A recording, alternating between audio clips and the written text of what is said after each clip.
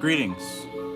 This is TK Trav, aka Travis Magus, here with LVX777. Welcome. The book study for the Cosmic Doctrine, second session, now begins.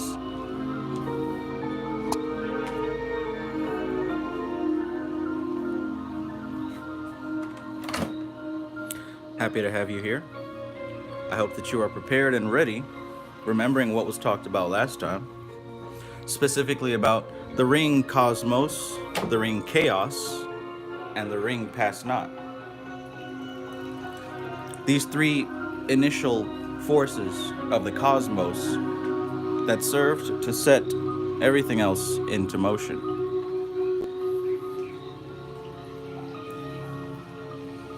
So, welcome, peace and greetings to all my favorite people in this particular universe. Anna Molly, peace, welcome, my favorite fairy. Lisa, peace and greetings.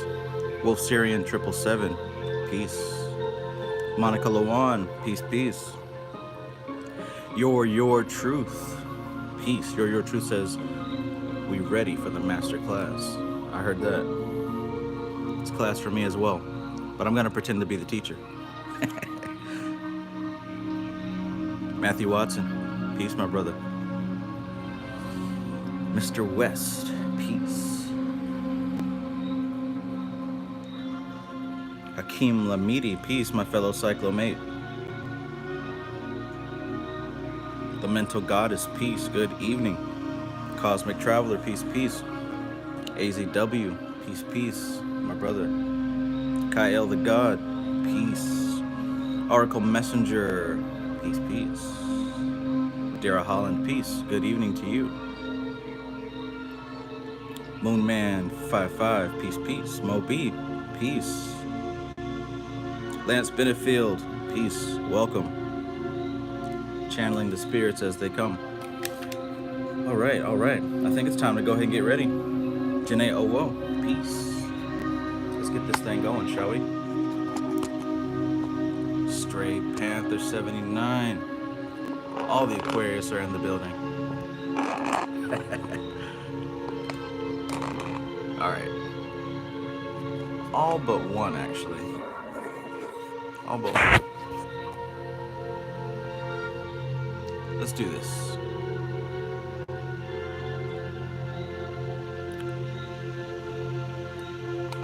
Let's do this. Boom. I got my monster on ice. I got the uniform coffee freshly brewed. I have the child fully occupied and entertained and fed. So now there is nothing but pure cosmic doctrine, you dig?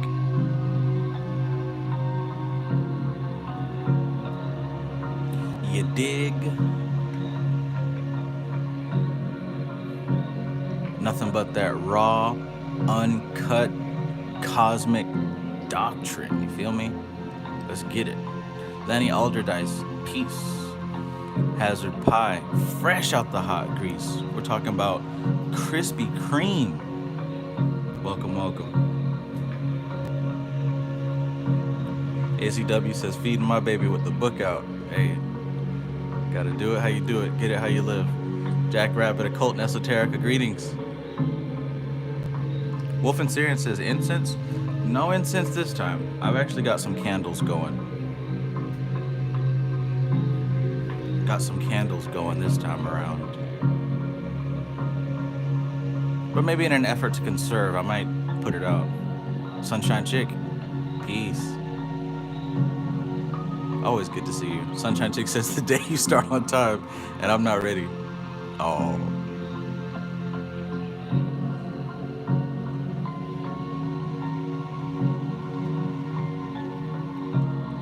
All right.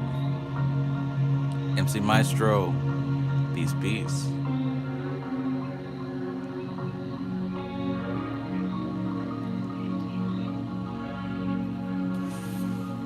All right.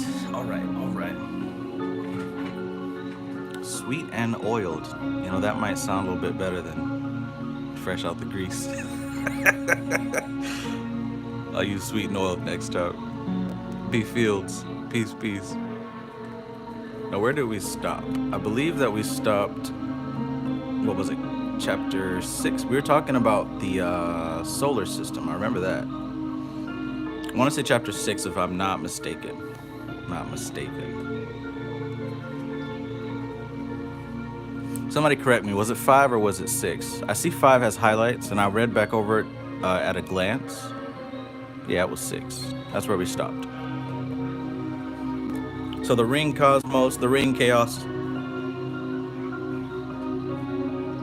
the ring past not. See, look at that. Look at that. Look at all these folks that are on point, listening, who are here for a reason, who understand and who are ready for the next. That's what I'm talking about. I appreciate y'all, man. I appreciate y'all. Listen, I wish that I could meet more people like y'all in person. Because the selection they give me, great day.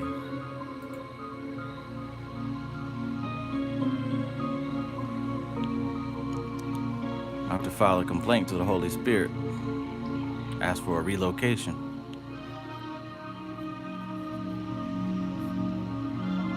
Automatically, systematically. Okay, so we're good. We're good. Let's do this. Get your highlighters, get your coffee, let's go. Chapter 6, Cosmic Influences on a Solar System. Cosmic influences on a solar system.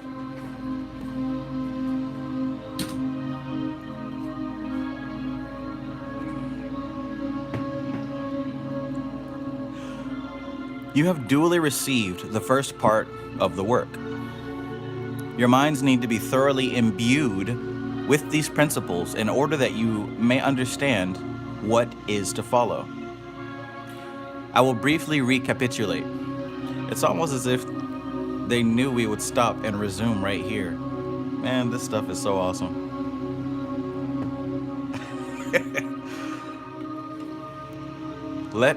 I will briefly recapitulate. Motion in space is the prime, right? Motion in space is the prime. When its circuit is concluded, it forms the ring cosmos, which gives rise to the ring chaos, which, by its secondary influence, causes the ring cosmos to form the ring past not. This is the 3, or Trinity. All right, so y'all remember this? Y'all remember that part? Motion in space is the prime. So what she was describing is that motion is moving forward, right? It's moving throughout infinite empty space. And because of the influence of inertia, right, the negative opposite aspect, because of inertia, that motion is curved. Now, given all the time and all the space in existence or non-existence, that curve eventually becomes a disc, a wheel. It meets itself because it curves perfectly and it meets itself. So that continues infinitely until the point that it makes a serious ring, right? And that serious ring begins to move the atmosphere around it, causing an opposite ring, which is going up and down, right? So one's the ring cosmos, one's the ring chaos. Now those two working together infinitely eventually builds a third ring, which is the ring past not, right? This is the 3, this is the Trinity. And if you studied other systems, other ancient systems, namely the Vedic, you'll understand that there's Rajas, Tamas, and Sattva, right? So we're talking about the primary 3 forces of existence. Motion and space, you can call that Kundalini if you want. But just as a quick recap, just as a recapitulate, that's where we're at. Stuffed dog, peace, peace, my brother.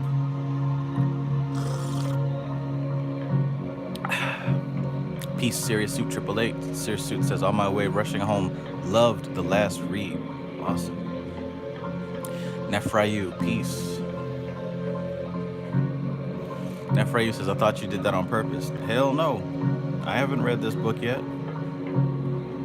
I told you, I'm a student too. I'm just pretending to be the teacher for right now. Seeing as to how there aren't very many others at all that I know of that could do this.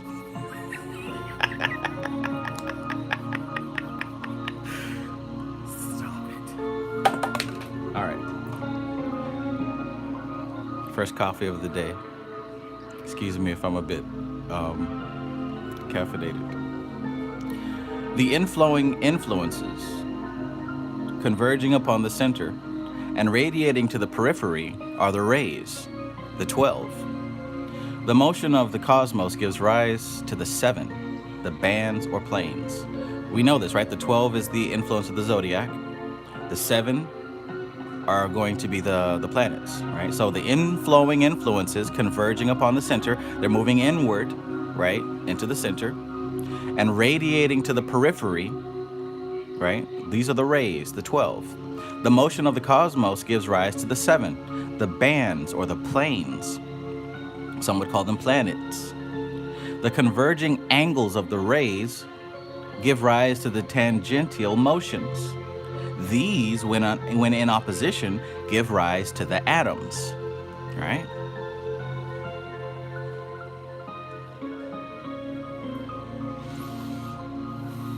WT, I don't remember if I said what's up to you, but peace, bro.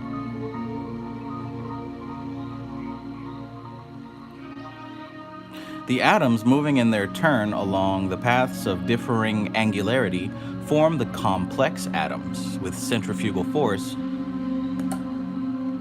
sorts out upon their planes. These finally in the outermost plane, when they combine again, not being able to go any further, return to the center. These are called the journeying atoms. The others are static atoms because they have settled down. Remember what was said here about that? How these atoms, so first of all, we've got the boundaries of space and time, which is the ring past knot. The furthest we can go in finite space is the edge of the ring past knot. And more than likely what you're going to find there is the clip off.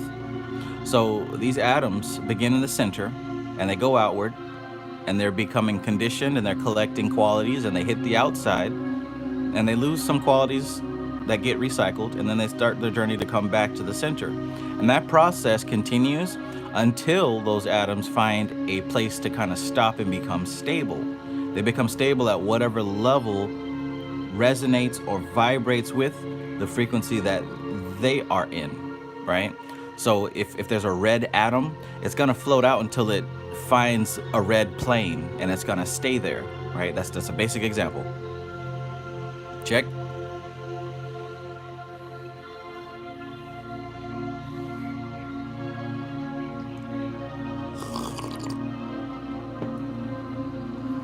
Alright, I got a heart, so I'm gonna assume that means we're all on the same page. Oath, greetings. The others are the static atoms because they have settled down. So that you have in the central stillness, no atoms, but only the primal forces, right? So at the very center, the central stillness that she said, there's no atoms, but there's only the primal forces. We can call those like the stem cells of the universe. What are you doing?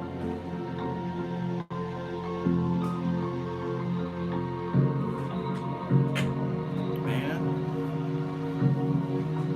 I'm here clicking and clacking. What the hell you doing out there, boy?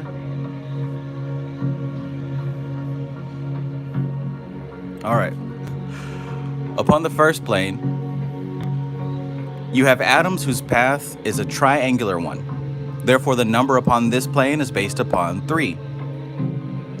The simplest atom presents 3 aspects, and the most complex is a multiple of 3.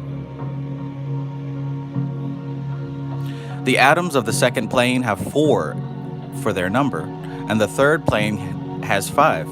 The fourth plane has 6, and so on.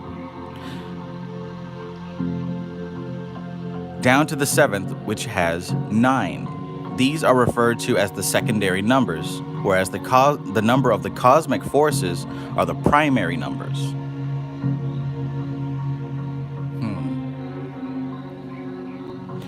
You have then as primaries 1, 3, 7, and 12, and as secondaries 3 to 9 inclusive. The prime tertiary is 10. 10 is the number of evolution because it is the atoms of 10 angles that evolve. Think also about tarot. We know that the 10s represent the end of a particular suit.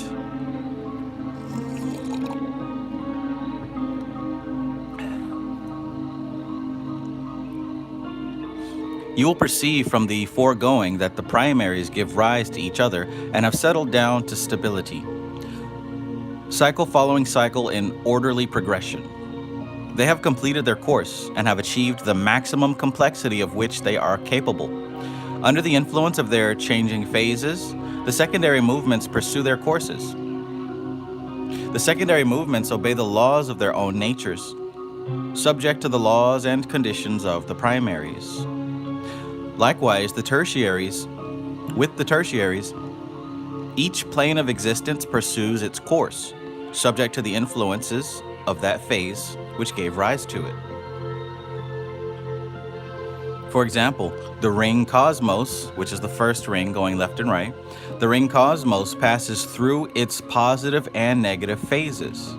The rays, therefore, are sometimes flowing faster upon the negative and outgoing arc when the negative phase of the ring cosmos is prevailing upon their segment, and sometimes the inflowing or positive aspect is speeded up, as their segment of the universe is covered by the positive phase of the movement of the ring pass not.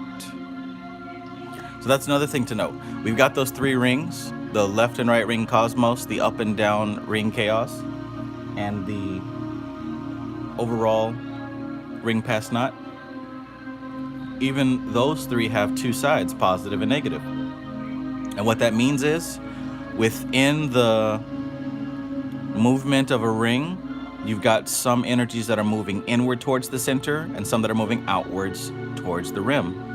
So that makes a total of 6, right? So we've got the ring cosmos, the ring chaos, and the ring pass not.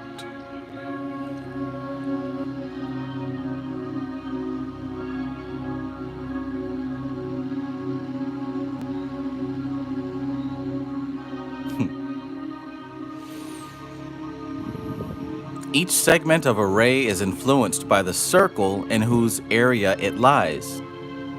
Therefore, it will be seen that a journeying atom will be subject, at a given moment, to the influence of the ray upon which it is traveling, to the position upon that ray, whether upon the outflowing or inflowing aspect, to the plane which it is passing through, and to the phases of the ring pass not.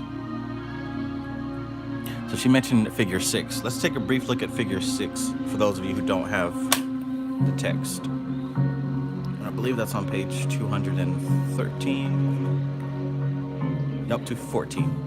All right, so let's look at figure 6 real quick. Okay, so this one is figure 6. So figure 5 shows the ring pass not, right? This is the ring cosmos going left and right, ring chaos going up and down. The ring pass not is the sphere itself, the boundary of existence, right? You see the center in there? So figure 6 is the 12 rays and the 7 planes.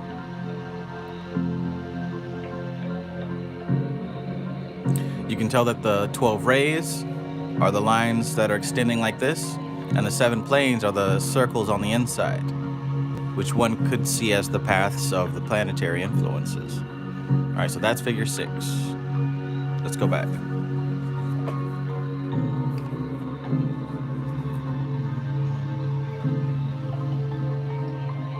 So she says, therefore, it will be seen that a journeying atom will be subject at a given moment to the influence of the ray upon which it is traveling, to the position upon that ray, figure 6, which was the extended lines going outward, whether upon the outflowing or the inflowing aspect to the plane which it is passing through, right? So it's passing through those rings, and to the phases of the ring pass not. Therefore, if you wish to understand the conditions of a given traveling atom, it is not enough to know the facets of its path. You must also know the phases of the influence to which its nature is reacting. Matthew Watson says, that's exactly how the Dragon Ball cosmos looks. Holy crap.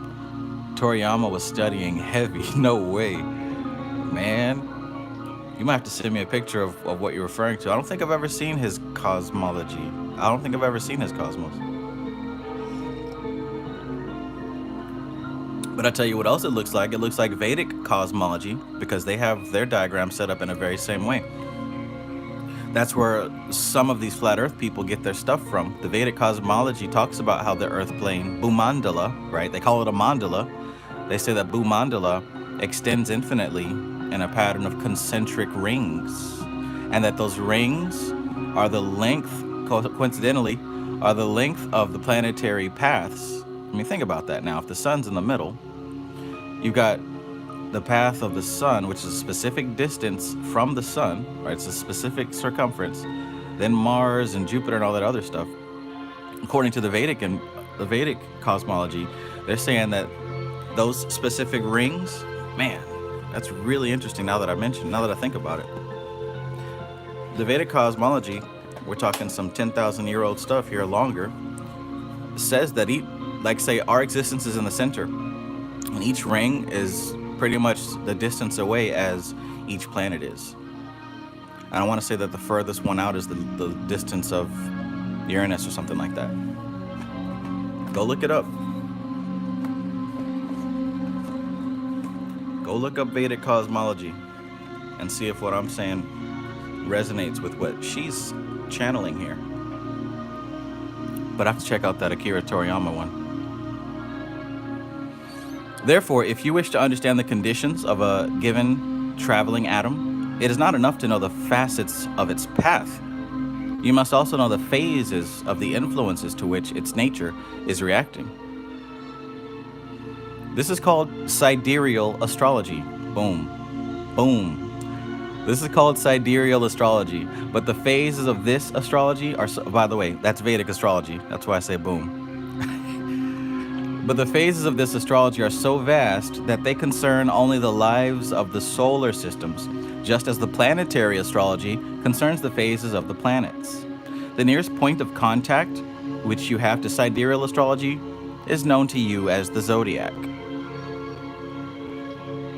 Veronica Archaga, peace and welcome. OG Veronica in the building.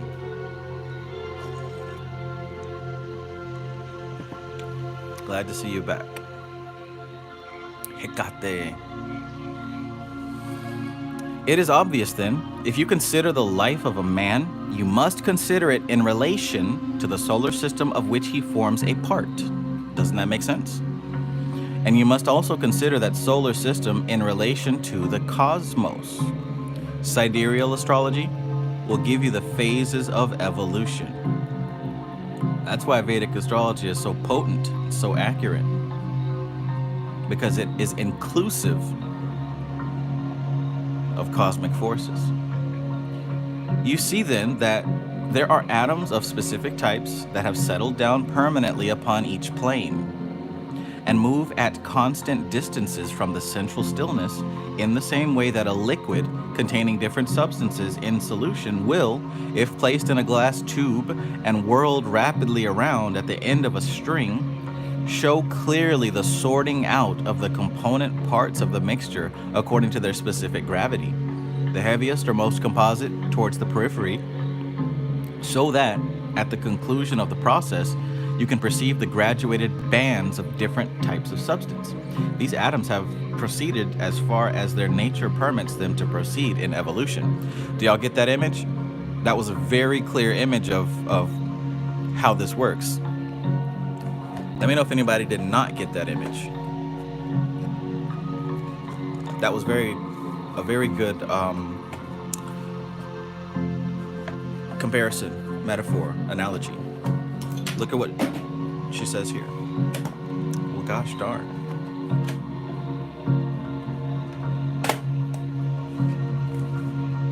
So she talks about the central stillness in the middle, boom, and the various atoms that stop at certain positions within these bands.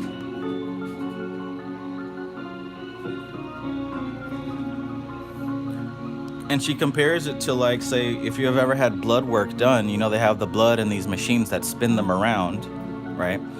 But she says that basically you could have a glass tube with liquid in it. Let's say, like, you got milk in there, you've got oil in there, you've got different types of liquid with different densities, right? Just for the sake of this example. And say you tie a string to that and you begin whipping it around, spinning it around, right?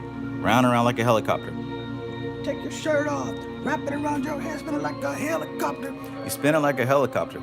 And by the end of the process, what you'll find is that due to the density of those liquids, the more dense are going to be pushed to the outer rim of this spinning process, or in the tube, it's going to go out to the bottom of the tube, basically.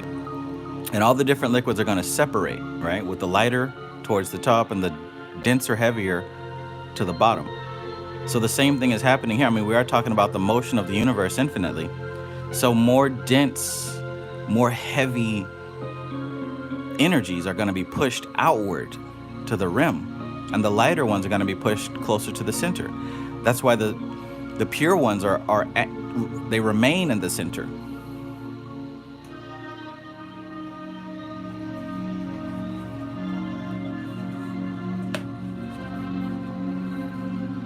Veronica says, yes, the PRP plate rates.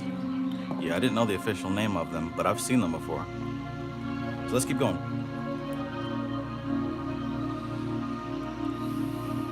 You will perceive that each new phase of evolution achieves that utmost complexity that its factors permit, and then settles down to a rhythmic repetition of sequence it has arrived at. So you will perceive that each new phase of evolution achieves that utmost complexity that its factors permit, right? It's gonna get as complex as it possibly can. All right, you will perceive that each new phase of evolution achieves that utmost complexity that its factors permit, and then settles down to a rhythmic repetition of the sequence it has arrived at.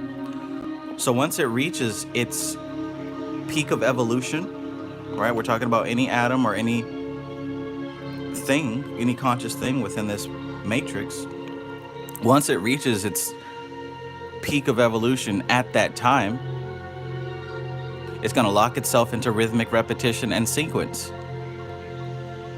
The same way that all creatures that have evolved on this planet are locked into their patterns and their sequence. Doberman dogs move, behave, and act and have similar temperaments. Snow crab move, behave, and have their rhythmic repetition of sequence. All entities that have evolved to a certain level are locked in their patterns until it's time to evolve to the next level. Perhaps this is why we can identify the qualities and the correspondences of specific entities and energies.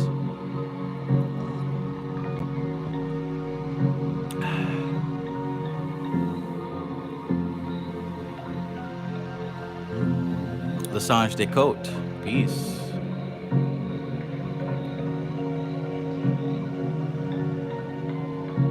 Patchwork, peace and greetings. Welcome, welcome. Matthew Watson says, like Prestige in Call of Duty. I never made it that far, but I've heard a lot of people talk about Prestige.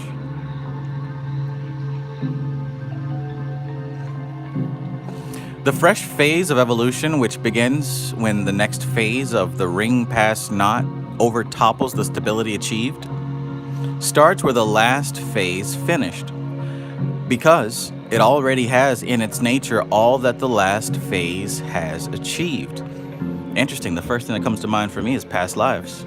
Let's read that again. The fresh phase of evolution, which begins when the next phase of the ring past knot overtopples the stability achieved.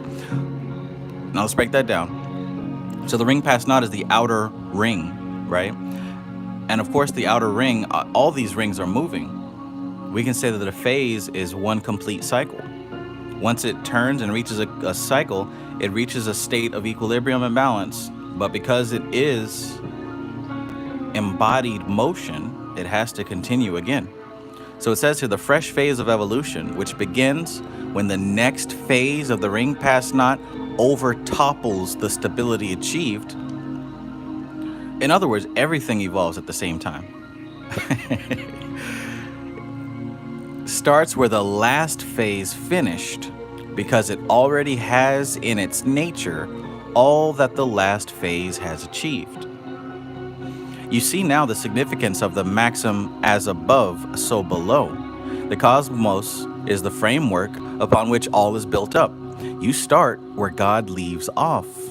Therefore, what was in God is in you, and something of your own, which is called free will, though it is an unsuitable name. I agree with that.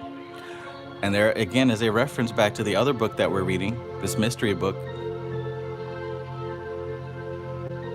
Now, with regard to the evolution of the traveling atoms, these give rise to solar systems. Now we're getting close to home, literally. You will remember in the previous lectures that these solar systems arose on different planes of the universe according to their cosmic specific gravity. That is to say, they start their evolution at different phases of cosmic development. But you will remember that the outgoing atoms gather up matter from each plane as they pass through to build into their universe. Again, pretty self-explanatory, but let's look at figure 13, which she references. She says, but you will remember that the outgoing atoms gather up matter from each plane they pass through to build into their universe. So in other words, as this whole system is spinning, circling, percolating, gyrating, as it goes up from the center, simple and pure frequencies out to the more dense, more complex, it is taking some from every plane as it cycles through. Taking some from every plane as it cycles through. And when it reaches this point, it leaves some behind as it goes down on its way back. So when she talks about stages of evolution, basically, at the very center, it's at the 0 stage. But as it progresses through these planes and through these rays, because all this whole machine is moving, the machinery of the universe, as this whole thing is moving, it's gathering new data, new information from every plane and from every phase. So of course, the further out, it's going to be older, more mature, right? At a later phase in its evolution than one that's just now coming from the center. Then of course, on its way back, it's continuing to pick up and to release. This one's called Evolution of a Solar System, or Miniature Cosmos in the Cosmos. We grow natural family. Peace. Welcome. All right, so she says, those systems which are developed upon other planes than yours, I will not deal with in the present course of study, for they are far too remote for practical purposes.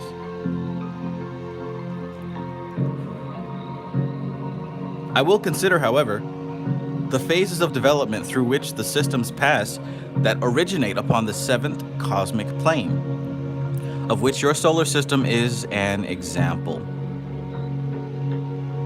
Let us therefore trace the life of a particular traveling atom, which is to become your sun and attendant system of planets. All right, so all that was background information to get us caught up. Are we all on the same page here? Is everybody still tuned in and understanding this? I mean, yeah, it is. Some of it is kind of abstract for sure, but are we following here? That's my question.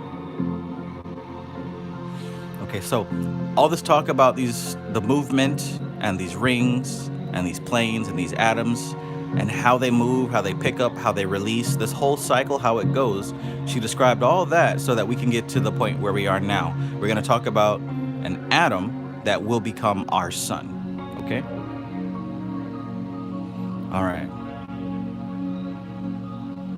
You will remember that it has been round the circle of the cosmic rays and experienced their 12 influences, both positive and negative, and that it has, in its composition, matter of the 7 cosmic planes. A little bit of everything.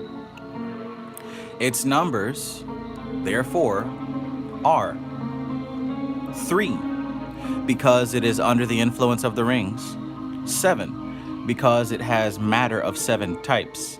12, because it has been acted upon by the 12 rays And each of the 7 planes of matter will have its particular number from 3 to 9 inclusive. This, having passed out through the placid planes of cosmic matter and taking with it as much as it can draw from each plane, arrives finally at its own plane, where an equilibrium is established between the centrifugal and centripetal forces of the cosmos and its own bulk. It then settles down upon its orbit. The cosmic influences to which it is exposed can be calculated in an orderly sequence because they are definitely established. It will pass round the 12 rays and experience the change of the phases of the rings. And in addition to this, the influences of the great organisms of the other planes will, whenever their orbits happen to bring them near to each other. Let me go back. It will pass around the 12 rays and experience the change of the phases of the rings. And in addition to this, the influences of the great organisms of the other planes will, whenever their orbits happen to bring them near to each other, for they move at different paces upon different planes, the influence of these great other organisms will influence the matter drawn from that plane in the makeup of that system. Okay. That is an important point, figure 14. So what she's saying here is that, okay, so let's go back just a little bit to break this down. This having passed out through the placid planes of the cosmic matter and taking with it as much as it can draw from each plane. So as we're passing through each plane, we're taking with what we can hold from each plane, right? It arrives finally at its own plane, right? So finally the sun and what's to become us arrives at its own plane. After we've gathered enough from all the planes that we've passed through, we finally settle down, right? And we settle down between the centrifugal and the centripetal forces of the cosmos, right? We reach balance between all the forces of push and pull and movement and inertia and our own weight. We finally settle into our specific place in the universe. It then settles down upon its orbit, right? So boom, we're there. The cosmic influences to which it is exposed, right, can be calculated in an orderly sequence because they are definitely established. In other words, we can definitely calculate the forces that influence our solar system. Why? Because we know where these forces came from and we know the qualities of those other forces. We are a composition of other forces, right? So if we know the qualities and the patterns of the other forces that compose us, then we can calculate how and why we move and in what direction.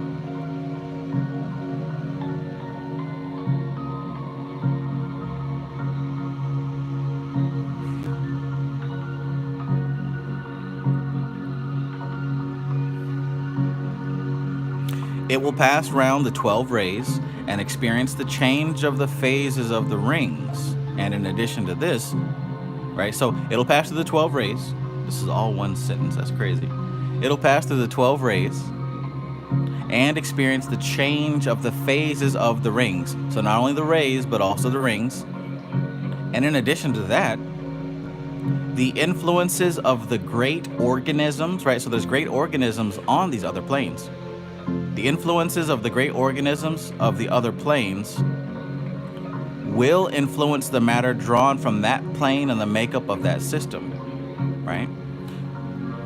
The influences of the great organisms of other planes will, whenever their orbits happen to bring them near to each other, for they move at different paces upon different planes, they will influence the matter drawn from that plane and the makeup of that system. This is an important point.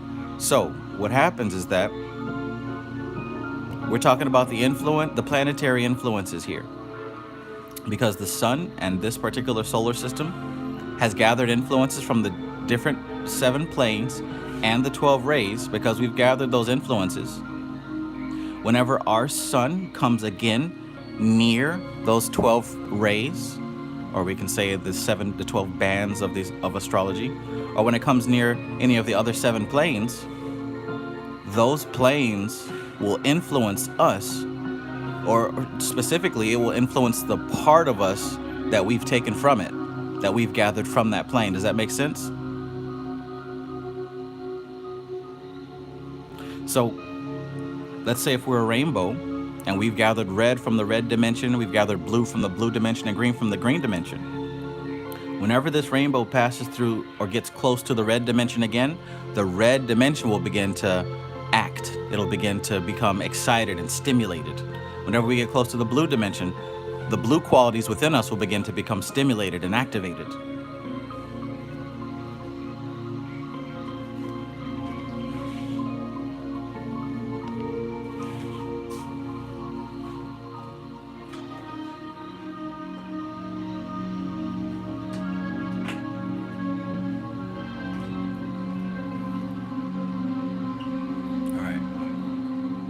Gotta take this stuff slow, just a little bit, just to break down what she's saying. That's all.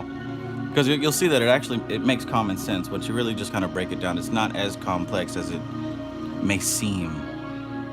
And Amali says, so it's like if the whole Milky Way is having phases we can't even see, our sun is being pulled through different unseen energy zones, sometimes meeting our sphere. Yes, exactly. Patchwork says, so that's how astrology works. Yeah. This book really is helping me to understand astrology better than these astrology books that I have been reading. Absolutely. Sunshine Chick says basis of why alignment is important.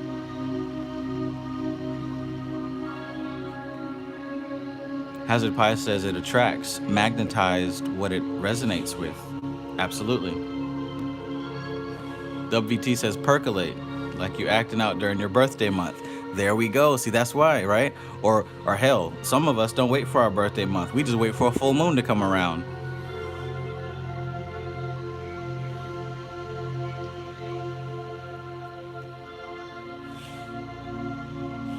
IDKDKDF says, right, the premise ain't astrology signs when it comes to the zodiac, right?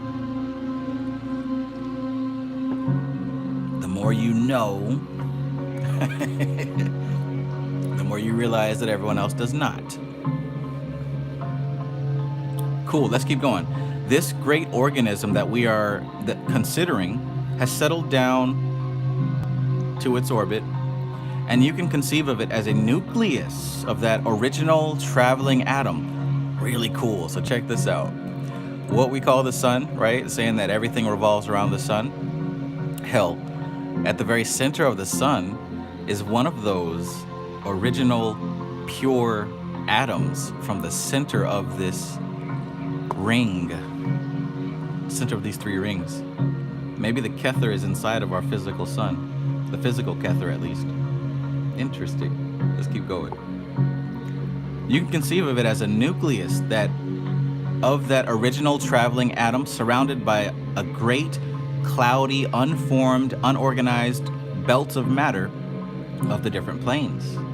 These are held about it by the attraction of its mass. The limit and the extent of its attraction marks the extent of the system. I love that. Right? The limit and the extent of its attraction makes the extent of the system. In other words, the limit of our solar system is the limit of the sun's gravity. Yeah, obviously that's what science says too, right? But imagine being able to explain these scientific concepts in like 1 or 2 sentences instead of having to do so in 400 pages.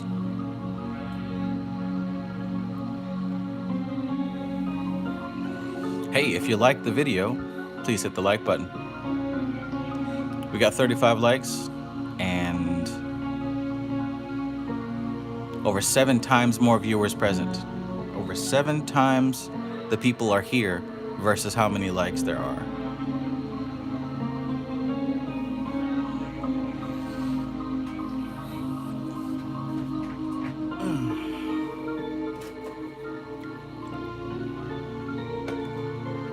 Let's keep going. Oh yeah, I was looking for a highlighter. Where did my other highlighter go? There you are. The limit and the extent of its attraction marks the extent of the system. Like all else in the cosmos, this mass has a rotating movement which is derived from the original central atom. Everything that spins here, y'all, spins because of the original movement.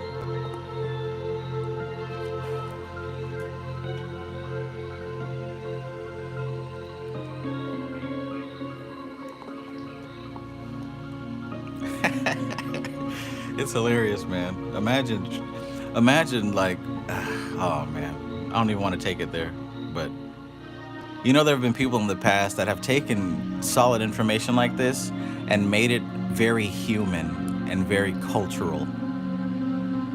That's all I'm gonna say right now. Maybe it'll come out.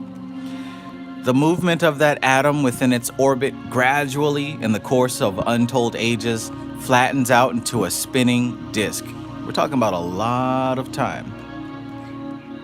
Flattens out into a spinning disk. Then the motions which you saw in the formation of the cosmos are gone through because the laws of motion are the same on every plane, and the solar system sorts out its matter into 7 planes owing to specific gravity.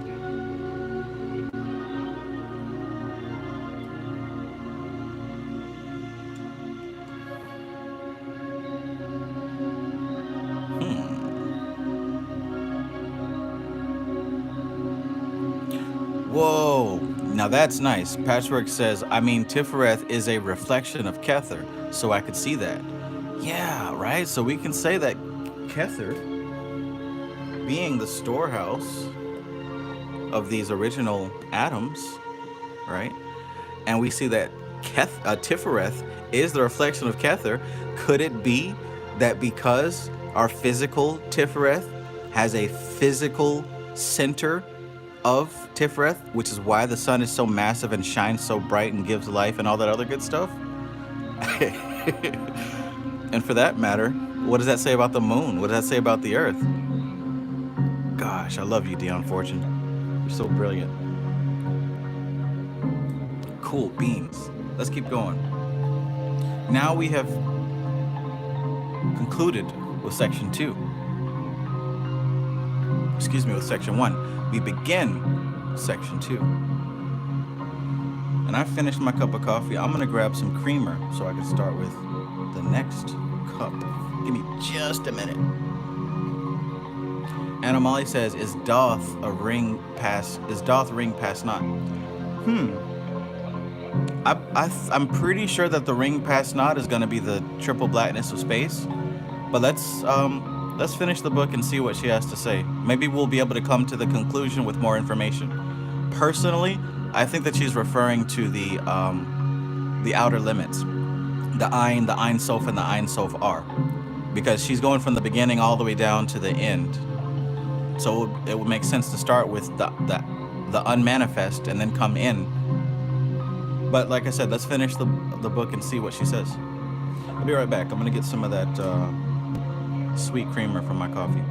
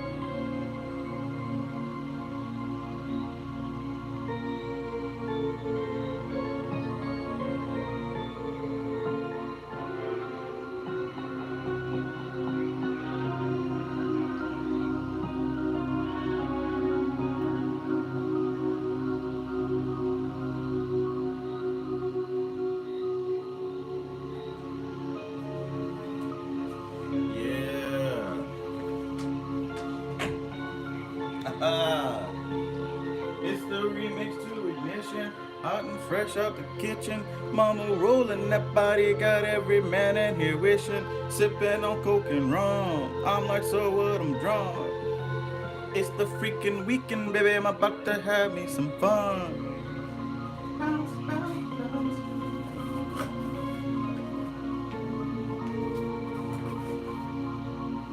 Give me that doo-doo, let me get that doo-doo.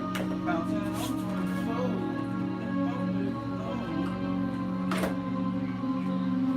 It's the remix to Ignition.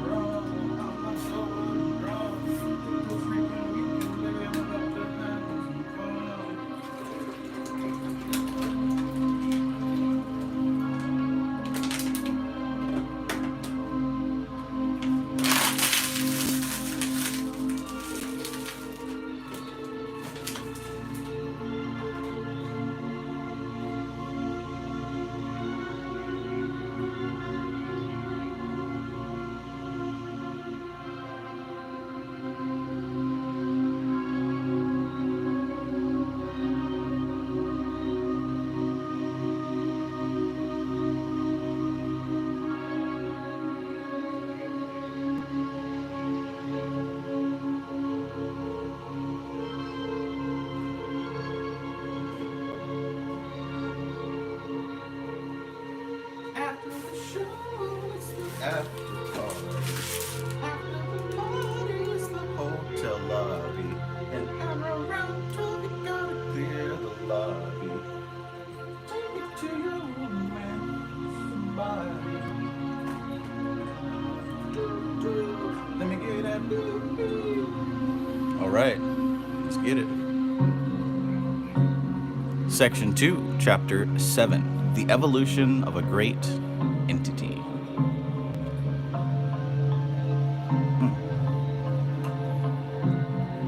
Let's see what we have here.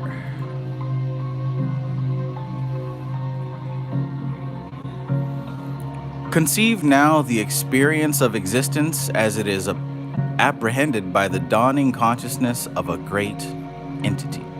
Conceive now the experience of existence as it is apprehended by the dawning consciousness of a great entity. So here we are a great entity now, and we are beginning to apprehend the experience of existence. We are beginning to realize that we exist. Newborn entity.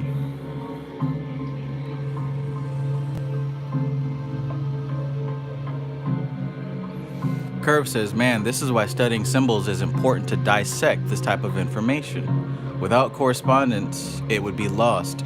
Absolutely. Absolutely. IDKDKDF says, well, if Ein Sof R has no beginning or end, I think Doth could be likened to the ring past knot because it sits at a 90-degree angle from the rest of the bottom of the tree, and a square is a circle. If you look at that square from a certain dimension. Okay. King Zeno, peace. Love and be, peace, peace. Yeah, that's a good point, IDKDKDF. That's why I say I want to wait to see what else she says about this, because there could be an argument for both. But that's an excellent thought, Anna Molly. Thanks for stimulating that within us.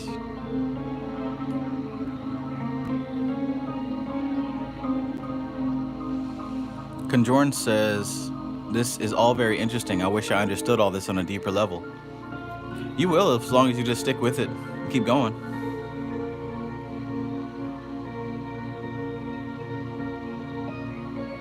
Hazard Pie says, is that Hakma? Hakma I meant when God becomes aware of himself. Yes, that is the quality of Hakma. Absolutely. The old man looking at his reflection in the waters.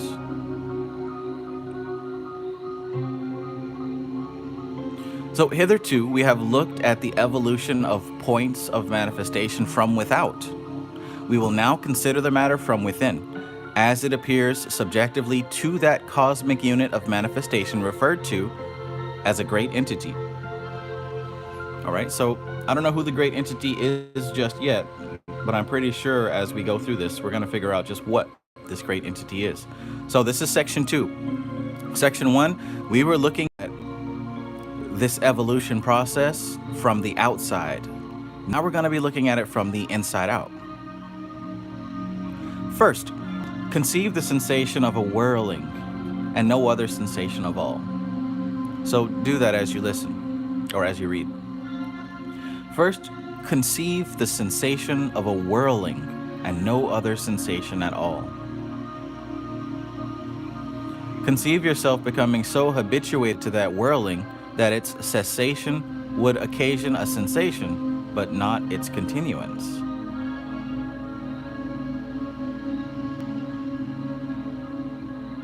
Conceive a secondary motion developing, perceived at first because of its newness, and losing its stimulative power owing to habituation, as did the primary, and so on in sequence.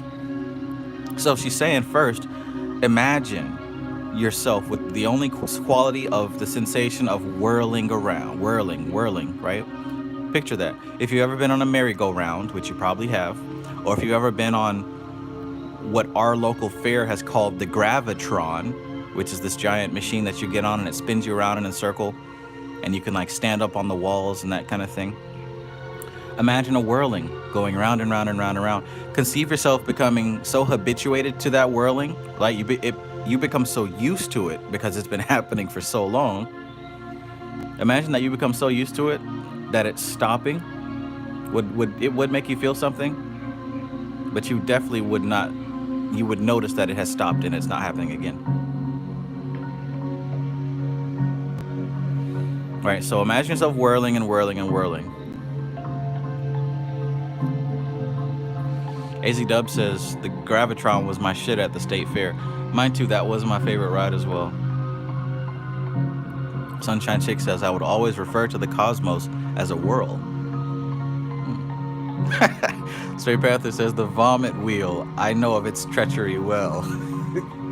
And speaking of the Gravitron, we've also got the Ferris wheel, which goes in the direction of the ring chaos. So picture yourself going round and round in this whirling sensation, and now you perceive a secondary motion, which is the ring chaos, right? And it's moving at a 90-degree angle, as IDKDKDF said. So think about that. If you can perceive that as best you can.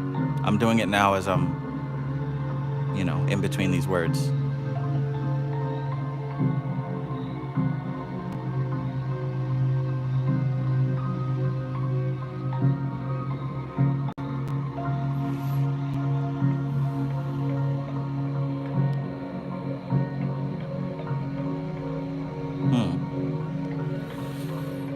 So conceive the secondary motion developing, perceived at first because of its newness, and losing its stimulative power owing to habituation, as did the primary, and so on in sequence. You will now perceive that movements that are habitual must be maintained if an absence of distracting sensation, which is the basis of attention, is to be arrived at. In other words, look what she says. You must now perceive that movements that are habitual, right? Movements that are done out of habit, must be maintained in absence of distracting sensation. That's the basis of attention.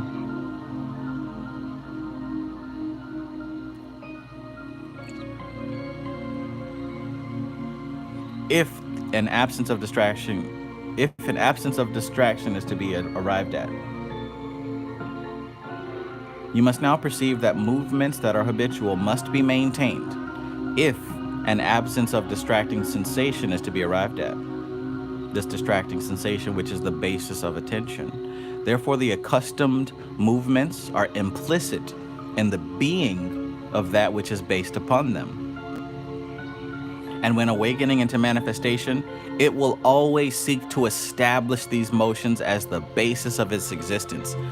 Yo, look at that. The accustomed movements are implicit in the being of that which is based upon them. And when awakening into manifestation, it will always seek to establish these motions as the basis of existence. So think about that. Now, every creature that manifests immediately begins to seek and to establish the motions that it has become accustomed to from time immemorial. Think about that now. That's why birds know how to fly. That's why spiders know how to pull webs out of their backside. Right? That's why every creature knows what to do when it comes into this world, because it's been doing it since the beginning of its conception as a whole. That's, in a way, describing the etheric field, the etheric patterns, the morphogenic field. The handbook for the new paradigm was talking about the 100th monkey. Straight Panther says, so it will, in some form or fashion, will be in its own nature. Facts. IDKDKDF says, so what would that say about one's talents? Absolutely. Now you're thinking in the direction that I'm thinking. I'm thinking of what I had mentioned before about people who are incarnating as humans, who are coming from the animal plane.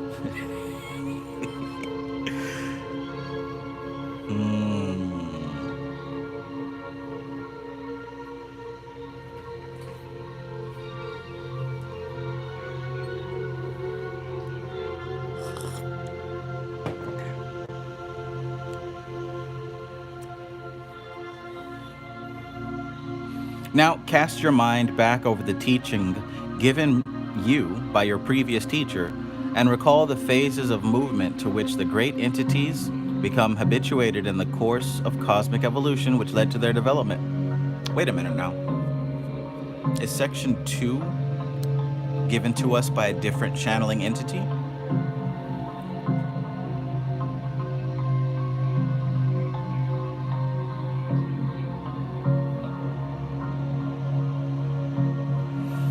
Now cast your mind back over the teaching given you by your previous teacher and recall the phases of movement to which the great entities become habituated in the course of cosmic evolution which led to their development.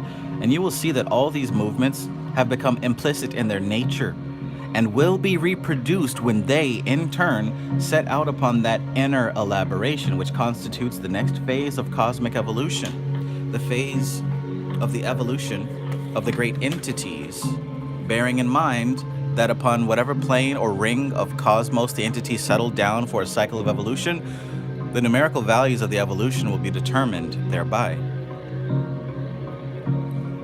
Whatever dimension these entities are channeling from,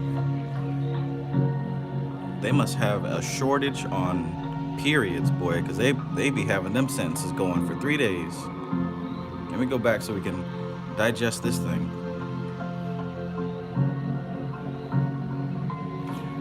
One more time, y'all. Now cast your mind back over the teaching given to you by your previous teacher and recall the phases of movement to which the great entities become habituated in the course of cosmos. This is all one sentence, man. Okay. Recall the phases of movement to which the great entities became habituated in the course of cosmic evolution, which led to their development.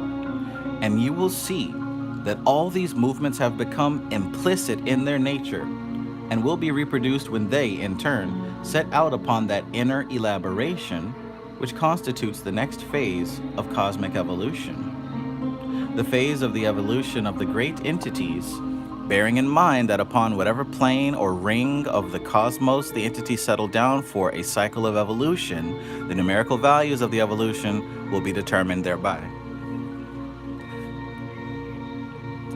I highly appreciate this information. I'm so grateful for it.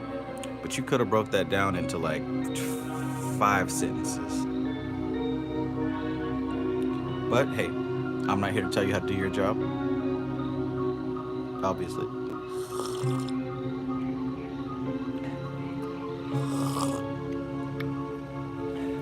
IDKDKDF says it's hard to imagine how clear Dion's mind would have been in order to seamlessly usher this info out. You're telling me.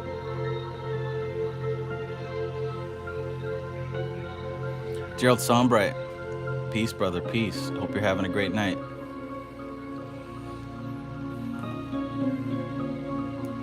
Man, a good coffee creamer can make an awesome coffee even more amazing. So, we will now consider the evolution of that great entity with which we are especially concerned. Oh, Sunshine Chick says karma. Yeah, we can say that. We can say that.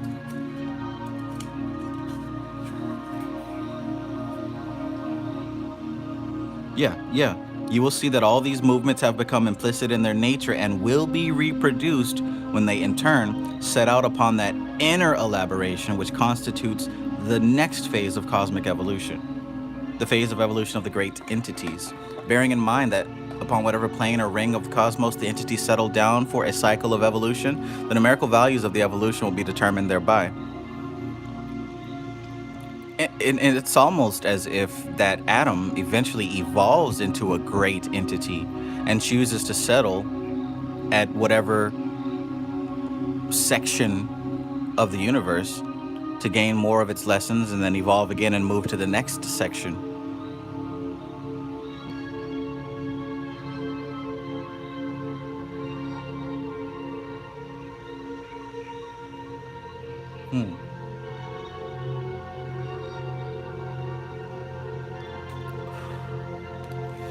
We will now consider the evolution of the great entity with which we are especially concerned. Implicit in its nature are all phases of the cosmos, hence the significance of the Hermetic axiom, as above, so below. So look, as above, so below doesn't just mean, oh, well, if it's happening with the gods, it's happening to me. I mean, yeah, that is what it means. And it's not just like, oh, astrology, that also means it's going to happen to me today at work. I think what she's referring to as far as what was just described is that as above means each of these individual planes going through their own states of evolution, right? So the green plane's doing its thing, it's having Mardi Gras. The red plane is doing its thing, it's having Christmas, right? The white plane is doing its thing, it's having All Saints Day, whatever. But since we passed through each of those planes, we got a little bit of red, we got a little bit of green, we got a little bit of white. So whatever's happening on that red plane, we're also experiencing it because we literally are a part of that, and that's a part of us. As above, so below.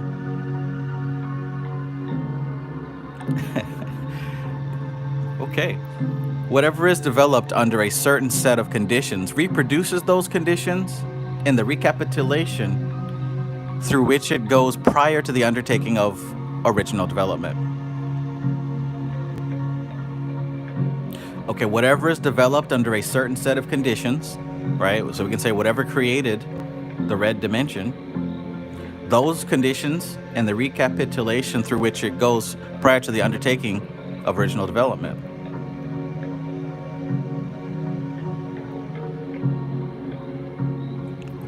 Whatever is developed. Yeah, so whatever is developed under a certain set of conditions, right? And we can say whatever happened to create the red dimension reproduces those conditions in the recapitulation through which it goes prior to the undertaking of the original development. So if we have a piece of that red dimension within us, we're going to reproduce the conditions of red dimension stuff, right? Like what she was saying about these behavior patterns, reproducing the patterns of the essence that's within us. If the essence within us is from red dimension, we're going to reproduce red conditions, red habits. If the essence within us is green dimension, we're going to reproduce green habits, green thoughts, green behaviors. So all of us are a mixture of different conditions, and we are reproducing by habit the behaviors, the thoughts, and the feelings, and the situations, life situations that we're going through.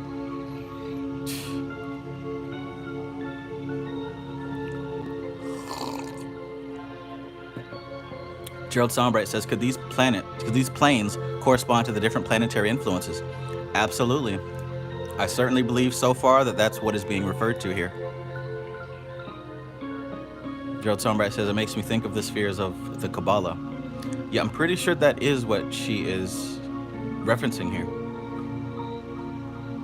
just in different terms.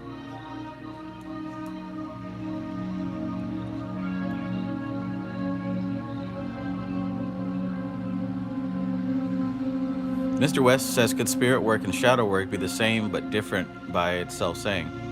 Yeah, man. And honestly, you're going to find that most all different flavors of spirituality are actually the same thing, just with different cultural branding. It's all the same shit, which would make fighting and being against another group or whatever, it makes all that stuff even more ridiculous, because all these spiritual paths are the same thing in essence. The difference is the human stuff that's been applied to it. The human stuff that's been applied to it.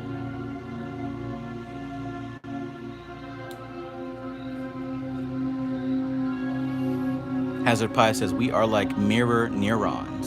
Oh yeah. Cosmic mirror neurons.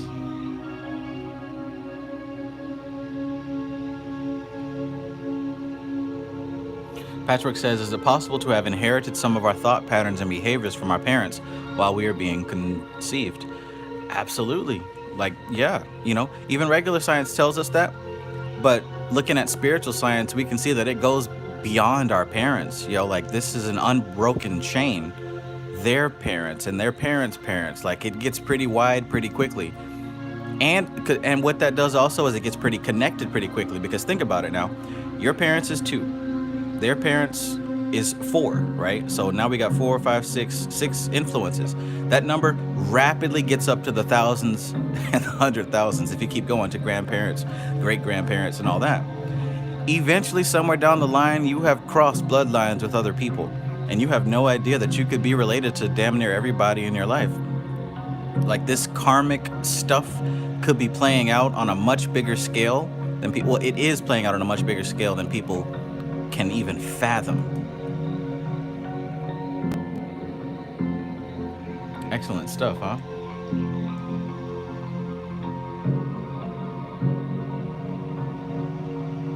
Let's keep going. Oy vey.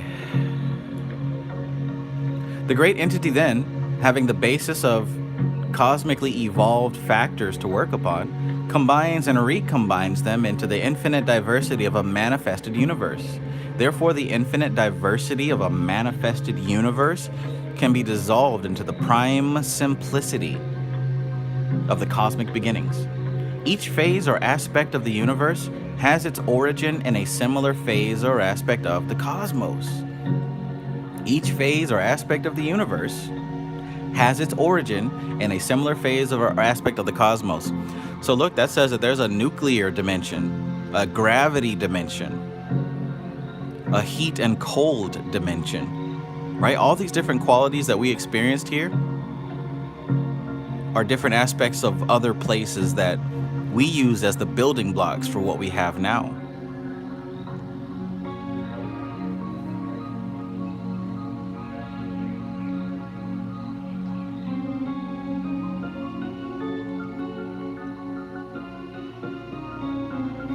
Patchwork says that would raise another question. How many of our thoughts and desires are truly ours then? What is true independence? That's what I've been screaming for the longest, man. Ain't no free will. When I was still on Facebook, those final days, I'd make posts about free will. People would get upset. One dude was, man, I think it triggered his PTSD. He was ready to commit. Man. But yeah, when I talk about that lack of free will, and even the unfortunate in this book just said that's not even a good word for that quality. It's not even a good name for it. It's not free will when you realize that every single thing that you think, do, and say is influenced by a subconscious influence, right? Everything that we do, everything that we think and say is influenced by some unrecognized influence. So is that really free will? Oh, I can do what I want. What causes you to choose? What causes you to choose out of the choices you've been given?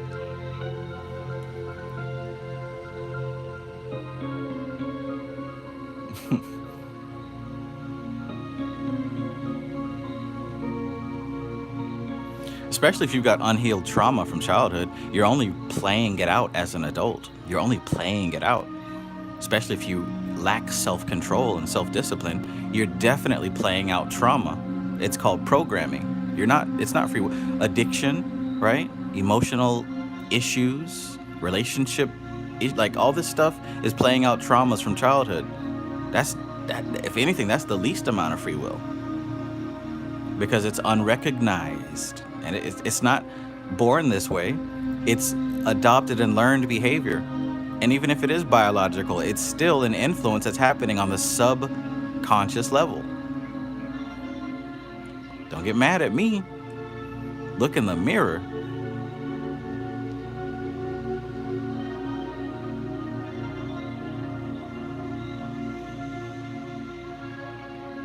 Love and B says, that's why having patience and compassion with self especially is key.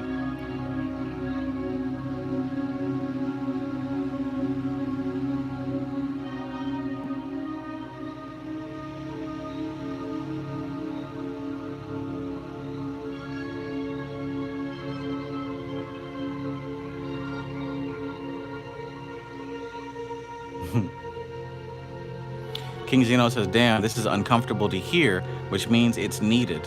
Thank you. Yeah, it is uncomfortable to hear, but at least it gives you something to work with. It's not feel good shit like these other folks might give you. It's something to actually work with. Patchwork says, and would that explain why some habits are hard to break? Because it's ingrained into the DNA. And I'm not mad. This is making sense. Absolutely. Ingrained into the DNA. See, when people talk about breaking generational curses and shit like that, but it is a real thing. Most people might not understand what they're talking about, but yes, it is a real thing. Generational curses is literally in the DNA, in the blood. Listen, behavior ingrains patterns into the mind and into the physical body. It literally, your behavior. For example, if you go to the gym, right? It will literally change how your body works. If you don't go to the gym, if you eat a bunch of trash all the time, like everything that you do impacts your body. And yes, you pass that on to your kids in a form of information. Not to mention the behavioral patterns that are learned. 9 times out of 10, abuse is a generational pattern. It's a generational pattern. Addiction is a generational pattern.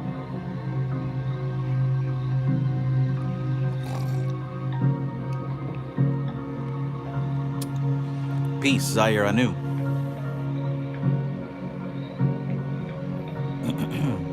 Well, yeah, but let's keep going here, because we can literally talk about this for a while.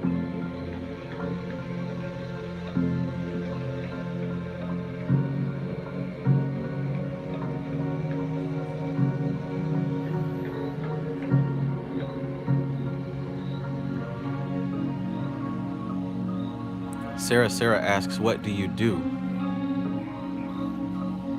I make it clap, I guess.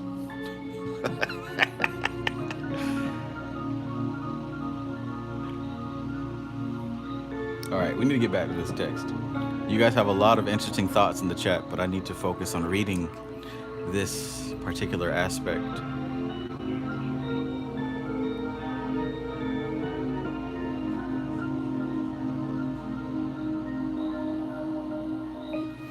All right, where are we at? Let's start here. So, a great entity, having settled down upon its cosmic orbit, proceeds upon the work of evolution. Ashigi says, no diddy. No diddy, no diddy.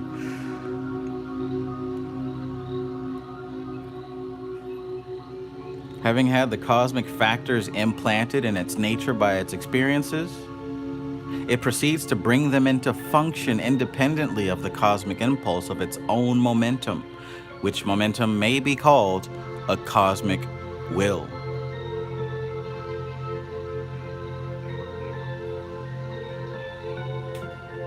Natural Sistar, peace, peace.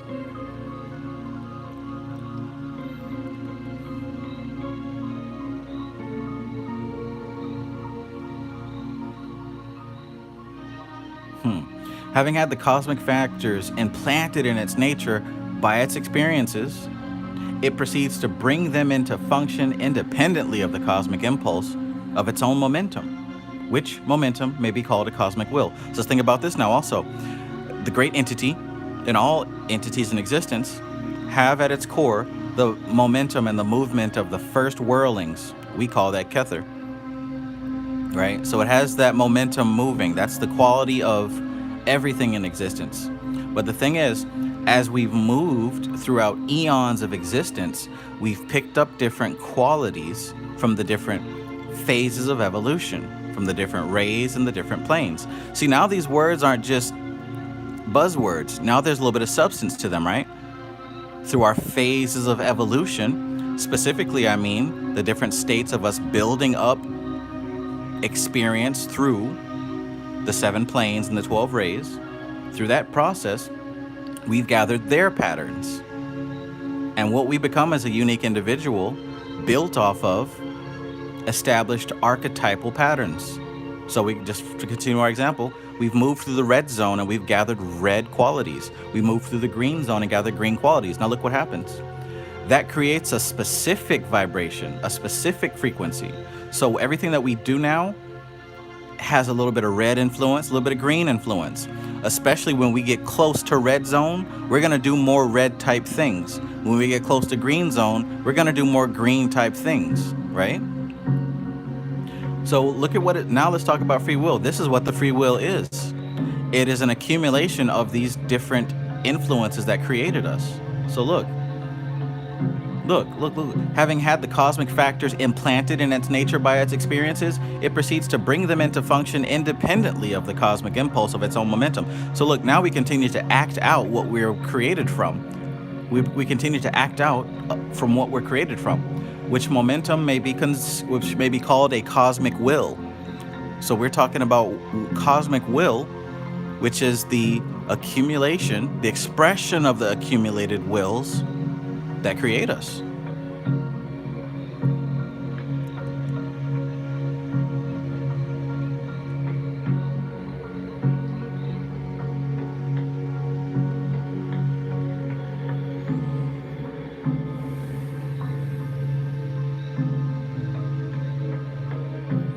You will perceive that we are still speaking in terms of dynamics. It is not until a high degree of evolution has been achieved that we can speak in terms of psychology. But there is an unbroken line of development from movement to thought. There is an unbroken line of development from movement to thought. Tangential movement is a simple form of reaction. Thought is an infinitely complex form of reaction. It is a question of degree, of difference of degree, not difference of kind. Ooh. So thought and action are the same thing, just in different degree.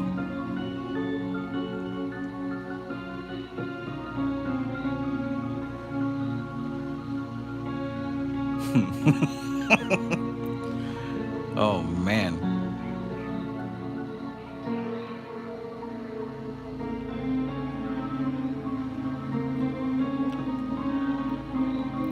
Tangential movement is a simple form of reaction. Thought is an infinitely complex form of reaction. It is a question of difference of degree, not difference of kind. Fundamentally, there is no difference of kind in anything, because all can be reduced to the prime central stillness. But upon the planes of manifestation, there are differences of kind, right? Where? Upon the planes of manifestation, that's where there's differences of kind. Because the rays issuing from the central stillness diverge as they proceed. And as consciousness is limited in its objective, functioning to one plane at a time, a unity of the innermost cannot be conceived save by the consciousness that stands therein. And as the transition from one plane to another of any ray or line of force is marked by a subdivision of that ray, Okay, as the transition from one plane to another of any ray or line of force is marked by a subdivision of that ray, you will perceive that there are differences of kind in manifestation, although there is a fundamental unity. Differences of degree are reckoned along the length of the same ray. Differences of kind are reckoned in the sequence of rays around the circle. This digression, which strictly speaking belongs to another section of the subject, is made here to ensure clearness of comprehension in the argument pursued.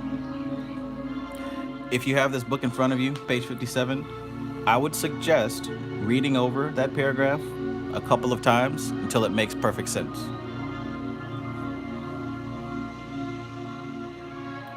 That's what I would suggest. That's the homework. Go ahead and fold that page or put a bookmark in it. Hazard Pi says the elementals from different planes being agitated. Absolutely.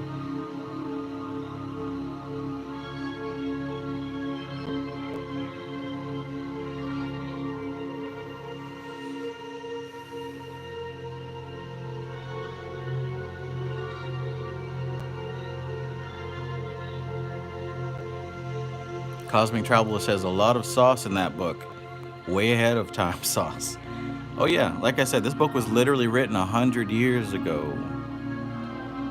1924, 100 years ago. To the month, by the way. When we started reading this, it was maybe a month after its 100th anniversary.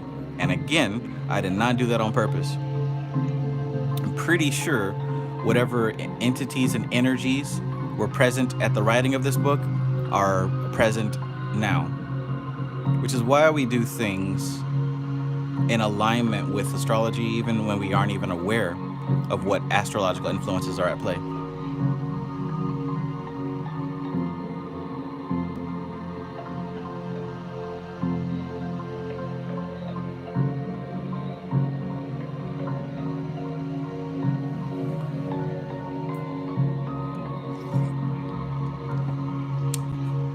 But let me go back over it. Fundamentally, there is no difference of kind in anything because it can all be reduced to the prime central stillness, right? We get that. That should be solid. There's no difference of kind in anything because all can be reduced to the prime central stillness. That should be clear.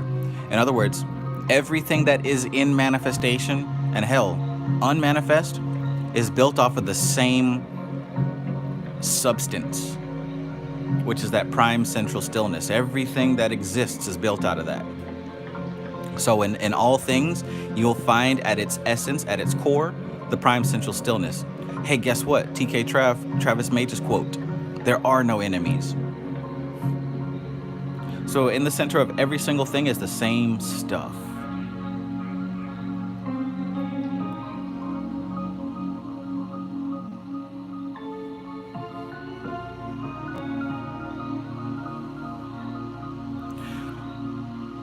So, all can be reduced to the prime central stillness, but upon the planes of manifestation, there are differences of kind, right? So, upon the plane of manifestation, we're in the plane of manifestation. Here we are in this plane of manifestation.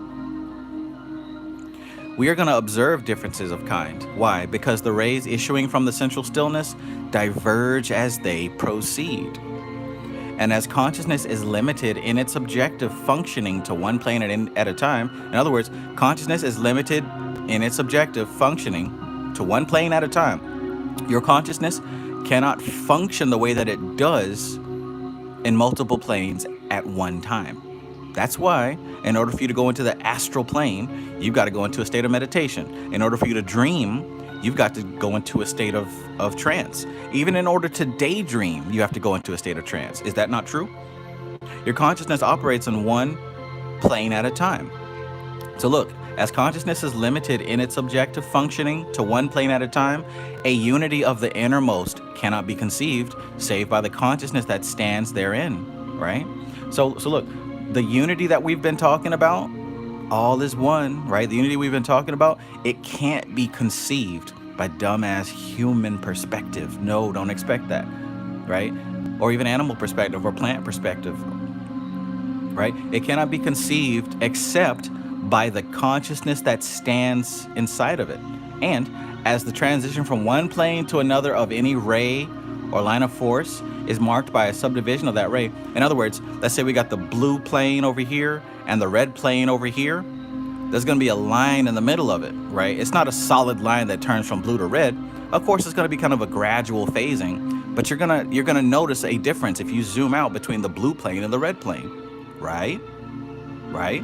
So look, as the transition from one plane to another of any ray or line of force is marked by a subdivision of that ray, the subdivision being that gray area I just mentioned, you will perceive that there are differences of kind in manifestation, although there is a fundamental unity.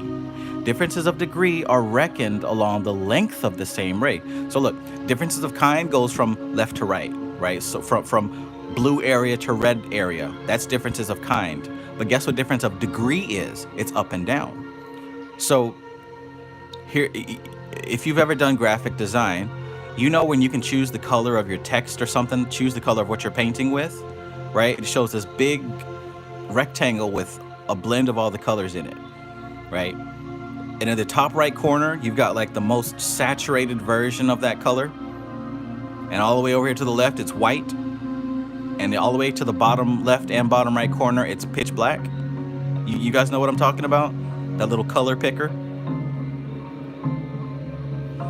Well, essentially, differences of kind, we could say, are separation from one color to another. Differences of degree, that's going to be saturation. It's going to be super bright in color, or it's going to be damn near black and white.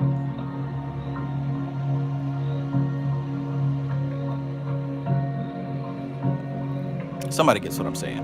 Hazard Pi says gradient. Gradient. Right, exactly. Right. So gradient would be differences in degree. All right. So differences of degree are reckoned along the length of the same ray. Differences of kind are reckoned in the sequence of rays around the circle. Right. Different rays around the circle, from red to green to blue to purple. This digression, which strictly speaking belongs to another section of the subject, is made here to ensure clearness of comprehension and the argument pursued.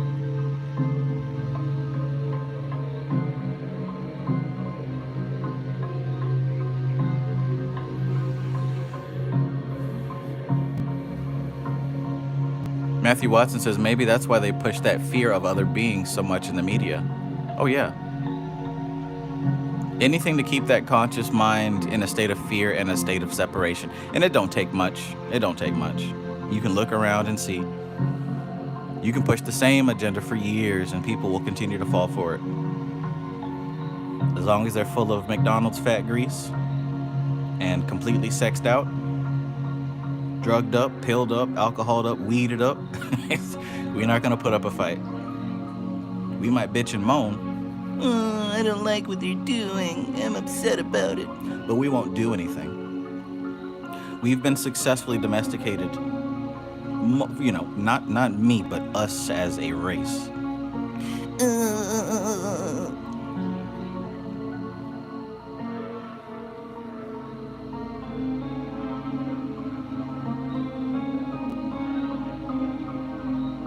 Aldin, peace. Aldin says the two eyes see duality, but the third eye can only see unity.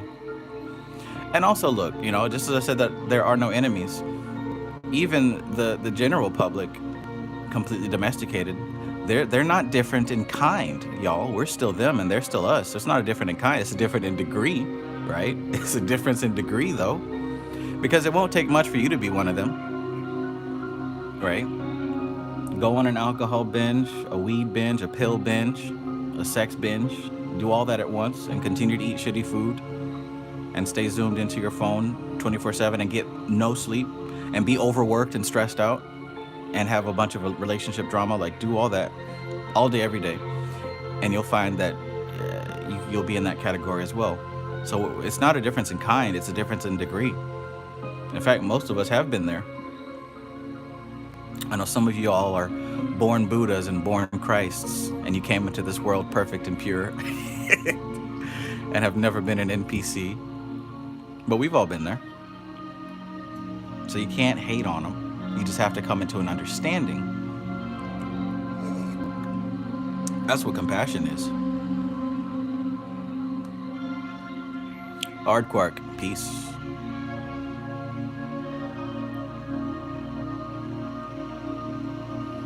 All right.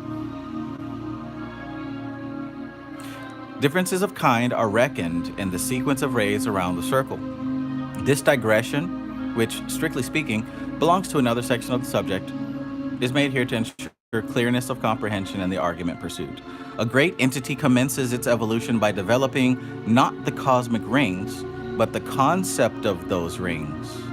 That is to say, it puts in motion the memories of the experiences it underwent when that which afterwards condensed into its substance was part of the primordial swirlings. Let's go back.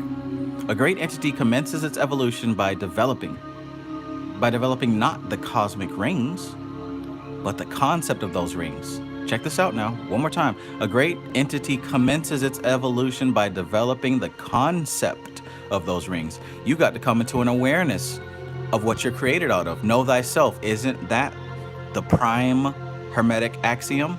Know thyself. That is to say, it puts in motion. What does it put in motion? The memories of the experiences it underwent when that which afterwards condensed into its substance was part of the primordial swirlings, right? So those aspects of ourselves that create us, that give us those qualities, the red piece of us, the blue piece of us, the green piece of us, right? We put into motion the memories of the experiences we underwent when that which afterward condensed into its substance was part of the primordial swirlings. So we go back into the memory of the experiences we underwent when the red, the blue, the green, etc. pieces of us was still part of Kether, was still part of the primordial swirlings. You understand that? And I now have an even bigger appreciation for the Tree of Life, mystical Kabbalah specifically, because in a way what she's saying is we have to rise our consciousness up through each one of these spheres and come into a memory of this place when all of this existed in here. And guess what that's called? Before the fall. We have to come into an awareness of what before the fall was, what it was like when Yesod, before it was Yesod, what was Chesed like before Chesed, what was Bina like before it became Bina. And we can find this information, we can do this, because what we are is a new creation based on old parts. So all we have to do is analyze the aspects of ourselves. This is, again, why this is so important, because through our personal experiences, we link the experiences of our life with the experiences of the tree, the paths, and the Sephirah. And as we can attribute parts of our lives with the parts of the tree, we become, once again, this Adam Kadmon. Uh-oh. Uh-oh. See, it don't even got to be deep with a bunch of words that nobody understands.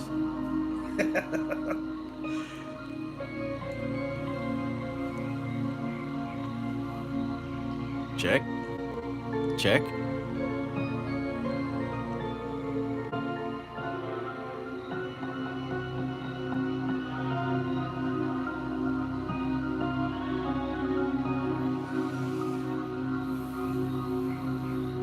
A great entity commences its evolution by developing not the cosmic rings, but the concept of those rings. That is to say, it puts in motion the memories of the experiences it underwent when that which afterwards condensed into its substance was part of the primordial swirlings. It knows good and evil, and therefore is a god. The fruit from the tree of life was not a damn apple stuck in some guy's throat. Adam's apple. Man, we are some simple-ass creatures, aren't we? It is the knowledge of good and evil which enables it to manifest, because the good is a dynamism and the evil is a thrust block. The ring pass not of a universe is the limitation of the attention of the great entity forming that universe. Nice.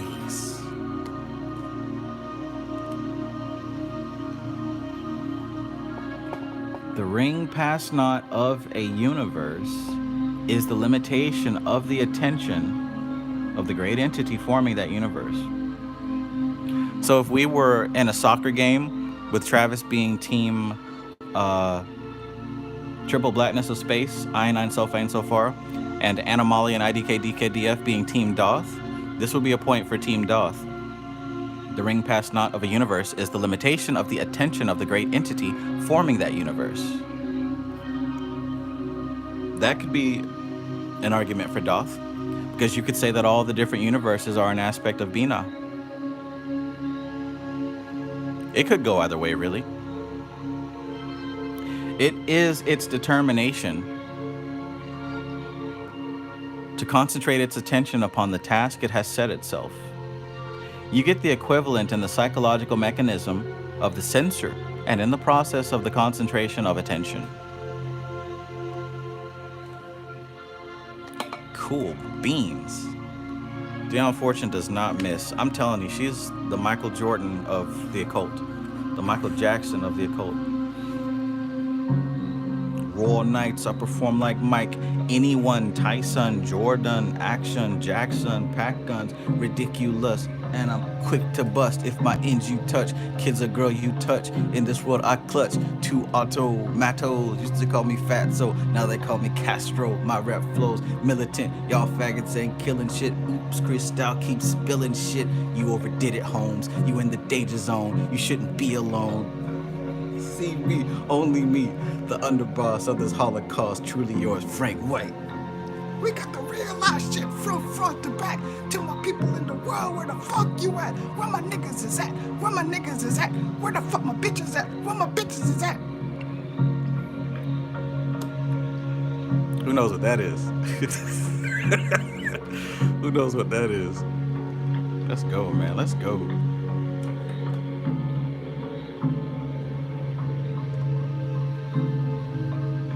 Raw nights, I perform like Mike.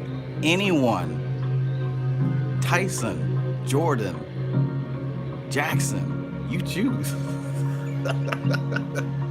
You choose. Man, I gotta turn the fan on. It just got hot in here.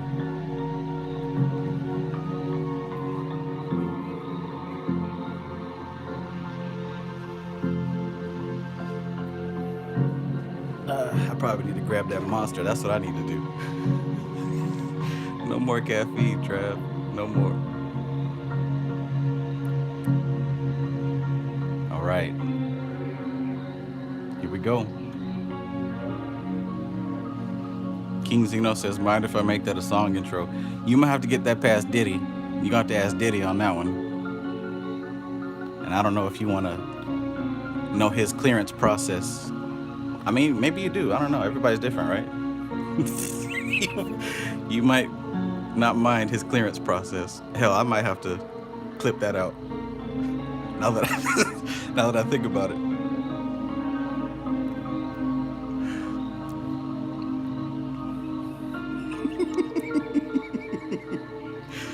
All right, chapter 8. Chapter 8, the relation of a great entity to the cosmos. Mo B says he likes to party. I heard you gotta tell him no. I heard you have to tell him no. King Zeno says don't need to get cleared. You verbal sampled. Well, let me wait till he gets locked up before we test that.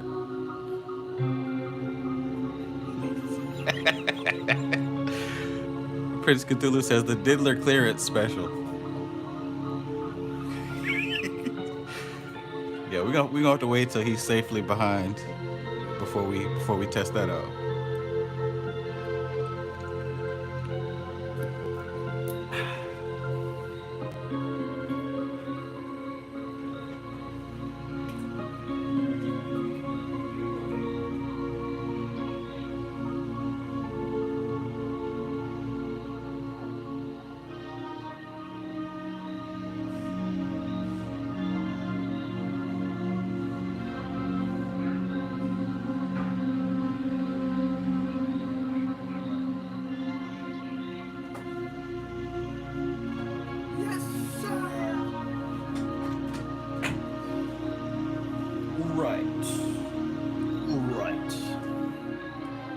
Let's get it cracking.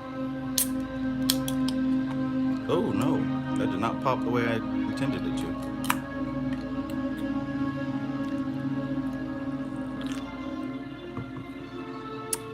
All right. Chapter 8. The relation of a great entity to the cosmos. A traveling atom, having passed through all the phases of cosmic evolution up to that of which its production is the crown and completion, makes a final journey to the central stillness. Then, by the overbalancing of the equipoise, it issues forth, but with this difference, it has itself become, owing to its development, a center of attraction.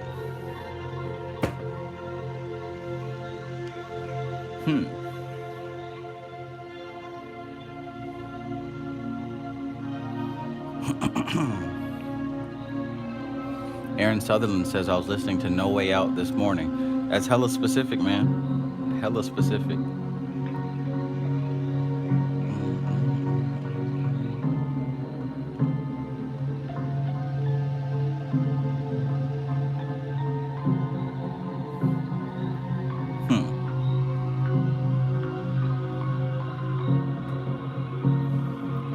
So it issues forth, but with this difference, it has itself become, owing to its development, a center of attraction.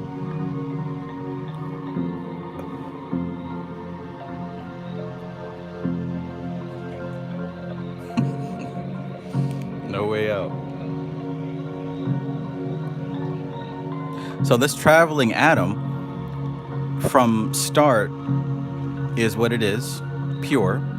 And to finish, it becomes itself a center of attraction. In other words, it seems like these spheres, right? Because like what she said previously, the motion begets itself in every stage of its evolution. So whether it is a ring or a sun or a planet or a flower, it's going to express the nature of its movement. And since everything in existence is expressed from the center, we are destined to become a ring cosmos, ring chaos, ring past not. Each and everything is destined to become that. And you got to think, we've got a lot of time for evolution to circulate and for each one of these atoms to become its own tree, its own garden.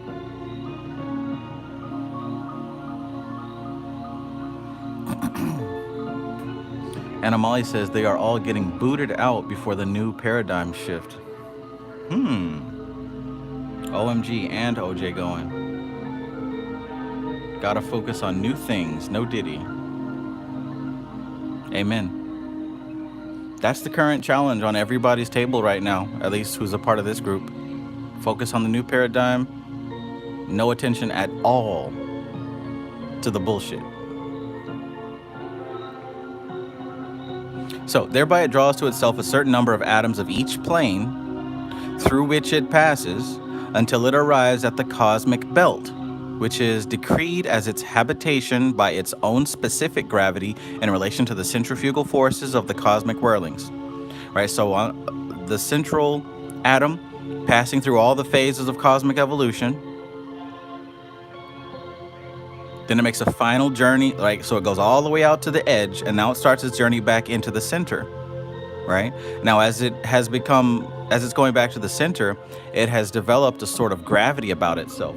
And as I talk about this, I remember what Dion Fortune said in the Mystical Kabbalah. She mentions how we fall down the tree, right? 777, y'all remember that? We fall down the tree in a lightning flash, but then we work our way back up in a serpent-like fashion. That's the sword and the serpent. We fall down and we have to rise back up. She said the difference is we fell down as a pure soul spark, but our rising up is taking that soul spark and having conditioned it into something new, having conditioned it with our experiences. That's the difference, and that's the journey back up. Does anybody remember Dion Fortune talking about that in the beginning chapters of this book? How we fall down the tree in a lightning flash and we work our way back up to the serpent way through these paths. The difference is we fall down as a pure spark, but through our experiences in Malkuth and all the way down, we slowly work our way back up.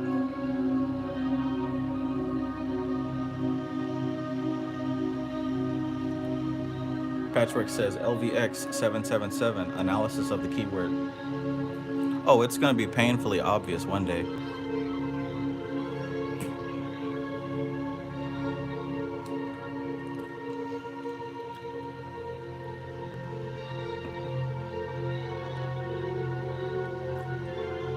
Brutal combo.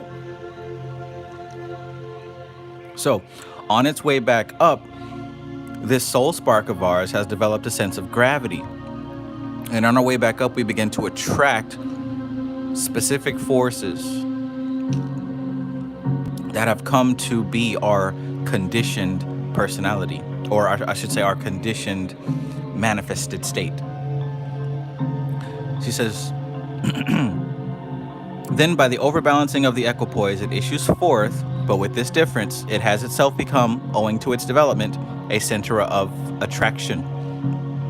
Thereby, it draws to itself a certain number of atoms of each plane through which it passes until it arrives at the cosmic belt, which is decreed as its habitation. So we stop where we're comfortable at our specific stage of evolution. That's where we come to rest, right? In this particular case, it is in the solar system on planet Earth in this time of the year 2024. This is where our specific level of evolution has come to rest. Like right now is where we're getting what we need to evolve for the next step.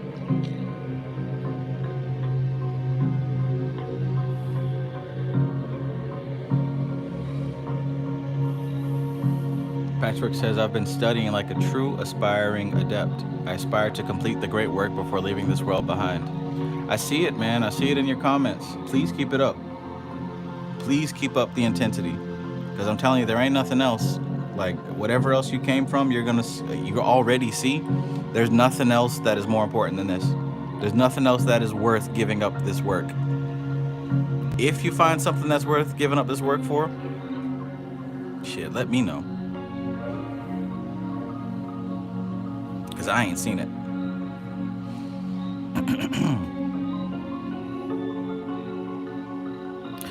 Thereby it draws to itself a certain number of atoms of each plane through which it passes until it arrives at the cosmic belt, which is decreed as its habitation by its own specific gravity in relation to the centrifugal forces of the cosmic whirlings. There will be then, in this new organization thus formed, a central nucleus of the traveling atom. This central nucleus will have implicit in it the modes of reaction to which it became habituated during its experience of the phases of cosmic evolution. And I might want to revise what I said. I said each and every one of us is one of those soul sparks, but it might be more accurate that the sun itself is that spark making its journey, and we are all just fragments of its journey. I mean, hell, we call it a soul. Is it a coincidence that the name of the sun is soul? The sun could be the soul spark that is giving life to everything on this third rock from the sun.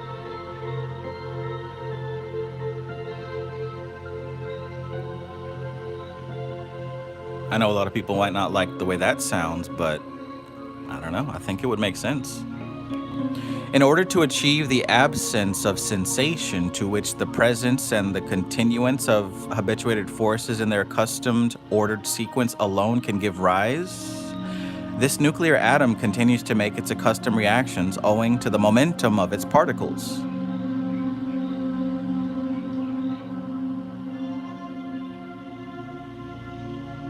These actions upon its part induce the corresponding reactions of the loose aggregations of matter from each cosmic plane that are gathered about it. Thus is built up a miniature cosmos.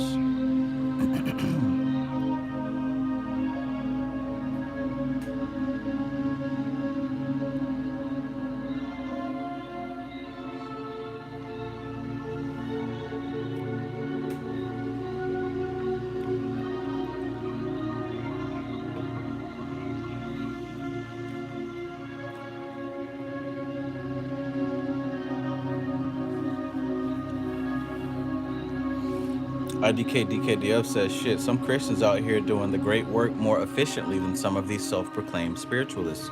Absolutely. I have met and seen with my own two eyes Christians who are doing the work and have consistently been doing the work for the entire time that I've known them. I cannot say the same about any occultist other than myself. Now, granted, I haven't really met any other spiritualist or known them in person like that, but just looking at the patterns that are chosen to display online, one could come to an educated assumption.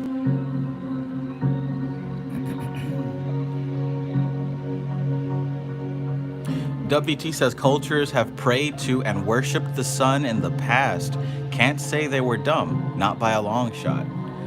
Right, I think that there's some substance to that. And I think the fact that we call the sun Sol, even though it's spelled S-O-L, I think that there's something to that.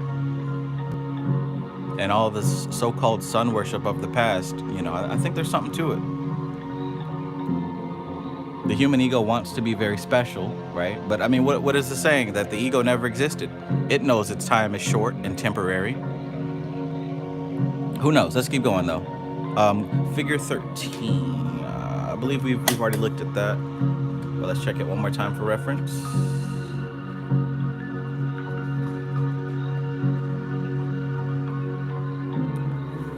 Are we good with the commentary? How do y'all feel about the commentary? Is it helpful, or should we just like focus more on really just speeding through the book? I know everybody learns differently, but I'm just doing a quick ecology check. This is figure 13, and we've looked at this one already. The next couple of paragraphs, we're going to tap into figure 14. Figure 14 is called Great Organisms Which Have Become Solar Systems.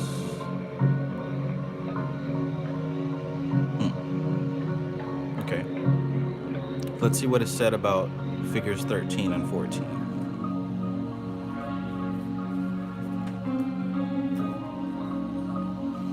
All right. A lot of people says helpful. Good. Just making sure that I'm not yapping too much.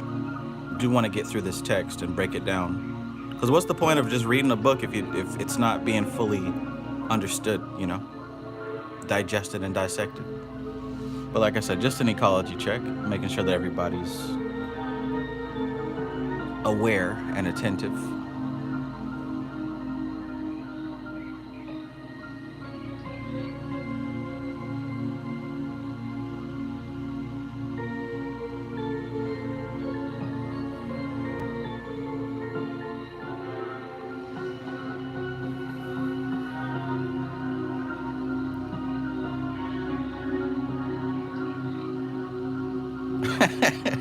Animali says definitely needed it at the crunchy points.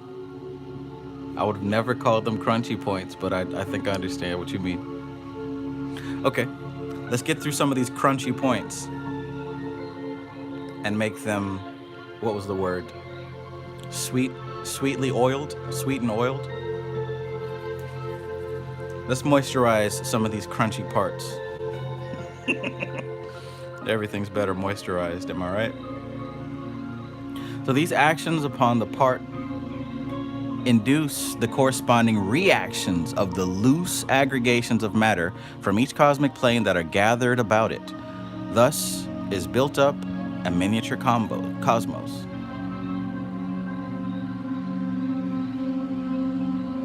As may be perceived by a little thought, this cosmos with the nuclear atom corresponding to the central stillness, which in the larger cosmos transmuted all reactions. So by the way, this central spark that's being talked about, this nuclear atom, that's the part that has been through all the experiences of the universe. It's been through all the different phases and cycles and planes and rays of the cosmos. And now we find it here at the center of our existence. So really, we are individually, as people and minds, we're expressions. We are manifest physical expressions of the different experiences that the soul has gone through. And we can say that the soul is the sun. We can say that it is the inner spark of the planet. I don't know. We don't know yet. But what we can say is that each of us and all the animals and nature and the weather patterns and everything that we're experiencing, the solar eclipse and lunar eclipse and no diddy, all of this is literally expressions of the experiences that the soul has gone through. And again, this explains why astrology works. Not because they're magical rocks, but because they are expressions of the specific energies that went into the creation of this cosmos. Just playing out. Just playing out.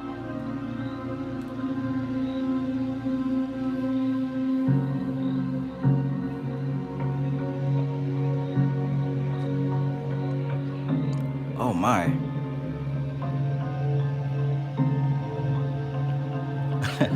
Oh my. Okay, so as may be perceived by little thought, the cosmos with the nuclear atom corresponding to the central stillness, which in the larger cosmos transmuted all reactions. In this, the reflected cosmos performs the same function. At the same time, the entire organism is subject to the phases of the cosmic forces.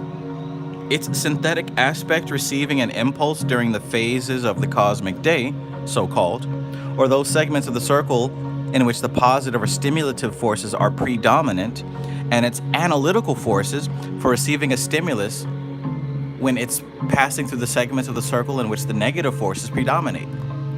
So there's your divine masculine and divine feminine, by the way.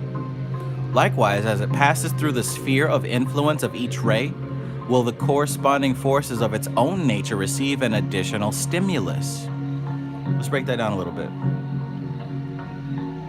So she's kind of introducing us now to the concept of the macrocosm and the microcosm. Do y'all remember that? We find that both in the mystical Kabbalah and in all of the Hermetic teachings. We also find that in the Vedic, the yoga teachings as well, the macrocosm and the microcosm. We can crack open Tatwa Shuddhi.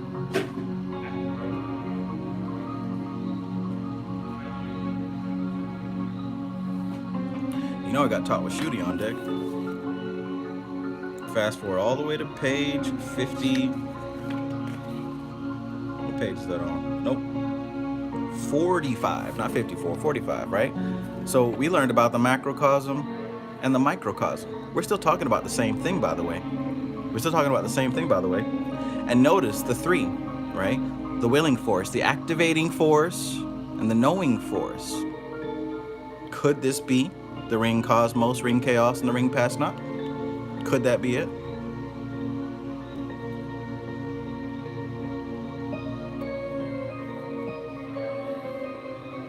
Let's continue. So she's saying at the same time, the entire organism is subject to the phases of cosmic forces. Its synthetic aspect receiving an impulse during the phases of the cosmic day, or those segments of the circle which the positive or stimulative forces are predominant. So the cosmic day, the divine masculine aspect, is when the stimulative forces are predominant. So as we move through or close to the red phase, the green phase, the blue phase, and the colors are just examples. As we move through or close to those, the divine masculine aspect of the spark is being very stimulative and very active and creating and causing things to happen, igniting things. Whereas when we move through the negative aspect of the red or the green or the blue phase, right, as we're moving through the feminine aspect, she says here that the analytical forces become predominant, right? So in other words, on one phase we're acting, and in the other phase we're analyzing and thinking. So look at how she just described this positive and this negative, this masculine and this feminine. Action versus analysis. Have we heard this before? Have we heard this before when we talk about spirituality? Let me grab a book here to show.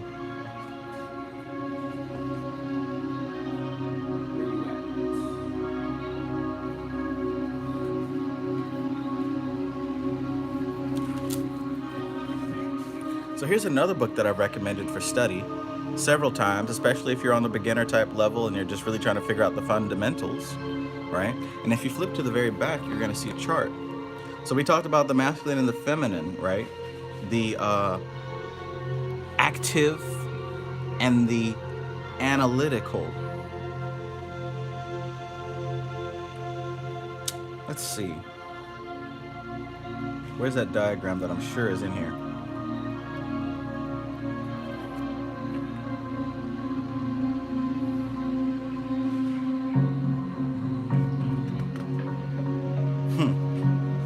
Well, in one place, they describe it as knowledge and power, right? In one place, they describe it as knowledge and power, where there should be a balance if mystic initiation is to be achieved. In another place, they call it,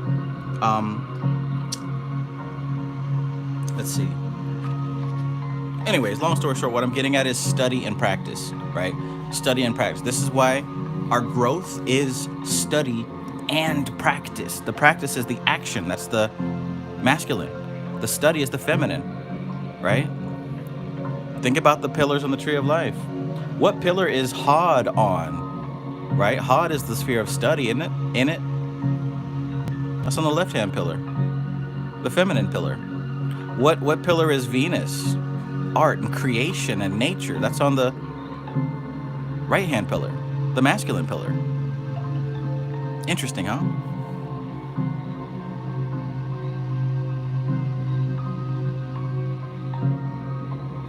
Amon Ra Centro, peace.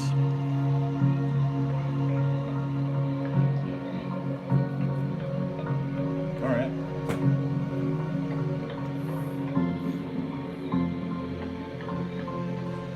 You may conceive then this great organism traveling around a circle which is divided into 4 quarters, positive and negative alternately. And in addition to this, each quarter is subdivided into the spheres of influence, the 3 rays. You have now the key, and by the way, sphere of influence, we've heard that from Ophel. You have now the key to the so-called days and nights of Brahma. Boom, boom, boom. And to the periods of evolution. But as this great organism we are now considering is itself a miniature cosmos, you will perceive that a more speedy cycle will be performed within its own nature. In addition to these influences, there is another set of influences to be considered. These influences being the gravitational attractions of other great organisms upon other planes of the cosmos.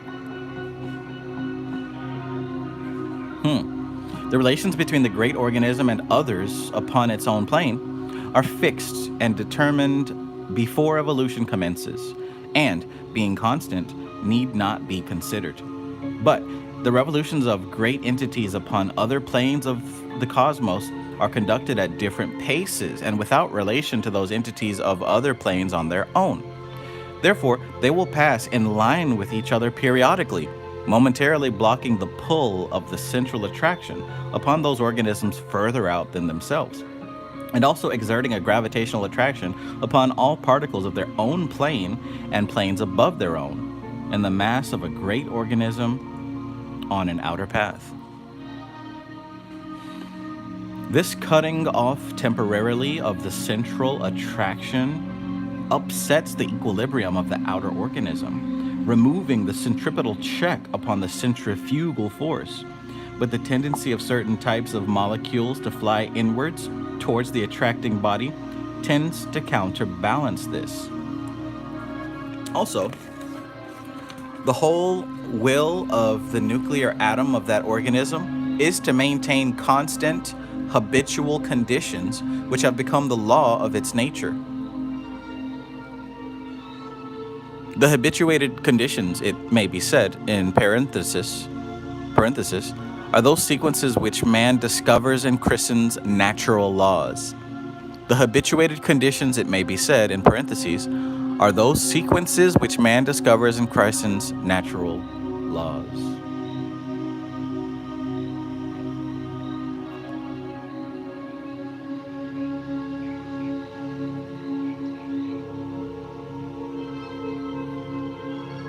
Likewise, the forces of the cosmos tend to maintain equilibrium, compensating each other.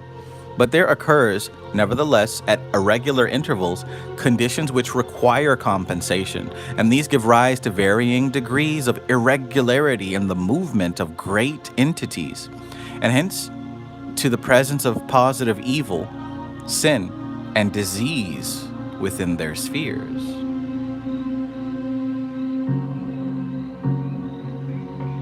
Hazard Pie says egregores.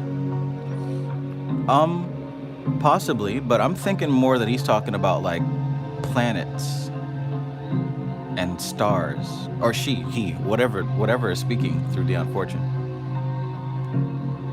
I believe that they may be referencing more to like stars and planets and entire nebula, but those could also be seen as egregores. IDKDKDF says, I like to think each plane depends on one another, but they are not limited to one another. I can agree with that. Yeah. Yeah.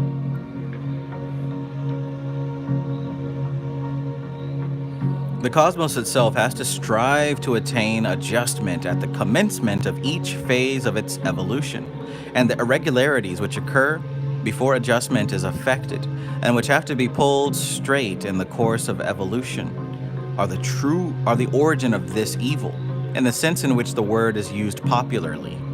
Cosmic evil is a limitation, an opposition, and is the prime condition of manifestation. Hazard Pie says, yes, primal egregores. Okay, so like we could be talking about archetypes now. Primal egregores. Yeah. Hell yeah.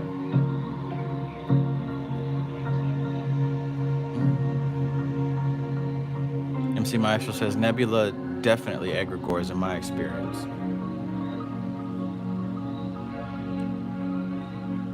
Egregory.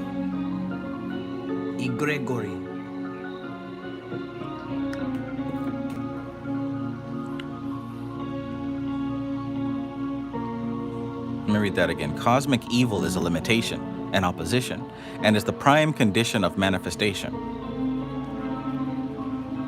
The prime condition of manifestation. This cosmic evil, the divine death, is implicit in the great entity. It's implicit. What do the Christians say? The devil rules this world, right?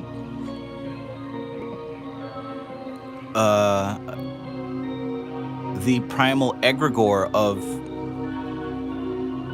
the Grim Reaper, right? Oh, everybody's gonna have a visit. Everybody's gonna have a visit. You might as well put him on your altar. The cosmic evil, the divine evil. Have you ever heard of a divine evil? That'll put a Christian into a cognitive dissonance.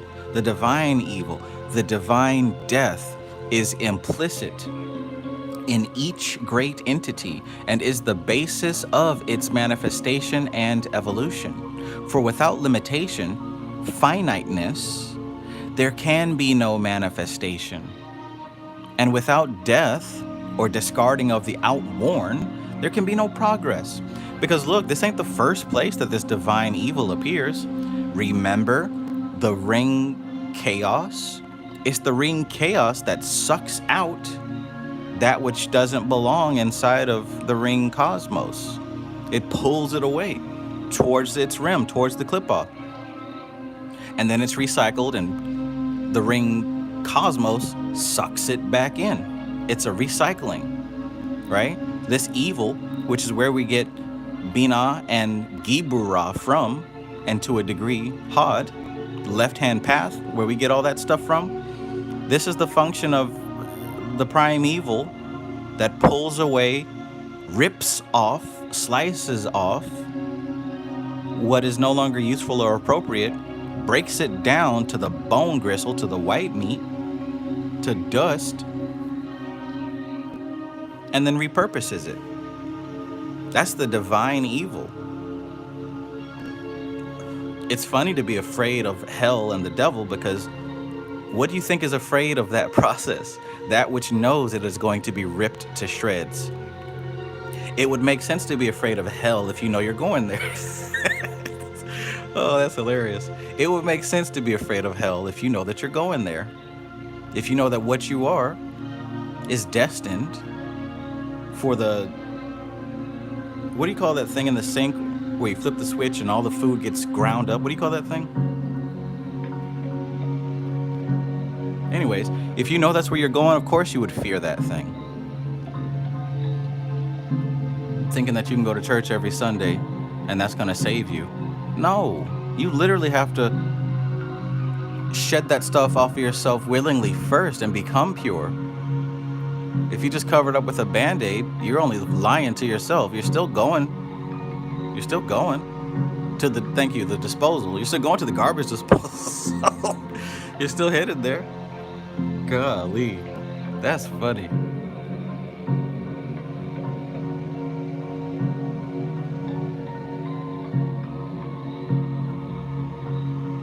Sheesh. The cosmic evil, the divine death. The divine evil is implicit in each great entity and is the basis of its manifestation and evolution. For without limitation, finiteness, there can be no manifestation. And without death or discarding of the outworn, there can be no progress. That's gonna be my comeback for these bots. Brother, these demons are deceiving you and leading you to hell.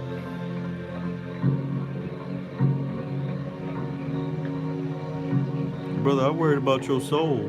Jesus is gonna save you. I'm already saved.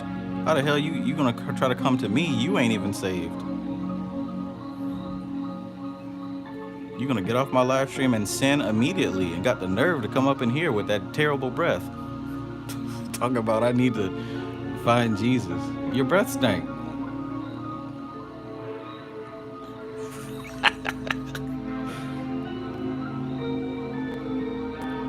Got to be more careful.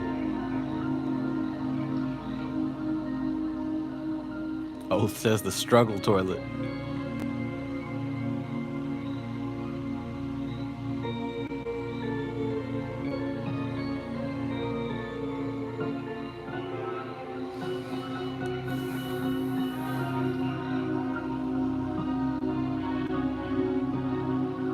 Oh yeah, these elements then of cosmic opposition are always present in a manifested universe. But universal evil, under its two aspects of sin or perverted force and disease or perverted form. Okay, look at this now.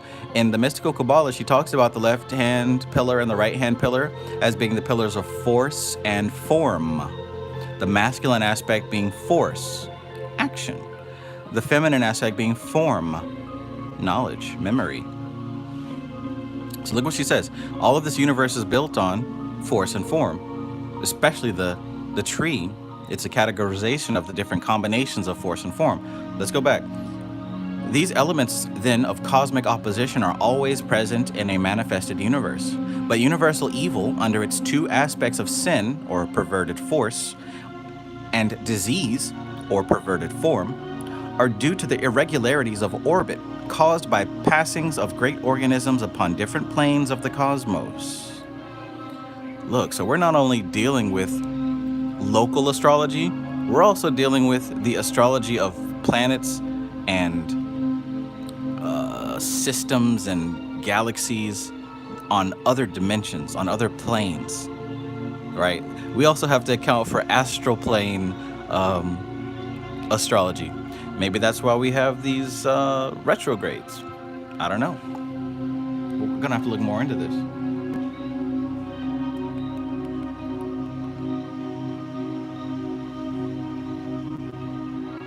IDKDKDF says, would you say that the nature of Tamas is feminine? Absolutely. Absolutely feminine. It is Kali. It is Durga.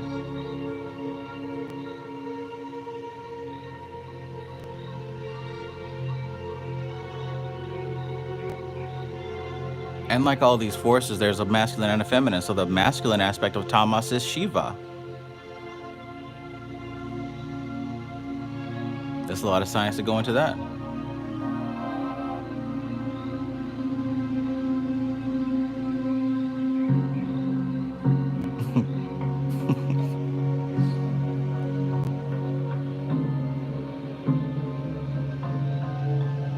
Imagine being wise enough to understand this, and you still turn around and make this about race and culture. That blows my mind right there. But it has happened many, many, many, many times across the globe.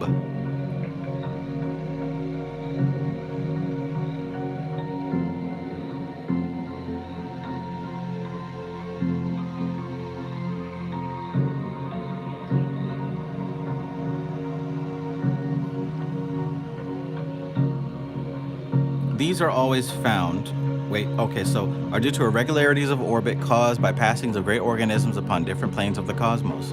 These are always found in their extreme form at the beginnings of an evolution, and are generally adjusted in the course of an evolution as compensations are made, until at the end of an evolution, a perfect and rhythmical balance of the whole cosmos has been achieved, a synthesis of action and reaction, which means stability.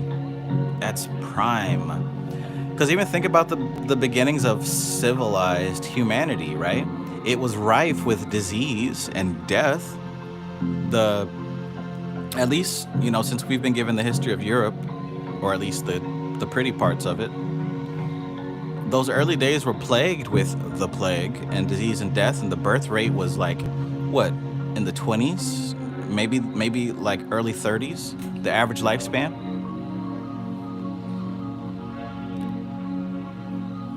Shit, I might highlight that whole thing. And she says that sin and disease, she said, these are always found in their extreme form at the beginnings of an evolution, right? And they're generally adjusted in the course of an evolution as compensations are made, until at the end of an evolution, a perfect and rhythmical balance of the whole cosmos has been achieved, a synthesis of action and reaction, which means stability.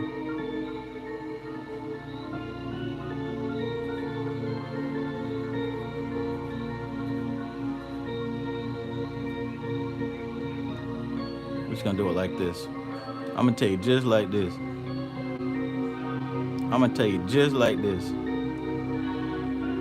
Y'all ever see that video of the police woman that pulls over the guy who's drunk and like she asks him to walk in a straight line? He's obviously drunk. I'm gonna tell you just like this.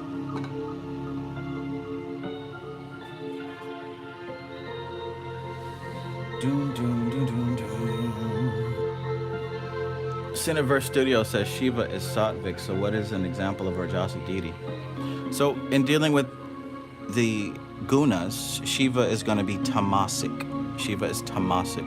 The Rajasic aspect is going to be Brahma, and Vishnu is the Sattvic out of the Trinity. Then of course it goes around to the feminine aspect. Lakshmi is the tamasic. Sarasvati is the Sattvic. Durga is the tamasic. Sarasvati is the Sattvic, and Lakshmi is the Rajasic.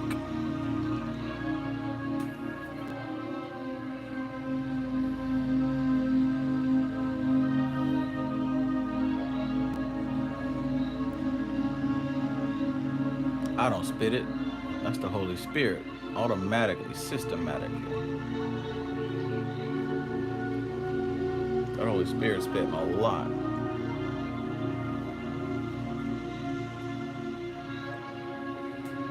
"15 guys." What were they?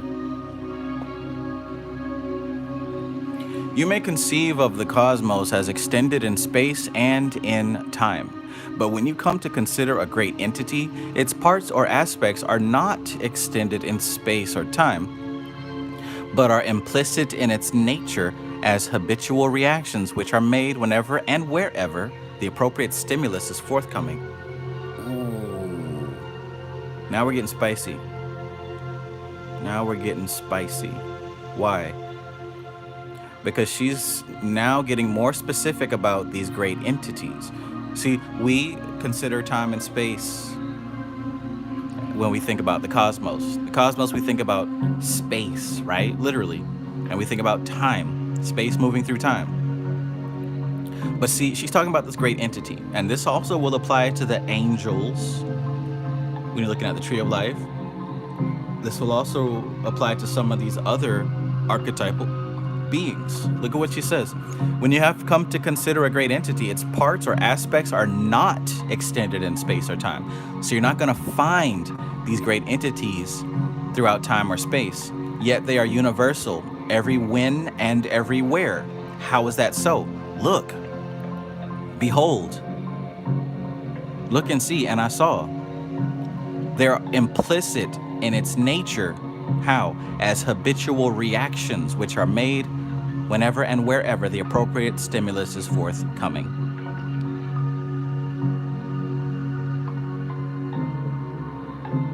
So, if you crack an egg and let the insides fall into a hot skillet, it will come out in a specific way.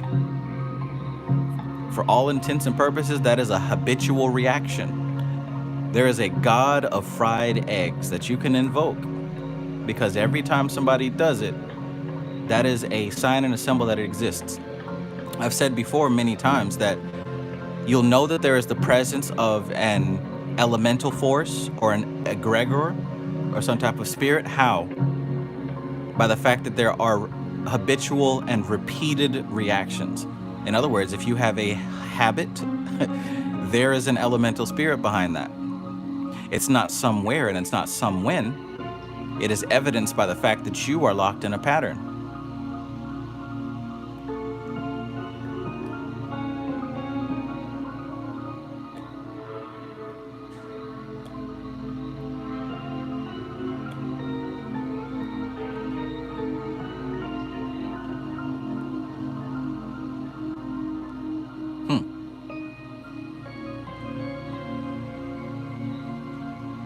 IDKDKDF says, so all we know is the behavior of that thing and not that thing itself. I think that that thing itself is the behavior. It is the behavior. And think about that. Now, that's why we invoke and call upon certain spirits on purpose, because we're trying to get its pattern to show itself in our lives. Hazard Pi says programs. Exactly. Exactly.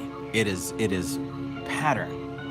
Therefore, all the phases of cosmic evolution, the rings, the rays, and the planes occupy neither time nor space in the organism of a great entity, but are implicit in its nature.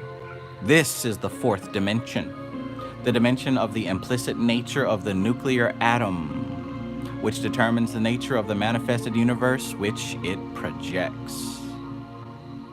Now you know what the fourth dimension is.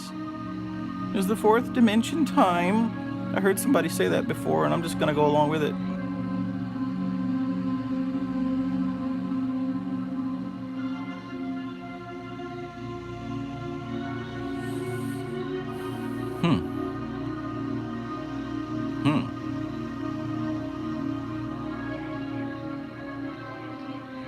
The etheric plane, the astral plane. We have seen then that the traveling atom builds itself a form of cosmic substance out of the matter of the 7 cosmic planes, and this form, of which the nuclear atom with its habituated reactions is the ensouling life, is subject to the influences enumerated.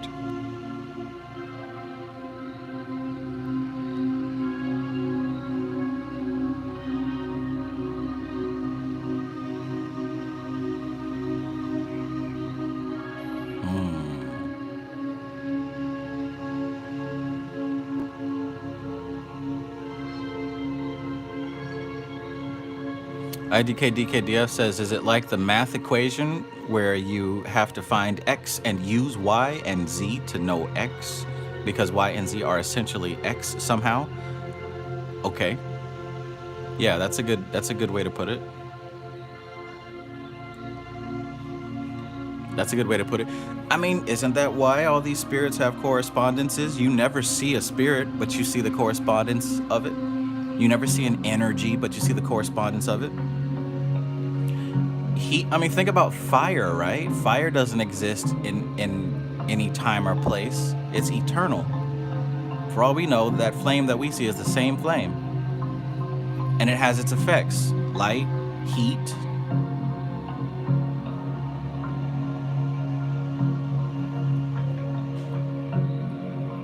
Earth, water, air. All these things are effects of something that is timeless and spaceless. We have seen then that the traveling atom builds itself a form of cosmic substance out of the matter of the 7 cosmic planes. And this form, of which the nuclear atom with its habituated reactions is the ensouling life, is subject to the influences enumerated. We have now, you will perceive, traced 2 phases of evolution: the cosmos phases and the more rapid recapitulation of the phases of the development of a great entity. And we have studied that great entity in its relation to the cosmos, which is its environment, and to the central stillness, which is the compensation of all forces of the cosmos, which is its God.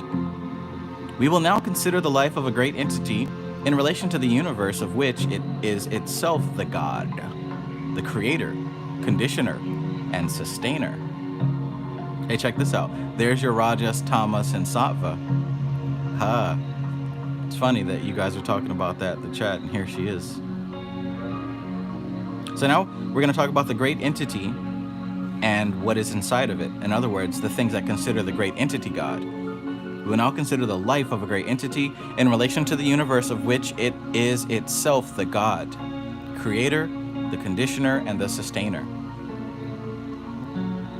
You will perceive that a great entity comes out from the central stillness and takes its place upon its appointed circuit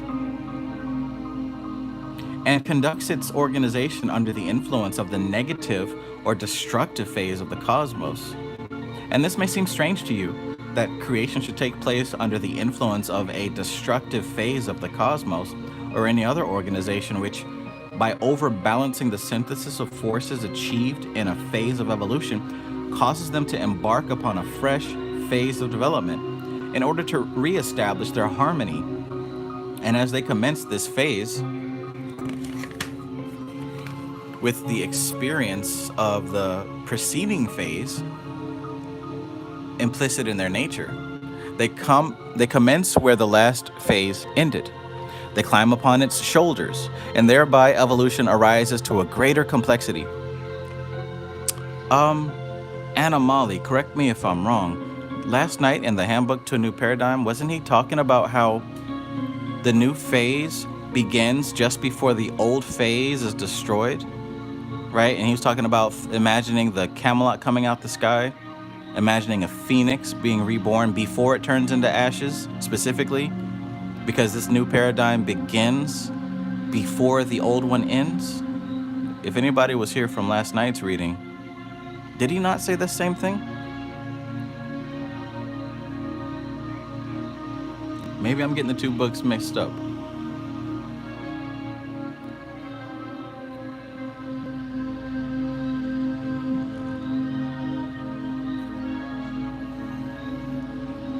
They climb upon its shoulders, and thereby evolution arises to a greater complexity, for it has now become an organization of organisms. You will see this principle prevailing throughout all things, great and little, above and below. It is one of the cosmic principles, and one little known, if known at all.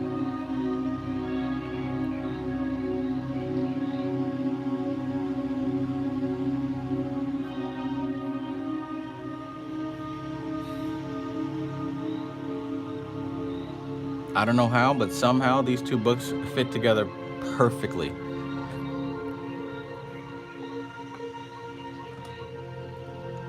Likewise, the phases of development during which a great entity organizes itself are internal and therefore subjective. They are not carried out under the stimulus of sensations derived from external conditions, but under the stimulus of feelings arising from internal conditions, and the phase corresponding to the phase of existence which a human soul passes through between death and rebirth. Okay, so we all know about the phase of existence when a human soul passes between death and birth, right? That's a phase of existence. When your soul passes through death and rebirth. Okay, so look at this now. There's a human soul between birth and death. We call that life. But then there's a phase of existence that goes between death and birth. Now, what does she say? Likewise, the phases of development during which a great entity organizes itself are internal, and therefore they're subjective. Okay, we get that.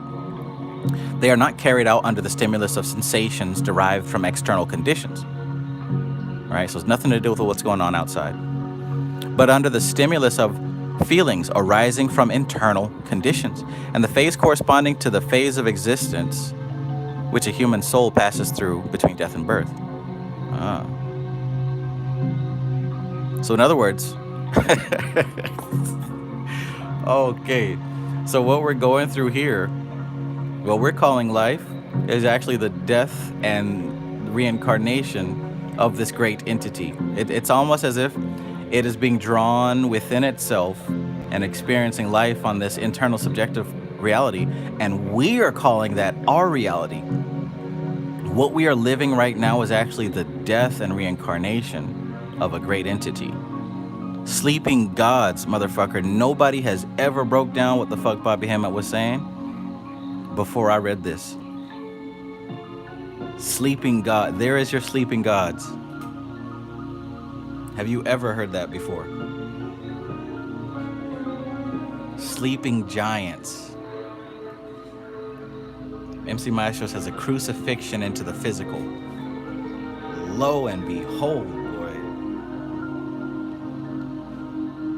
Shit, we're talking about identifying great entities based on their patterns.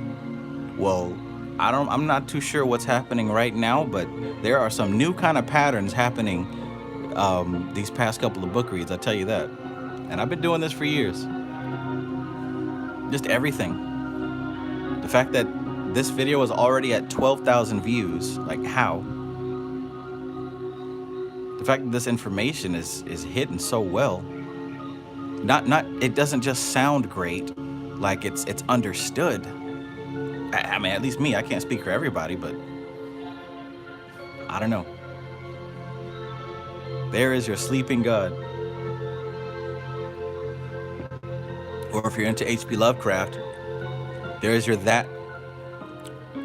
What's the quote? Not dead which eternal lie, with strange eons, even death may die. Even death may die.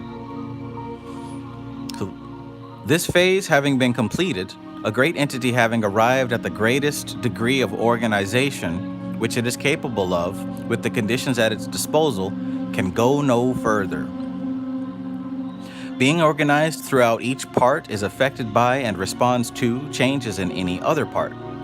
It is therefore fully conscious, for consciousness is but awareness, and awareness is but reaction to a stimulus. The conditions of its nature, being habitual in their sequence, no longer give rise to conscious stimuli. The great entity has therefore a consciousness, but nothing of which it can be conscious except itself. It has nothing else to be conscious of but itself. The cosmos, be it noted, being entirely habitual to this entity, forms the conditioning background of its consciousness, which is comparable to the human subconsciousness of the automatic level. So when she's talking about this movement being habitual, I want you to think about the fact that you don't realize that you're walking through an ocean of air, the same way a fish doesn't realize that it is swimming through water. It is habitual. It knows nothing else.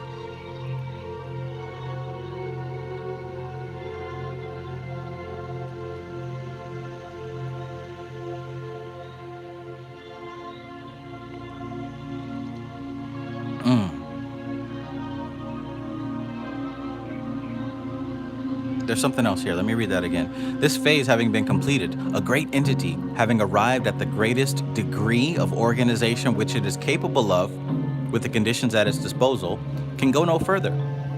Being organized throughout, each part is affected by and responds to changes in any other part. It is therefore fully conscious, for consciousness is but awareness, and awareness is but reaction to stimulus. The conditions of its nature being habitual in their sequence, right?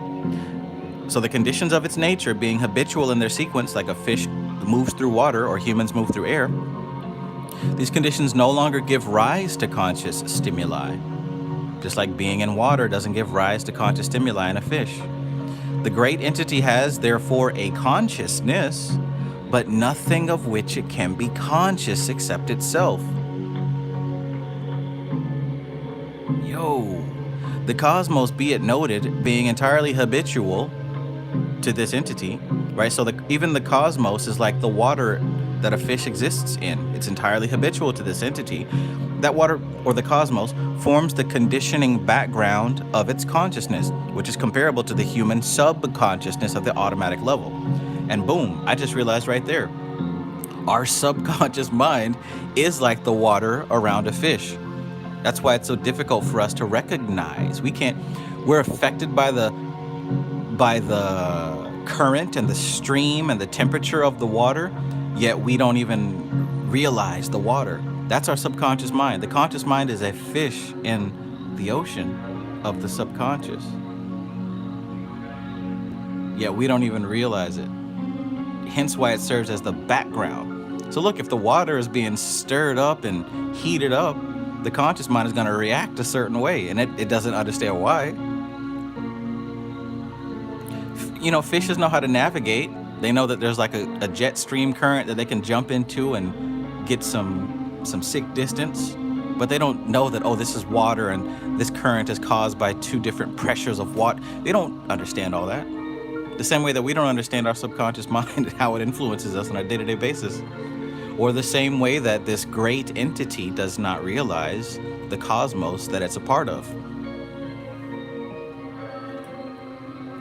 Which makes me think and wonder, what kind of entity is communicating this information to the brilliant Miss Dion Fortune? Framestar Films, peace, brother. Peace in the Middle East. I hope you're enjoying yourself. Laia369, peace. Stray Panther says, Reverend Phil Valentine spoke on this once. IDKDF says, awareness and stimulus, just endless duality.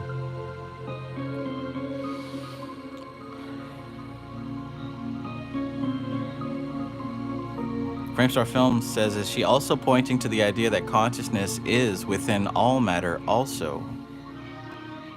I would say so.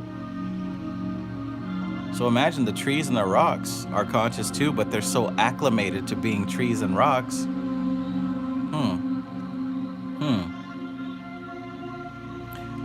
Let me highlight some of that stuff so I can go back and look at it again. This is one of them few books where I just highlight the whole paragraph. Fuck it. And just put a stripe through the whole thing. Read all of this again. Man.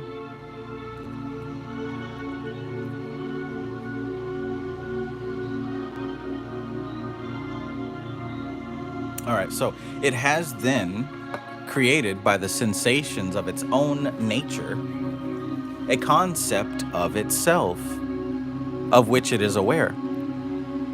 Kind of like what we have done with our ego, right?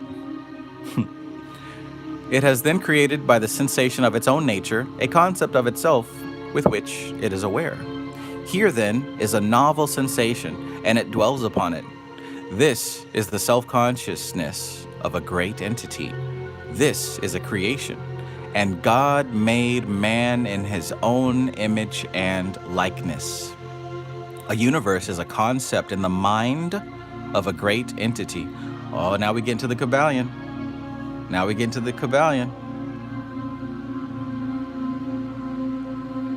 universe is a concept in the mind of a great entity. It is created by the self-contemplation of a great entity. And what was homie saying in a handbook for the new paradigm? Thought acting within and upon itself. Spooky. Guys, I'm terrified. I'm shivering in my timbers. I think I need to close this book and go to church on tomorrow morning. I need to find Jesus, save my soul, because this is getting a little too real for me. A little too real for me, and I wasn't built for this. Wasn't built for it. I was just in it for the likes and the comments. By the way, like this video, then maybe I won't leave. I was just in it for the likes and the comments, but now that it's getting so close to home, I'm going back to church.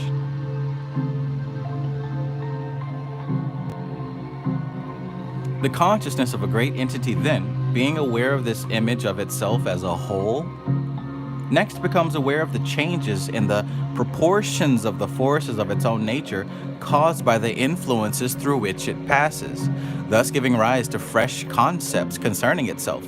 And these concepts are added to the existing complex, conditioning it historically. These are the different outflowings of creative force concerning which you have heard. Oh my. Veronica says, yeah, not keep going. I'm scared, Veronica. You're scaring me even more. Interesting. So the consciousness of a great entity then being aware of this image of itself as a whole, next becomes aware of the changes in the proportions of the forces of its own nature caused by the influences through which it passes. So look, we talked about how this great entity passed through the red, and the colors, that's not what they're called. I'm just giving you an easy example. This great entity passes through the red zone, and it takes a little bit of red and puts it inside itself. Then it passes through the blue zone and takes a little bit of blue, right? Well, what happens is as we continue to percolate around the cosmos, when we get close to red, that red that we took within us starts to become active and move and change. And when we get close to blue, the blueness starts to behave like blueness, right? Now here we are as a great entity, but a collection of different forces. A collection of different forces. So when we get close to the origin of some of those forces, look at these views. 1, 2, 2, 3, 3. As the great entity moves closer to the redness, we behave more like redness, right? So look at all that. Look what's being said here.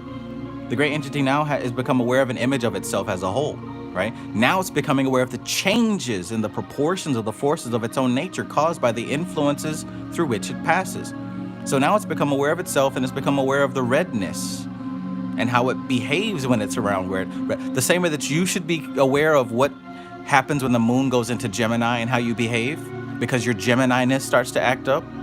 And then you should be aware of how the moon behaves how you behave when the moon goes through Cancer, because your Cancer sign nature starts to act up, right? The same way that you should be aware of how when the moon moves into Capricorn and your Capricorn nature starts to act, you should be aware of all that, right? So look what's happening here. It becomes aware of the changes and the proportions of the forces of its own nature caused by the influences through which it passes, thus giving rise to fresh concepts concerning itself. And these concepts are added to the existing complex, conditioning it historically. These are the different outflowings of creative force concerning which you have heard.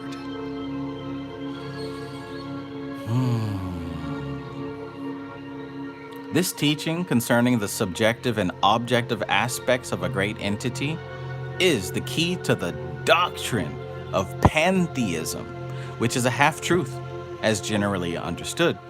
For a great organism holds in its memory the cosmic conditions, although it itself does not contain the cosmos of which it is a part.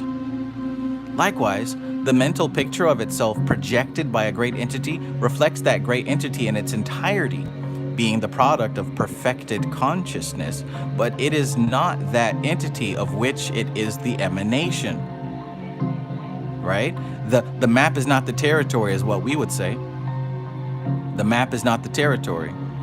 Though it is entirely conditioned by the nature and experiences of that entity, having no other origin and being exposed to no other influences whatsoever.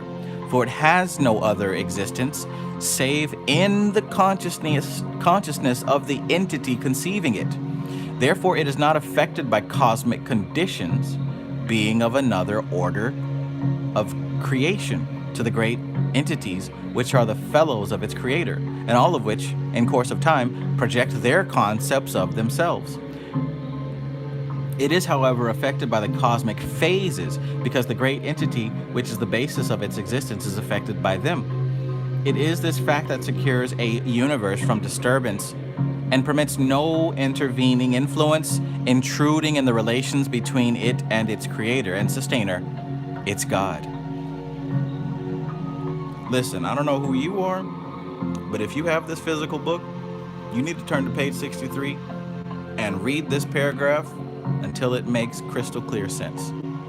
Because she said some things here that really break down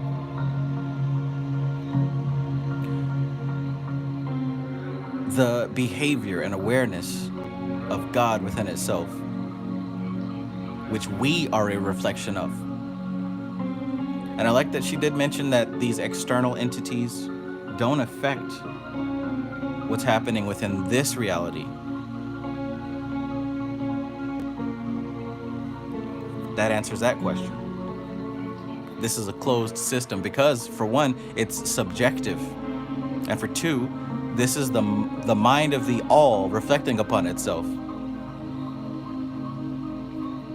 Tesnuma Dioini says, Islam will come to your heart, my brother. Man, this is way past Islam. we way past that point. You might want to keep scrolling, bucko. You might want to keep on scrolling. Let me read that back because this is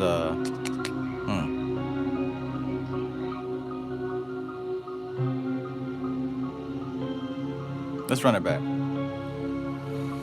This teaching concerning the subjective and the objective aspects of the great entity is the key to the doctrine of pantheism.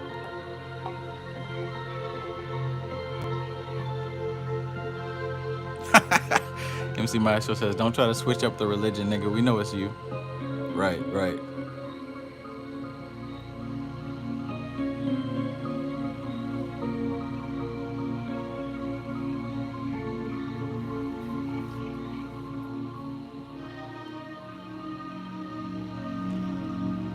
Let's run that back. This teaching concerning the subjective and the objective aspects of a great entity is the key to the doctrine of pantheism, which is a half-truth, as generally understood. So again, and this understanding breaks down what pantheism is all about, right? And pantheism we know is the different gods, right? We can say that the Hindu religion and what was practiced in ancient Egypt and most of the ancient cultures, even all on up to Greece and whatnot, Rome. The teaching concerning the subjective and the objective aspects of a great entity is the key to the doctrine of pantheism, which is a half-truth, as generally understood. For a great organism holds in its memory, right? So it's holding it in its memory, the cosmic conditions, although it in itself does not contain the cosmos of which it is a part. So look, in our early stage of evolution, as we pass through these different phases of the universe, we don't actually contain the red universe and the green universe. We don't actually contain it. But what we've done is, as we've passed through them, our behavior patterns, we adopted their behavior patterns. We adopted their expressions as we passed through them. And it's all those different influences that created what we are. She says, for a great organism holds in its memory the cosmic conditions, although it itself does not contain the cosmos of which it is a part. Likewise, the mental picture of itself projected by a great entity, because remember, this great entity has nothing else to be aware of other than itself. So it's become aware of itself, and it's projected an image of itself in its own mind. And as it's watching itself be itself, it's noticing that when it gets around red, it acts red. When it gets around green, it acts green. It's noticing this, right? And as it's becoming aware of that, okay, so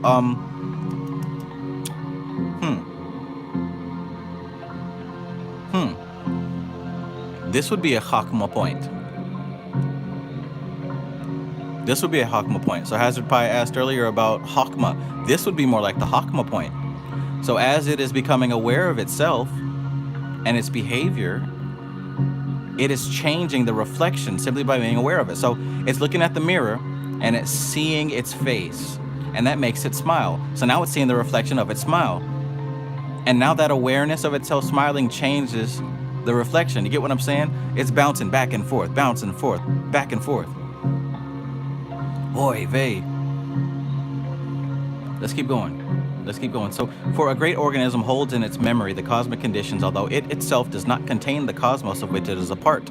Likewise, the mental picture of itself projected by a great entity reflects the great entity in its entirety, being the product of perfected consciousness. But it is not that entity of which it is the emanation. It is not the reflection itself. It's only observing the reflection and all the possible changes. In other words, you can look in the mirror and smile and then love that image and then strike some pose and then love that image. But guess what? That image is not you. You haven't changed at all. You are still you before you looked in that mirror. It's just now that you're being aware of it. Anna Molly, he's joking. Don't slice him.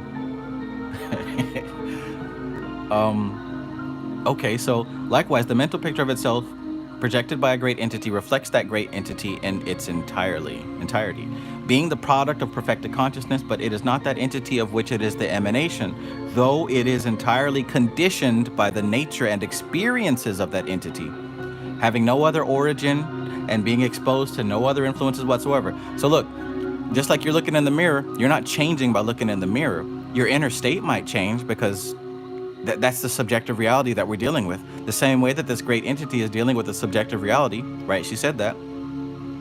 But guess what? Also, it's being exposed to no other influence whatsoever, for it has no other existence save in the consciousness of the entity conceiving it. So look, this whole process of entity looking in the mirror at itself and liking what it sees and then reacting to that, that's not even real. We have officially begun the illusion. So in this stage of evolution that we're talking about here, we've officially entered the illusion. Look what it says. Look what it says. Having no other origin and being exposed to no other influences whatsoever, for it has no other existence, save in the consciousness of the entity conceiving it. Therefore, it is not affected by cosmic conditions, being of another order of creation to the great entities which are the fellows of its creator. Look, we are in a dream of a God, a sleeping God. And guess what else? The sleeping God has brothers and sisters out there doing the same. We're all dreaming within ourselves. We're all these floating dream bubbles. And yes, we might bounce into each other and maybe even phase through each other. And that might reflect in the dream somehow, but according to us, it's still just part of us thinking about us.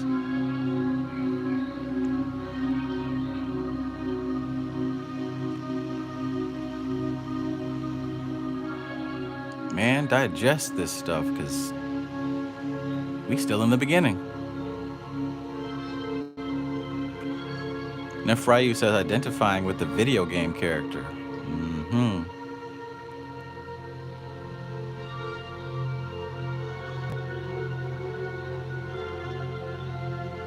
Anna Molly, I recently saw that quote too. And because you can't remember, I can't remember. Being of another order of creation to the great entities which are the fellows of its creator, and all of which, in course of time, project their concepts of themselves. It is, however, affected by the cosmic phases because the great entity, which is the basis of its existence, is affected by them. It is, however, affected by the cosmic phases, okay? because the great entity, which is the basis of its existence, is affected by them. All right, so the dream self is affected by the cosmic phases. Why? Because the actual self is affected by the cosmic phase. The actual self behaves red when it passes red territory. So because the actual self is behaving red, the dream self is going to be affected by that. And remember, this is the dream. This is the dream. It is this fact that secures a universe from disturbance and permits of no intervening influence intruding in the relations between it and its creator and sustainer, its God. Lance Benefield says, when Vishnu sleeps, he dreams of multiple realities as bubbles. And that's why I said dream bubbles. Precisely. Oh, it's getting good. I mean, it's already good, but golly gosh, wow. Its God, therefore, is omnipotent as far as it's concerned, though himself conditioned by the conditions of the cosmos, right? So the God itself of this universe, of this reality, is still, right? It may be absolute and ultimate to us because we don't exist outside of its dream, but even it is a part of a greater ecosystem, and it still goes through the motions of the different zones that it passes through. Sheesh. Its God is infinite as far as it is concerned, because he is all that is to it. What he is not as far as it is concerned, but he himself is finite in relation to the cosmos, which is infinite as far as he is concerned, being all that is for him, though itself finite in relation to the unmanifest.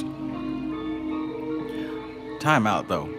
This was required reading if you wanted to step foot into Dion Fortune's particular school.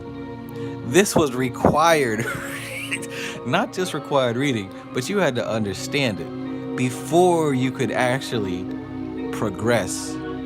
Think about that now. Think about that for a minute.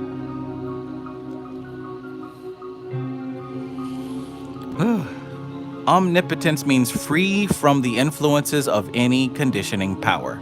And we know that, right? Because from the Vedic info, Shiva is unconditioned consciousness. Unconditioned consciousness, right? So omnipotence means free from the influence of any conditioning power.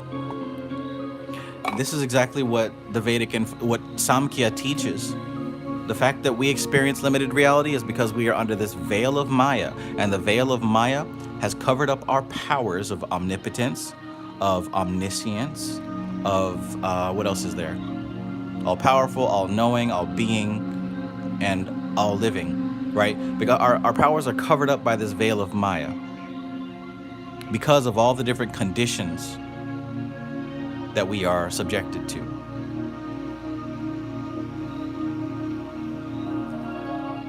Infinite means the sum total of the influences towards which an organism is capable of reacting. Infinite means the sum total of the influences towards which an organism is capable of reacting. A universe, then, is a thought form projected by the mind of God. The relation of the God of a universe to the cosmos, to the universe.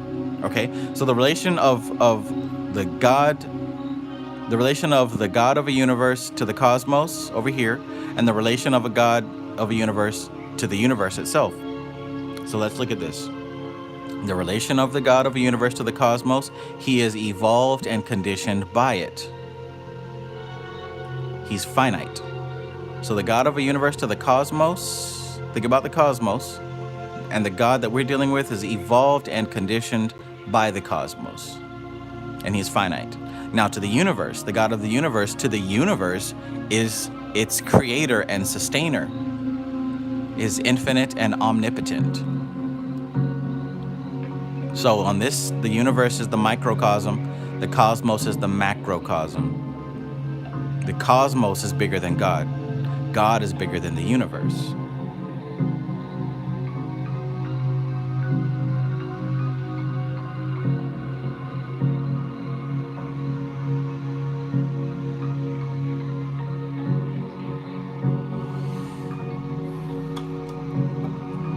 some heavy stuff, is it not?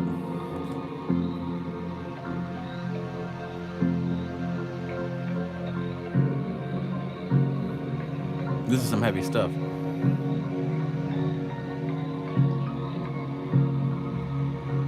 Framestar Film says, if you touch the mirror, you only touch the mirror and not what you see reflected in it.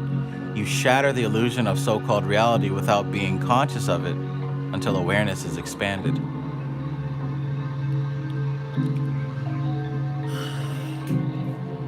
B. Fields, peace and welcome.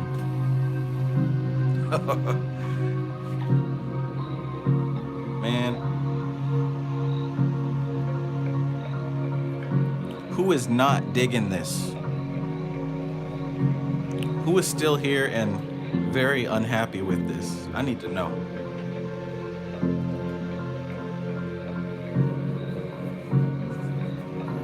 I bought my son a box of orange dreamsicles and said he could have one. I went out there, that boy done tore down half the package in one sitting. Yeah, you said I could have one, but you didn't say I couldn't have 3. Listen here, little man. Listen here, little man.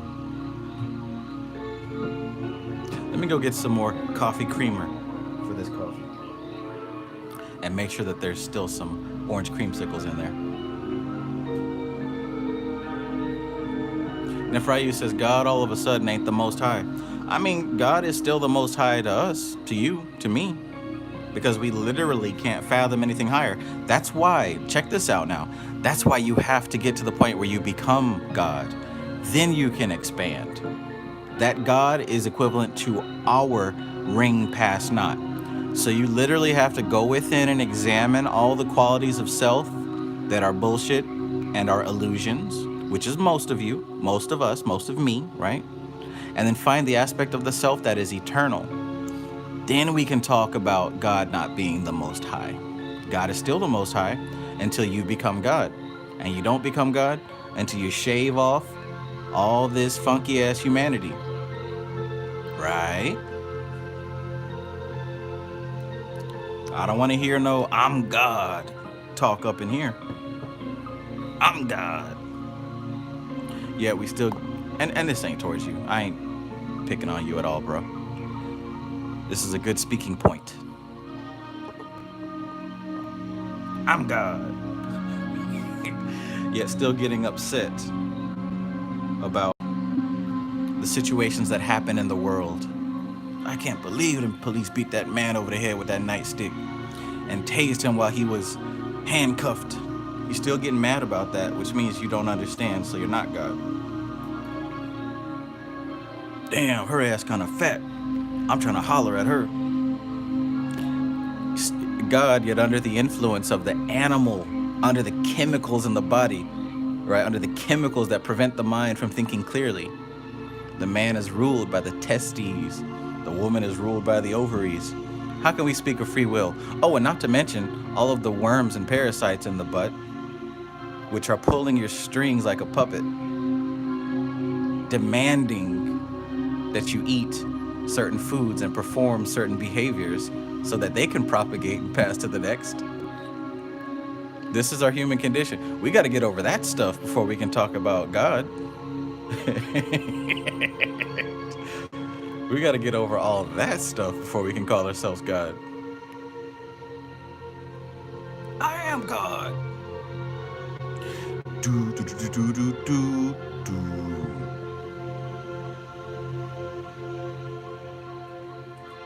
I can quit anytime I want to. I just don't want to quit right now. Right, right.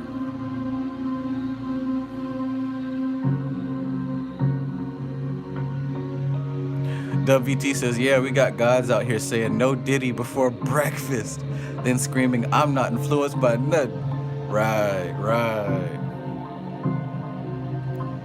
My tapeworm tells me what to do. Pull the tapeworm out of your ass. Oh, my tapeworm tells me what to do. Thank you, IDKDKDF, for that beautiful earworm. Man, them System of a Down albums, I could listen to them things from beginning to end. It's rare to find some albums that you can literally pop in and well, pop in. Ain't no CDs no more. That you can literally run through the whole playlist from top to bottom. Most of the System of a Down albums are like that for me. All right, I'm supposed to be getting some coffee creamer, and we're gonna go through one or two more chapters. Y'all all right? Y'all all right? My tapeworm tells me what to do. Yeah. The tapeworm tells me what to do. Pull the tapeworm out of your ass.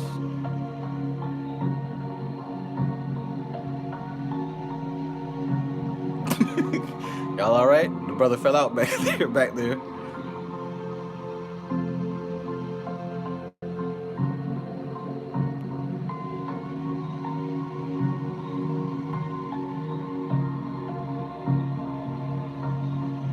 MC Maestro says the orange creamsicles are meant to be destroyed upon opening. I wasn't hip to the game. I had to learn that day. I had to learn.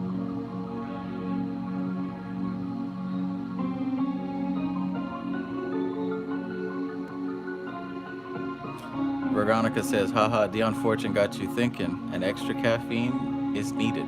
Yes, ma'am.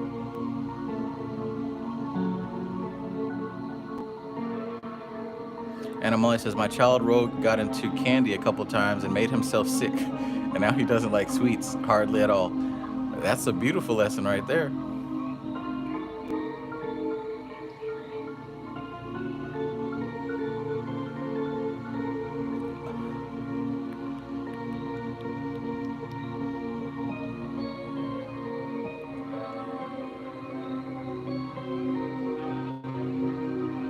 All right. Let me get some of this coffee. Wheezing. Thank you, Patchwork. Patchwork says, funny how someone can call themselves God and yet their lives are still crap. Right. And let me put it into perspective, right? Just because you get into Christianity and accept the Lord Christ does not mean that your life is all of a sudden perfect. And just because you get into the occult and learn about what Dion Fortune is talking about, that doesn't mean that life gets perfect either. I mean, hell, Dion Fortune and Franz Barden had to go through World War II. Franz Barden didn't make it through World War II. So, you know what I'm saying? It isn't strictly judged upon that, but there are certainly some misfortunes that should not be happening if you are supposedly aware, right? There are certainly some misfortunes that shouldn't be going on if you are aware. That's one of the things that I named. All that stuff is animal behavior. That's the animal behavior, right? The animal man, right? And I've been there. When a woman walks by with the jeans fitting in a certain kind of way, you can't stop staring, right? You turn your head and you watch all the way, right? Who's in control there? Right? It's certain things that animals do, and there's certain things that gods do. Like what was said here. These entities don't exist in time and space, but you can see them through their pattern. And I wasn't even aware that I was behaving like that. A girl walks in with an itty bitty waist and a round thing in your face, you get sprung.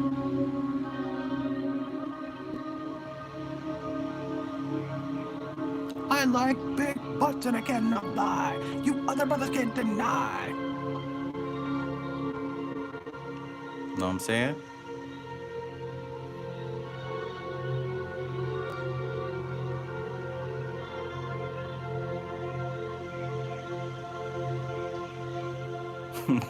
All right, for real though. Hold on, be right back. Gotta do my check and make sure no more orange creamsicles have been destroyed.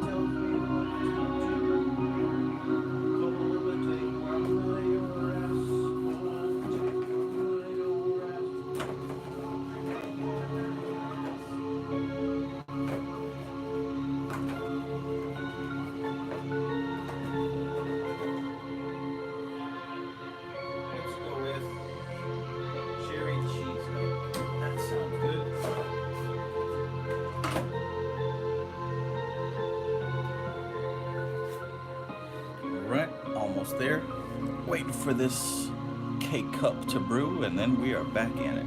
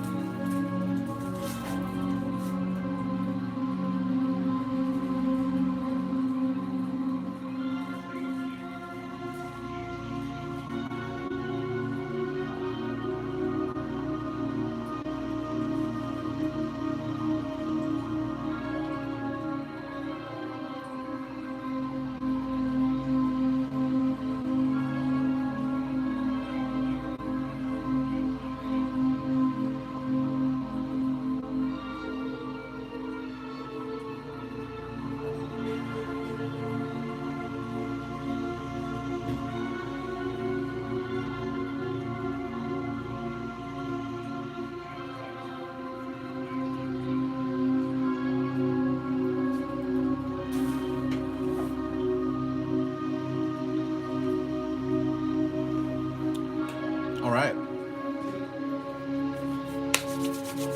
Twerkulator, percolator.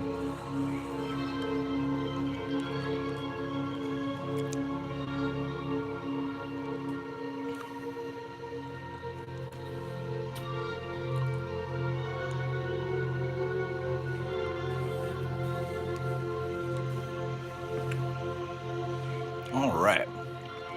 Callie McDonald says, when are you going to start? I might not ever start. We're just gonna stay right here for another 2 hours.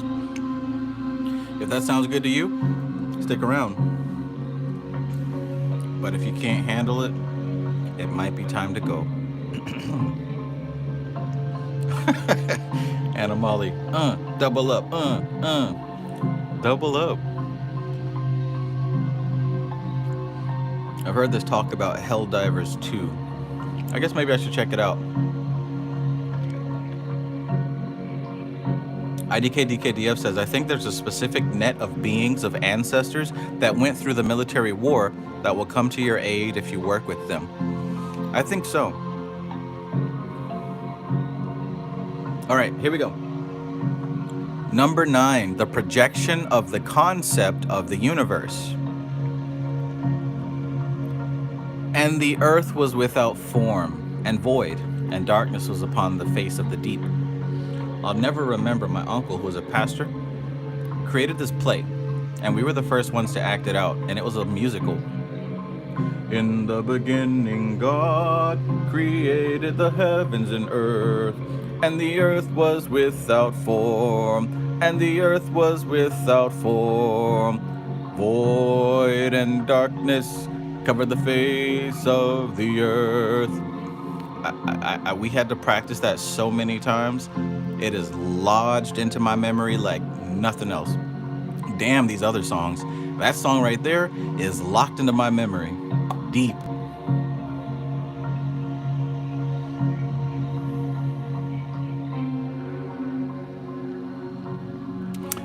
As we have already seen, a great entity projects its concept of itself.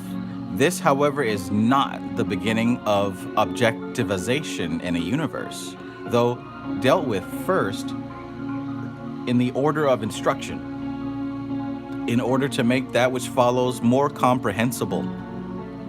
For the great entity, when it projects the image of itself, found substance of the same nature as the projection, awaiting the organization which that projection should bring about. Figure 15, let's check that out. Check that out and reread so it makes sense. So here's figure 15. All right, so this looks a lot like that microcosm, macrocosm image. It says here, the planes of the universe reversed by reflection through the logoidal consciousness.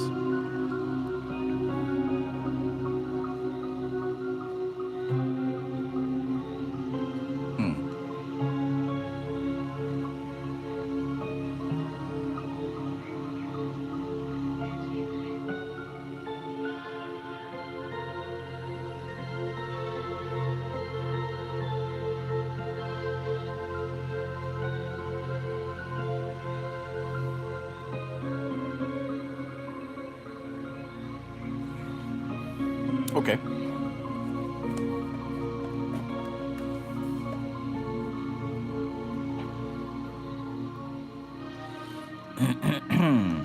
One more time. So, well, these sentences long as hell, so it very well may be the whole paragraph. As we have already seen, a great entity projects its concept of itself. This, however, is not the beginning of objectivization in the universe, though dealt with first in the order of instruction in order to make that which follows more comprehensible. For the great entity, when it projects the image of itself, found substance of the same nature as the projection, awaiting the organization which that projection should bring about. So it looked inside itself and saw the ingredients of self. It saw the raw ingredients of self, and in a way knew exactly how to organize those raw ingredients to create a perfect replica, perfect reflection of itself. So it's almost as if you were to close your eyes and go within to your personal astral plane, and the first thing you would do is create a replica of yourself as you see yourself. You'd create your hands and your arms and your body and your style. The same way in the Matrix, when they got plugged in, they saw themselves as they saw themselves. It was always funny, me and my friends used to talk like, imagine what they thought about themselves to come into the Matrix with trench coats and shades and badass gun straps on both sides. Like, what were they thinking about themselves? To project back into the Matrix looking like that specifically. Long leather trench coats and strapped up boots and alligator skin and jumping and flipping and all that. It's based off of how you see yourself in your mind, right? So the same thing was happening here with this entity. What was that other movie? Was it Mama's Boy or something like that? Where it had the nerdy dude was dressing up like he was all Matrix style with his fancy computer equipment.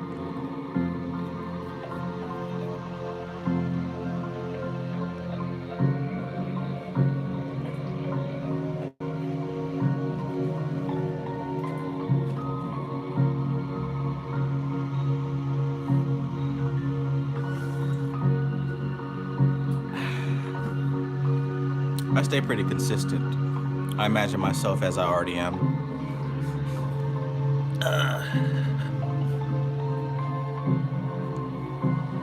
Snorlax says, fuck, you got that fruity ass stick. And I know how to use it. That's what makes it even worse.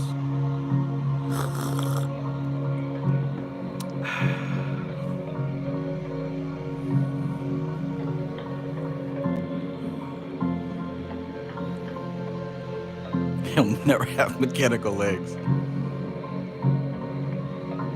All right, so yeah, that's what's happening here, right? The great entity, when it projects the image of itself, found substance of the same nature as the projection, awaiting the organization which that projection should bring about. It will be recalled that the great entity gathered about itself atoms of each cosmic plane, out of which it formed its body. These atoms themselves are entities, though of a lesser degree. It will be recalled that the great entity gathered about itself atoms of each cosmic plane, out of which it formed its body. These atoms themselves are entities. Get it? Get it? Though of a lesser degree of development than the great entity of which they form a part. Being of lesser development, the full recapitulatory growth is achieved earlier. Right? Being of lesser development, the full recapitulatory growth is achieved earlier. Each atom, having realized itself, has created a concept of itself. Look at that. So it's almost like an automatic process. The looking within, it is recognized the raw ingredients. And from the raw ingredients, self is recreated. Even down to the atomic level, the inner atoms see themselves and recreate themselves. These concepts projected by the atoms are not atoms, listen, they're not atoms, but so many units of knowledge of ways in which reaction is possible. Ooh.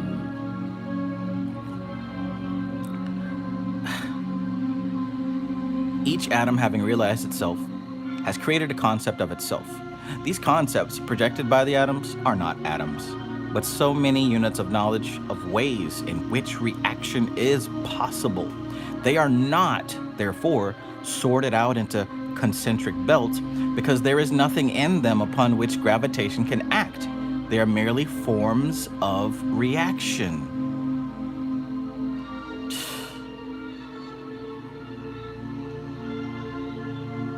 Forms of reaction.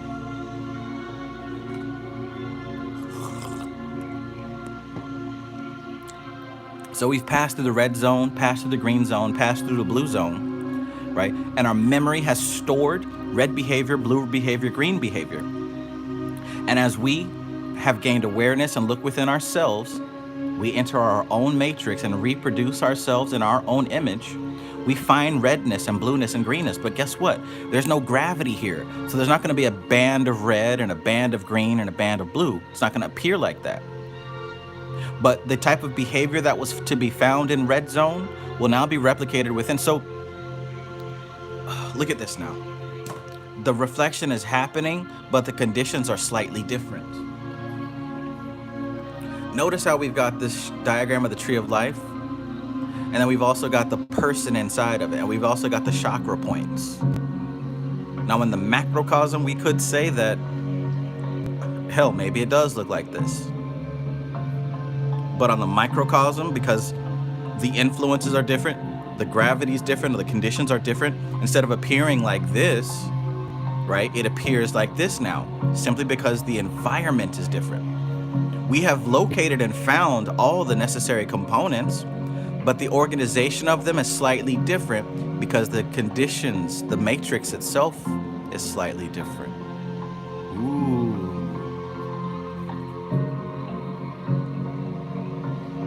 Lance Benefield says, aren't they the prime colors?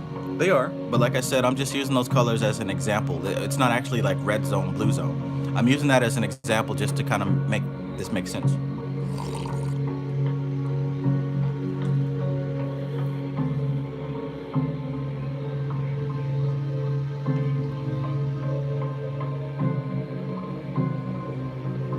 Matthew Watson says, that's how nanotechnology works. The artificial intelligence form a cell.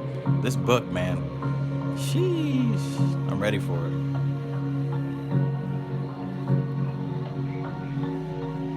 Cosmic Traveler says, have a good night, ladies and gents. Always happy to be here. Have a sweet dreams. Get those downloads. WT says, makes me think of pregnancy too, and how we come out with all this passed down to us on a micro level to the macro. Yes.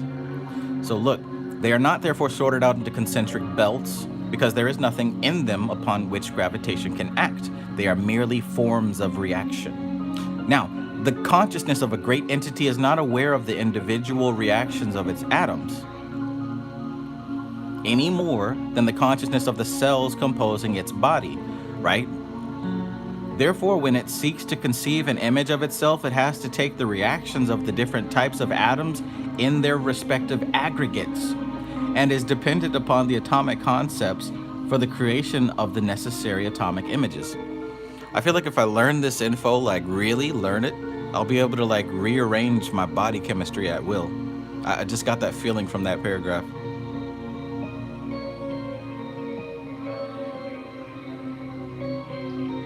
WT says, sounds like the great entity is us from person number one perspective. This gets you thinking multi-level. Let me read that again. Now, the consciousness of a great entity is not aware of the individual reactions of its atoms any more than the consciousness of the cells composing its body. Therefore, when it seeks to conceive an image of itself, it has to take the reactions of the different types of atoms in their respective aggregates and is dependent upon the atomic concepts for the creation of the necessary atomic images. It is dependent upon the atomic concepts for the creation of the necessary atomic images. Therefore, the great entity has to create its concept of itself in objective substance, and is therefore limited and bound by conditions of nature, of the nature of the already created images which it utilizes. Thus, the atoms, by conceiving their own images, perform the primal act of creation. It's almost as if, even though that's not intentional, it's almost as if we're utilizing shortcuts to build a more complex entity. I'll read it again, but I just wanted to get through that because I knew that was a long-ass sentence. Seems like when I go back over it for the second time, I have a better understanding of it.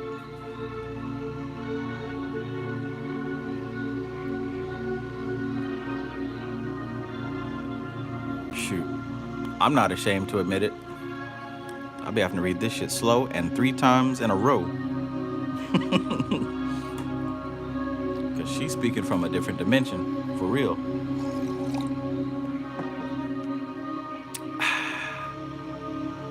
Jesus, Jesus, Jesus, Jesus, Jesus. Jesus, Jesus, Jesus, Jesus, Jesus. Now, the consciousness of a great entity is not aware of the individual reactions of its atoms any more than the consciousness of the cells composing its body. Therefore, when it seeks to conceive an image of itself, it has to take the reactions of the different types of atoms in their respective aggregates, and is dependent upon the atomic concepts for the creation of the necessary atomic images. Therefore, the great entity has to create its concept of itself in objective substance, right? It has to utilize the matrix to create itself, and is therefore limited and bound by what? By the conditions of the nature of the already created images which it utilizes. So because you're taking shortcuts and using pre-packaged Lego blocks, you're limited to the conditions of the pre-packaging. Thus, the atoms, by conceiving their own images, perform the primal act of creation. Interesting, interesting. So it is conscious and subconscious evolution. It's conscious evolution because we become self-aware and recognize ourselves and assemble ourselves. But the subconscious part is the fact that the building blocks we don't create. The building blocks are kind of they recognize themselves and create a potentiality, right? So we're not aware of, okay, listen to this. We're not aware of how the nervous system operates. Like, you can't sit down and take your consciousness through the nervous system and make it work. We don't know. We don't know how the blood pumps and the air breathes and the heart beats and the liver processes and detoxes. And we're not consciously aware of that as it's happening. But something is, right? The subconscious retains that memory from somewhere else. So as we come into being, those things are automatically assembled. They come you get that human pack, right? It's pre-assembled. All you have to do is slide into it, get into the driver's seat and operate it.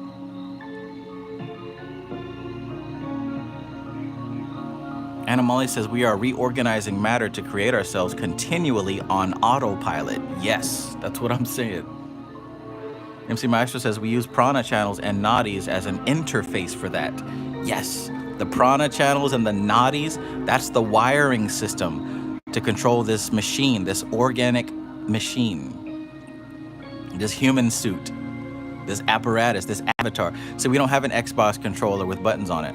We have the prana streams, right? The buttons are the chakra points. Maybe I'm spot on with my metaphor.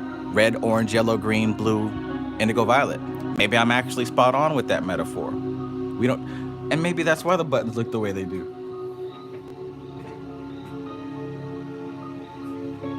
Well, mine ain't colored, but typically these are the 4 colors, right?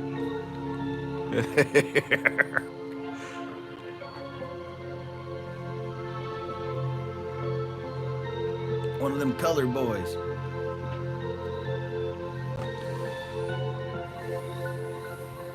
I like it. I love it. I want some more of it. The first act of creation proceeds from the body of God and is but a mass of unorganized units. Darkness was upon the face of the deep. These units, having no organization and consequently no relations among themselves, could not attain to objective consciousness. But as soon as the concept of the great entity, based upon its cosmic experiences, became projected, it organized them into relationships, and they then became conscious of each other, became affected by each other. Whoa. Okay, so what I'm getting from that is matter, the objective universe, and subjective universe. And the fact that the objective universe and matter and the material plane, Prakriti, was literally just there, unused. But once oh man, this starts to explain why. Does anybody remember that book, Samkhya Darshan? If you have Samkhya Darshan and you have a sharp mind, hopefully you took some highlights. Crack that open and go back to Samkhya Darshan. Because the big question is, why does Purusha become attracted to Prakriti? Why does Purusha get entangled within Prakriti? Right? That was one of the big questions I had that was not answered. But imagine that Prakriti is still part of Purusha. She's just the dense and thick outer crust that isn't really being used. Yet, when Purusha looks within himself and sees Prakriti, like what was being explained here, that reflection automatically attracts the corresponding parts of Prakriti that would match and line up. It's almost like it magnetically comes together and begins to form and take shape.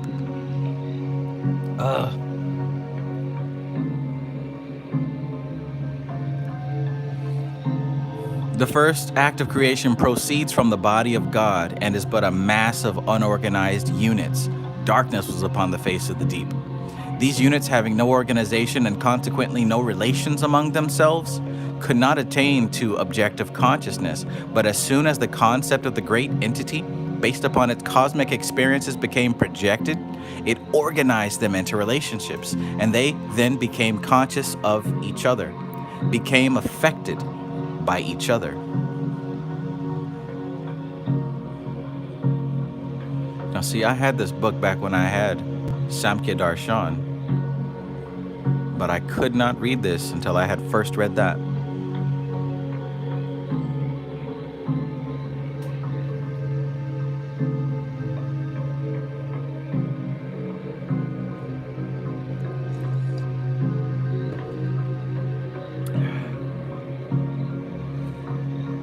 It will thus be seen that the cosmic atoms created the atoms of each prime subplane of manifestation, and that the atoms, thus created by being brought into relationship with its own kind by action of the great entity, developed into subplanes.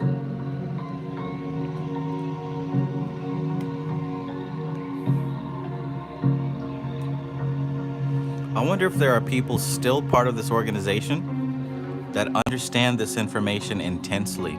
I wonder if there are still people that understand this information intensely. Where are they at?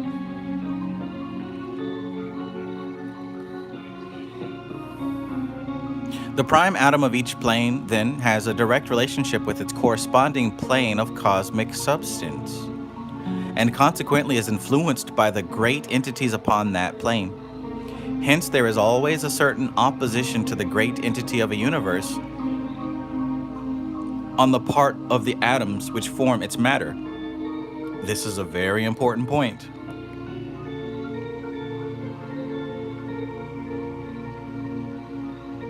We have seen then, first, the projection of the atomic concepts. Then later, the projection of the great entity's concept of itself, which organizes those atoms into a miniature cosmos, which is called a universe, in these papers, to distinguish it from that state of existence which gave rise to its parent and creator.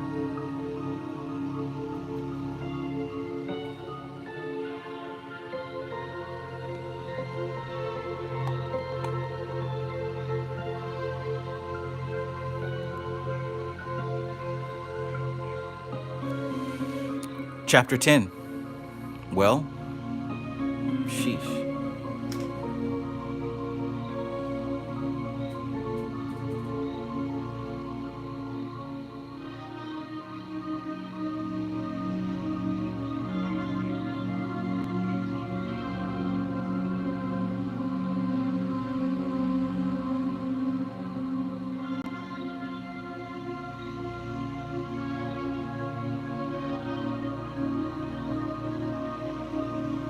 Chapter 10. The relation between the projected image and the logoidal consciousness. And by the way, we're going to go ahead and wrap it up here.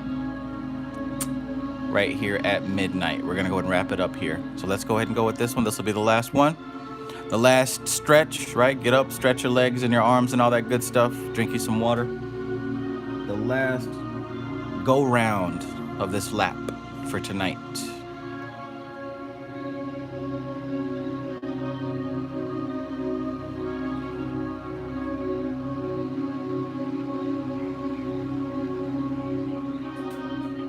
I lost track of time. Seriously, I thought we were going to stop an hour ago, but nobody said 11:11. I wasn't paying attention to the time though, so.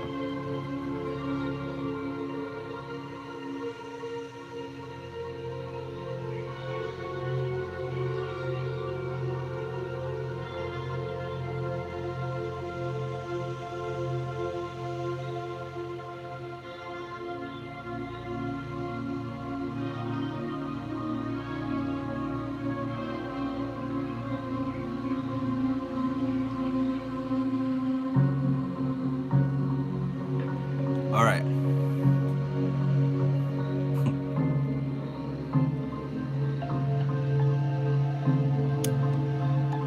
The relation between the projected image and the logoidal consciousness. And the Spirit of God moved upon the face of the waters, and God said, "Let there be light," and there was light. Dang, so she's going through the Bible. Amun-Ra Central said one person said 11:11. Oh, dang. Well, I missed it. Please forgive me. This ain't me.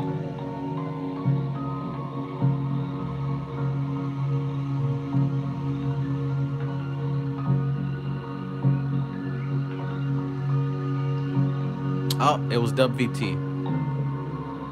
Appreciate you, Dub VT. I think I probably stepped away at that point. All right, well, let's get here. Let's get to it. And the Spirit of God moved upon the face of the waters, and God said, "Let there be light," and there was light. You have heard in previous lectures how the atoms or units of manifestation of a universe are formed, and also how the currents and tides of divine power are set flowing through them, so that an exact replica of the cosmos is formed in miniature. The correspondences being exact, save that the cycles of a universe moving in a smaller radius have a more rapid rhythm. Note that a rhythm is but a series of repetitions. Big point.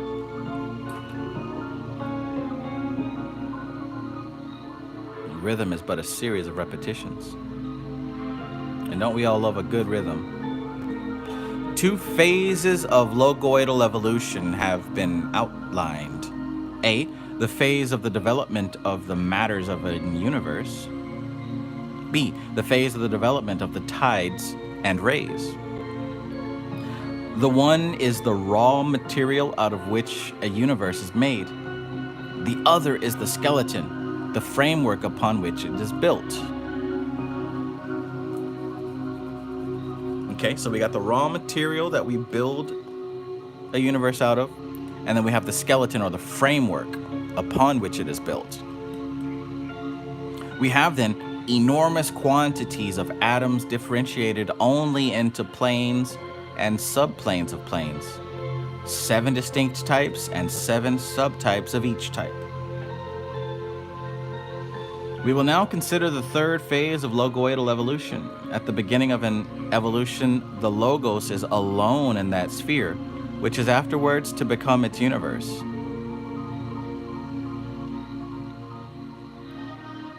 It is conscious only of itself, for there is no object in existence within that sphere of which it can be conscious.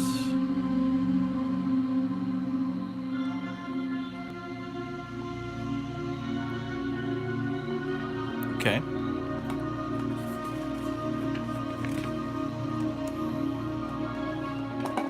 It will thus be seen that The Logos reverses the order of the psychologist's concept of the evolution of consciousness, having first cosmic consciousness, then self-consciousness, and then objective consciousness. The Logos, then, is now aware that a thought form has been projected from its consciousness into its aura. For under one aspect, the universe may be conceived as the aura of God.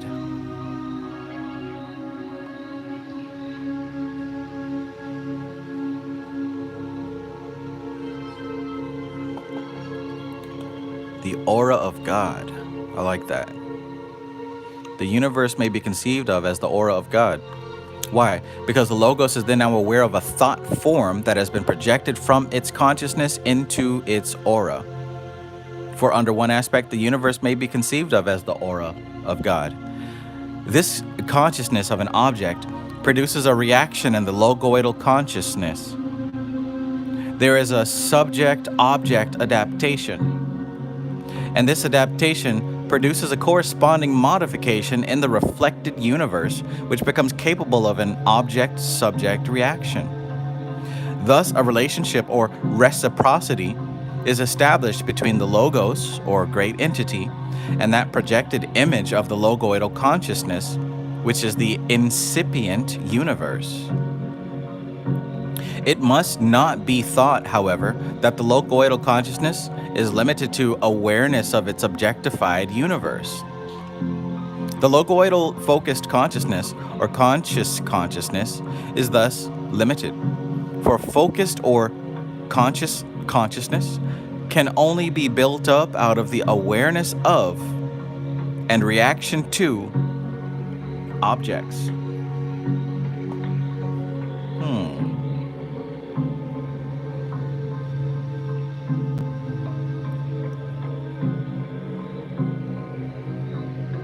Is the chat frozen, or are we all just sleepy? Bum, bum, bum, bum. Or perhaps focused and listening.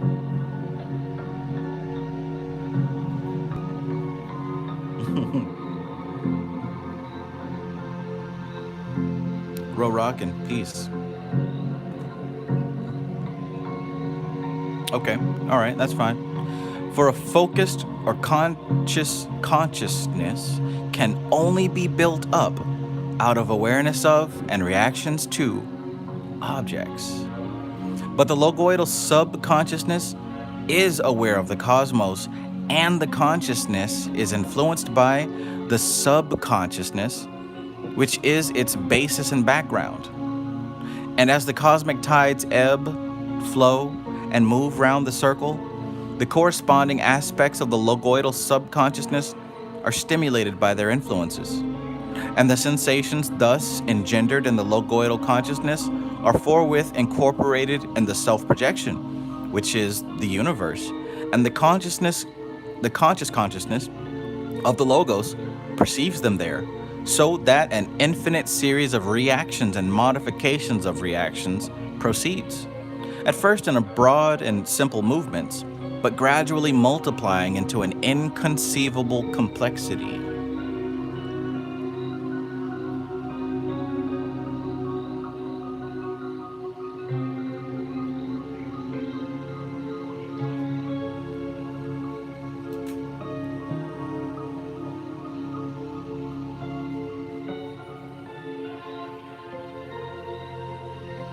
All these modifications influence the atomic matters of the incipient universe and determine their nature and characterize them. It is these characterizations that are subsequently discovered by man as natural laws or observed sequences. Thus are the natures of things determined. They are built into them by the logoidal reactions to the conditions of its cosmic environment. And these modifications are constantly proceeding. They do not endure for a phase and cease, but continue as long as the atomic subplanes to which they correspond are in existence. Thus, an elemental evolution proceeds apart from the evolution of life and form as we know it.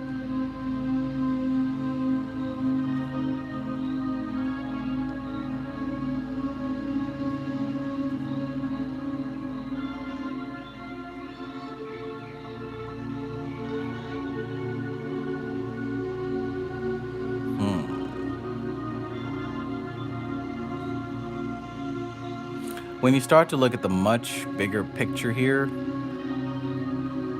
you start to see how foolish it is to get wrapped up in some of these gloom and doom conspiracy theories. I mean, if your worldview is small, then yes, a perceived threat to that small worldview could seem very scary. But when you expand and realize concepts like this, in a way, you kind of get this stirring up on the inside that you really are more than just, you know, a walking animal that talks and does social media. You start to really see that things might be much bigger and much more meaningful than just that.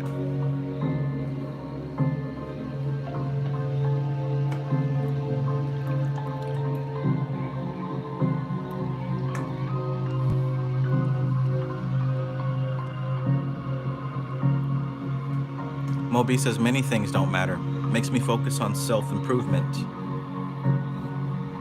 Right, because despite all these other could-be's, would-be's, one thing's for sure. You're gonna be you until you're not anymore.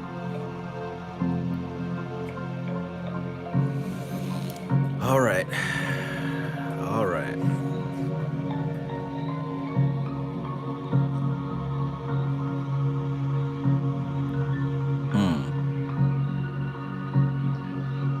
I guess we can do one more.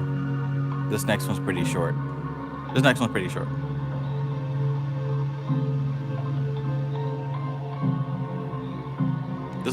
short. We can do this one. Last one for real. Dang, and I stopped right at 12 o'clock too. Oh well. Last one for sure.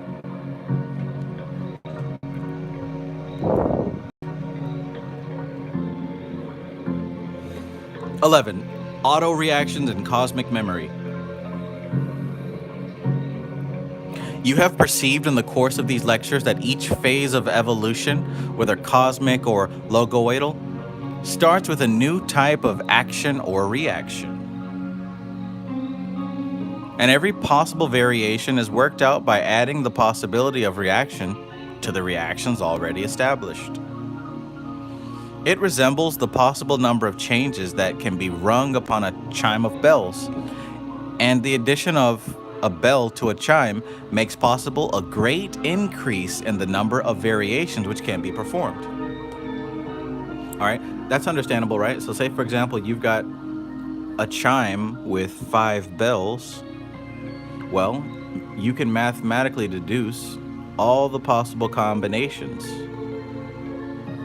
of sound, of music, with those five notes. And if you add another bell to that, the number increases dramatically,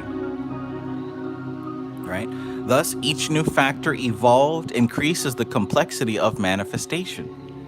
And when the utmost diversity of which the factor renders the universe capable has been arrived at, that phase of evolution has reached its maximum development. Boom. So that's what we're talking about with evolution.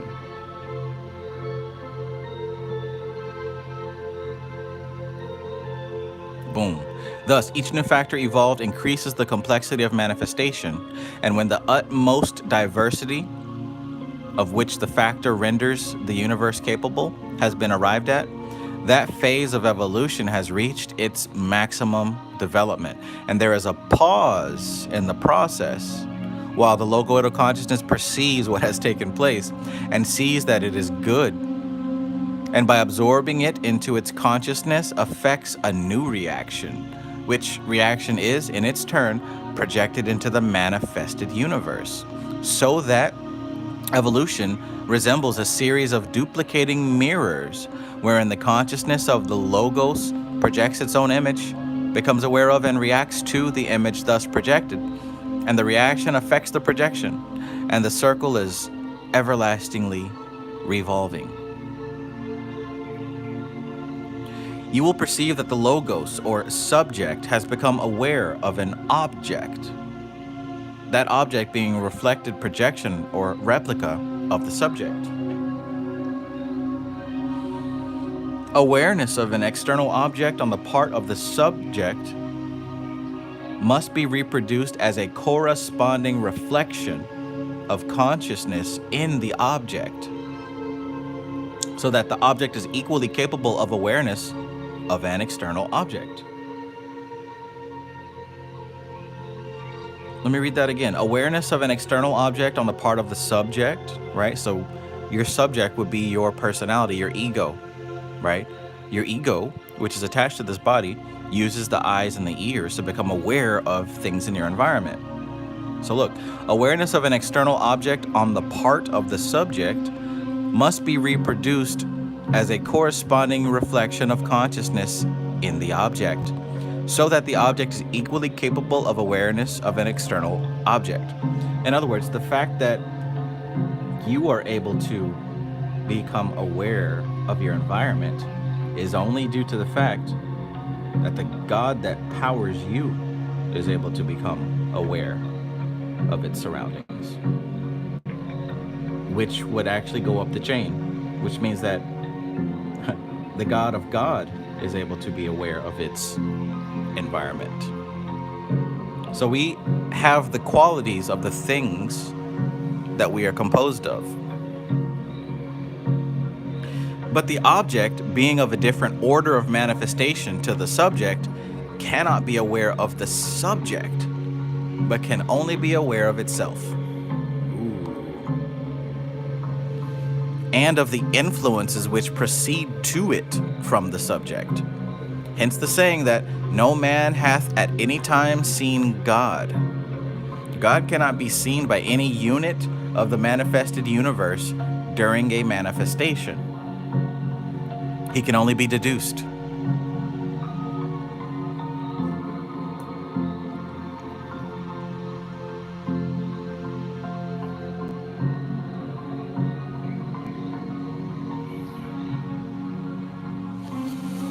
God cannot be seen by any unit of the manifested universe during a manifestation. He can only be deduced. The objective awareness is not confined to any one point of the manifested universe, but is a diffused awareness around what may be conceived of as the central ring.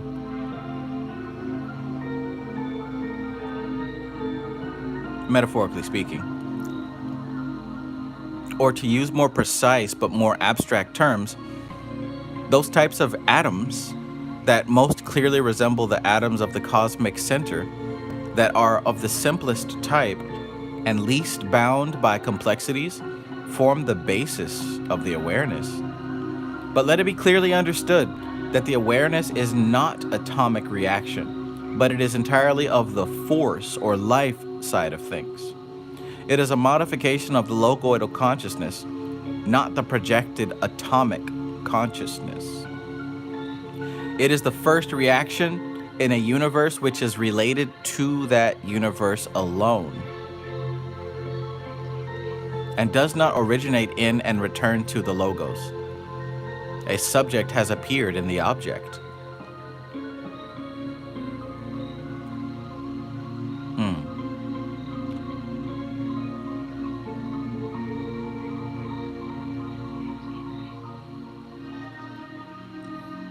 Consciousness may be defined as reaction plus memory. Reaction plus memory. That is to say, an action takes place in a particular type of substance, and that reaction produces a secondary reaction in another type of existence, which is related to the first in the same way as the atoms of universes are related to the atoms of a cosmos, or the form of a universe is related to the consciousness of the logos. That is to say, the subject conceives ideas concerning itself, and these react among themselves, and the reaction, to use a metaphor, leaves a track in space round which the movement of its reaction continues to flow as pure movement apart from actual transition in space of the objects which perform the movement.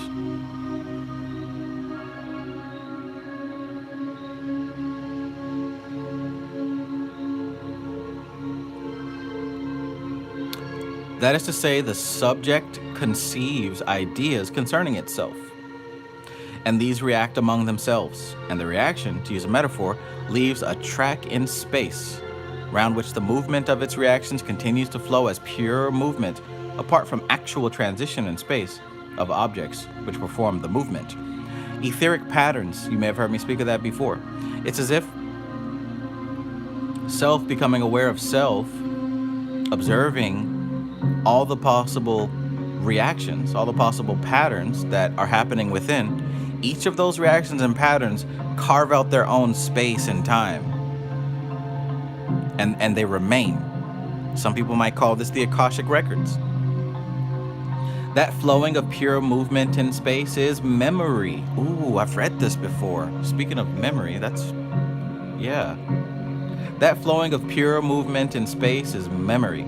The reproduction of an image of an action in another plane of manifestation. I've read this before. And consciousness is built out of memory, as distinguished from awareness, which is a form of reaction between two planes. Oh, that's it. It will thus be seen that the form or framework upon which the universe is built has been made the basis of a third type of manifestation, the manifestation of auto-reactions.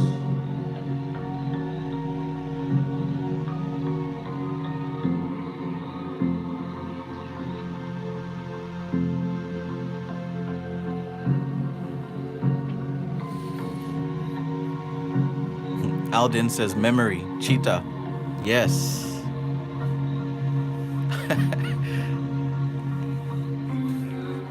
Goodness gracious. IDKDKDF says there's an apple, which is the thing from the idea of the physical world. Then I think of an imaginary apple. Will the two come from the being residing over the ring past not? Yes, so if we're referring to the great entity, this idea of an apple is one of the many reactions of simple processes, right? The simple atoms within it. At some point within their combinations, within their endless combinations, is the idea of an apple. And as those combinations continue, we get this concept of a human being, you specifically. Now that concept of an apple is there always, being pressed out and expressed into the material plane by the countless manifestations of apple trees.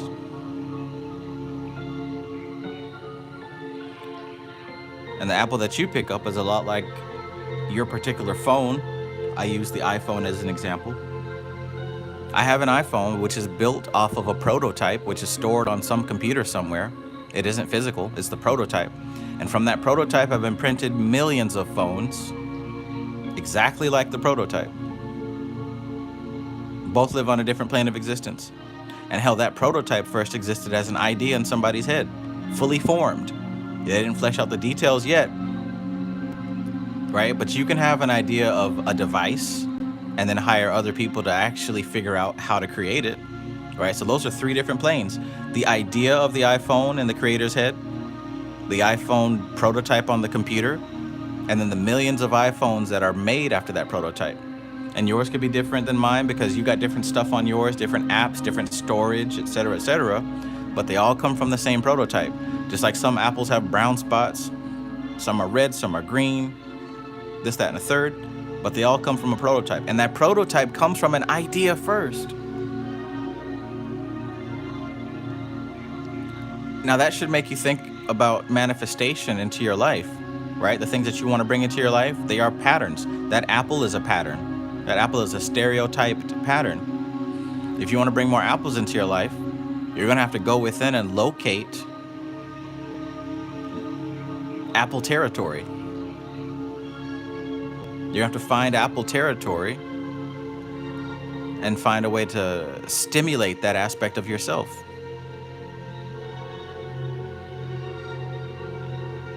Manifestation really does happen from within, not from without. If you're gonna buy Funko Pops, and if you're gonna draw sigils, and if you're gonna buy oil and candles, they should only serve as symbols to react and provide a stimulation of what's happening within. But to see the candle as an object that's gonna cause something to come into your life, you're only proving that you don't know what you're doing. Am I right or am I wrong? Think about the stuff that you've actually manifested, and here's what's wild. You've manifested successfully plenty of times without magic words, without sigils, without really doing anything that you consider magical. You've done it by simply focusing on it, feeling about it, and acting as if you're already moving in that dimension. Man, listen. If you want to manifest a new paradigm, you're gonna have to find it within yourself first. The secret's here. I don't know what other folks is talking about, but if they ain't on this level, man, I don't know. Who knows? Who knows?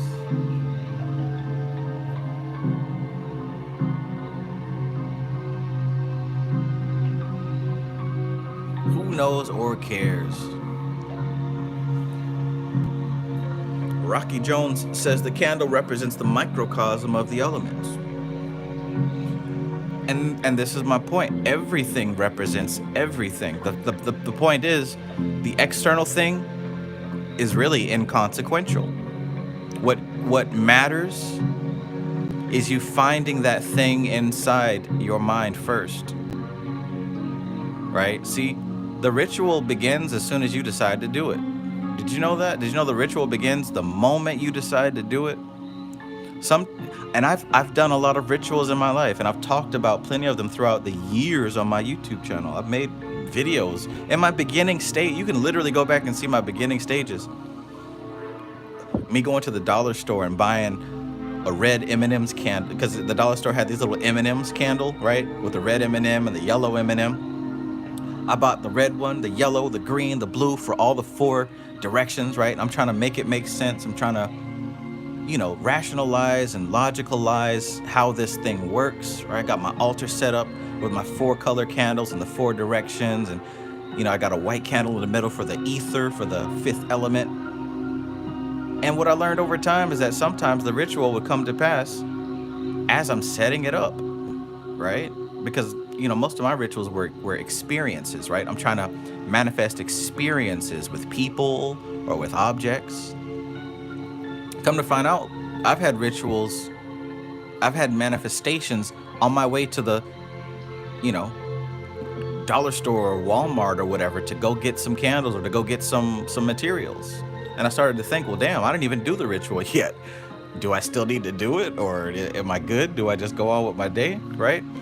Through endless trial and error, I've come to realize that you've got to find that place that you're trying to manifest. You got to find it in your mind first. And then everything you do after that is a belief that it has worked, that it has happened, right?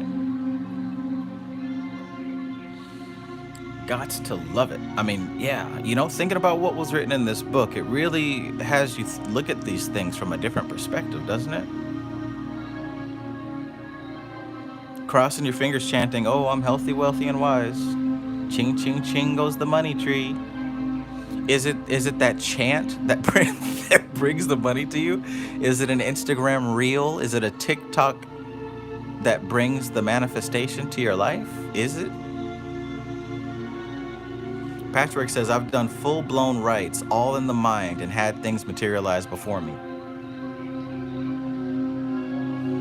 Is it the ching ching and the money tree reel or TikTok? Is that what makes it happen?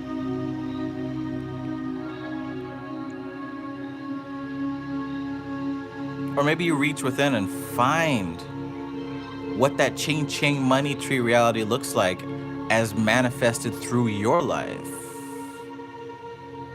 Maybe when we say we tap into it, maybe that's what tap into it is all about.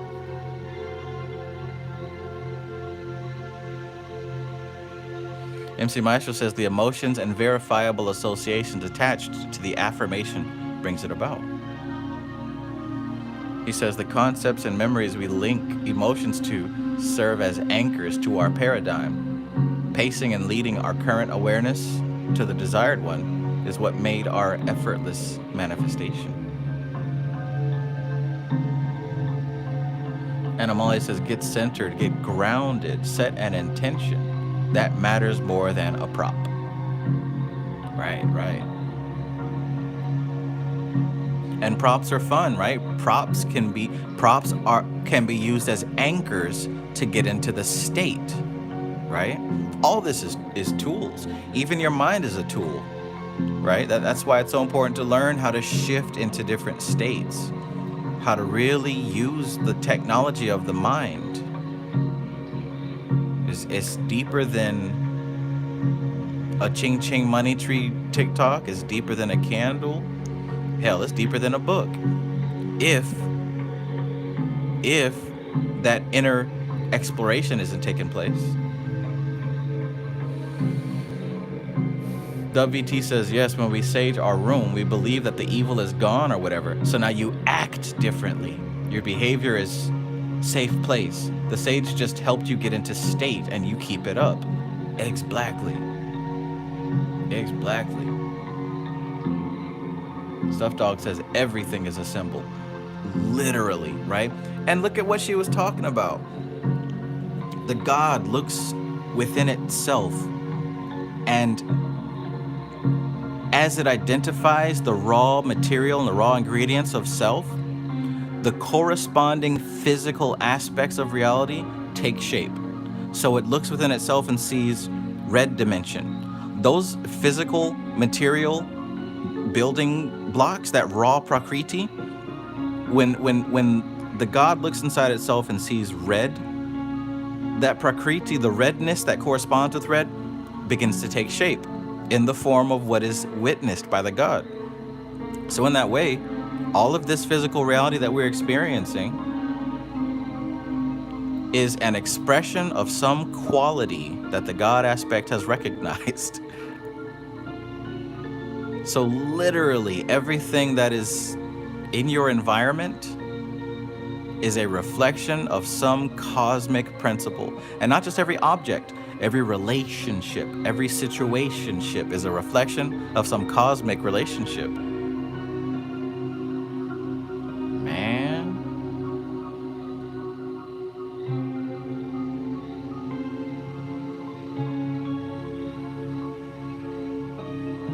Prince Cthulhu says, we unlock a new reaction with tools like Ching Ching and Sage. We can, right? We can. Okay, so look, in my beginning stages, like I mentioned, me sitting at that table with my candles, you know what I'm saying? I was tapped in, but I was still learning, right? Now, if I was just purely external, I'm thinking that all the magic is coming from the tools. Now, if I add Ching Ching to that tool, I'm not really gonna get any better. I just found a new toy to play with, right? If I start burning sage now, I'm not really getting better. I just found a new toy to play with. But once I recognize that really the power is within me, when I allow myself to shift into a specific state that allows me to go deeper and access a knowing, or I should say, listen now, when I go so deep into myself that I recognize the quality of soul that corresponds to what I'm trying to manifest. Did you hear what I said? That thing that you want, or that situation you want in life, it has a corresponding soul aspect. So you got to go within yourself, find it, tap into it so that it can manifest. Once you learn how to do that, oh yeah, you can use Ching Ching the money tree. You can use sage, but hell, you wouldn't even need to. You would just utilize what's in your environment already, right? Once you get to that level, you realize that everything in your environment is already everything you need. You don't have to search for the next book. You don't have to search for a Ching Ching money tree TikTok. It's there.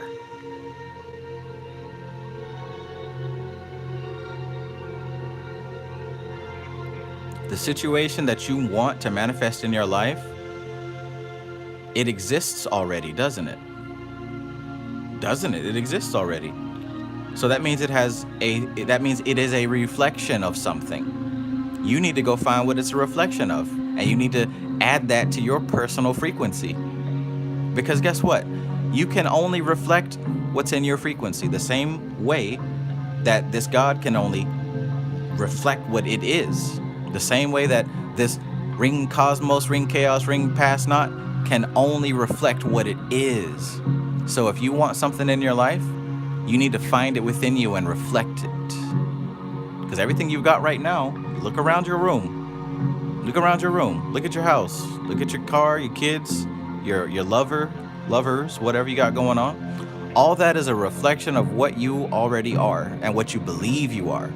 So if you're wanting something different, you're going to have to find it and reflect it and believe it. It's the remix to Ignition, hot and fresh out the kitchen. Mama rolling that body, got every man in here wishing, sipping on coke and rum. I'm like, so what, I'm drunk. It's the freaking weekend, baby, I'm about to have me some fun. Right or wrong? After party, hotel lobby. Right around 12, you gotta clear the lobby. Take it to your room, man. Somebody. Doo doo. Beep beep. Right? Right or wrong? Give me that toot toot. And let me give you that beep beep. The mama rolling that body, got every man and he wishing. All right, that's about it for right now. Because if I stay on here any longer, I'm gonna sing the entire song. I'm gonna sing the whole entire song, and I will miss words. I'll fuck them lyrics all the way up.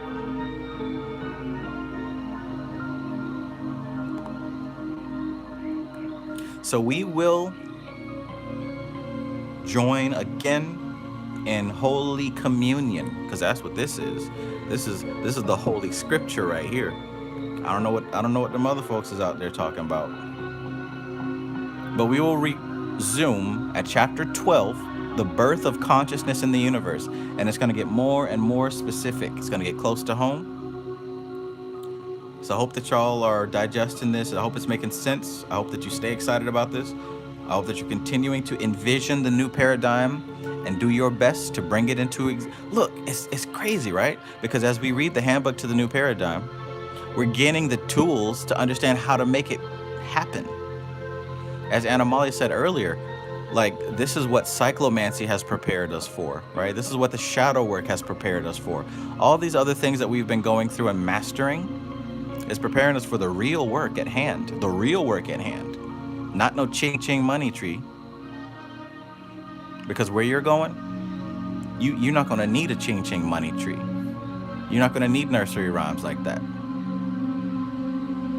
You're going to know that what you need is already present, and there it is.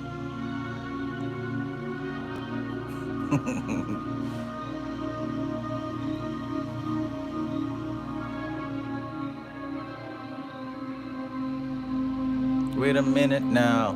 Uh-oh. Underlay. They done brought Nelly to Fortnite, man. I jumped in my Fortnite Lamborghini, my Lambo, my pink Lambo. I turned on the radio, it was Nelly playing. I'm a sucker for cornrows, manicured toes. They got Nelly on Fortnite. Not just one song either. Not just one song. They got DMX on there. What they really want from it? Come on. What?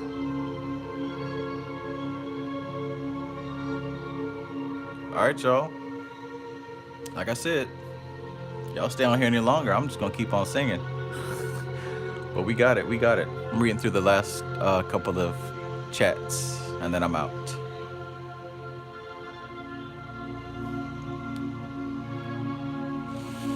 Cineverse Studios says if we cease to look within and see God, then we will not come to the full realization of the God that we are. We can only become what we see within to trace ourselves back to Kether. Facts. Thank you, Patchwork. Patchwork says it's all within you, going through you and everything. It's all within you, going through you and all around you. Everything you need. Facts. Big facts. I'm about to have me some fun. Thankfully, they got Will Smith into Fortnite before the big slap. But it ain't coming back, I'll tell you that. I got my Will Smith skin. At any given time, I could be Will Smith in Fortnite. Cruising in a Lamborghini listening to Nelly. With Lady Gaga in the passenger. Right? That's probably happening right now.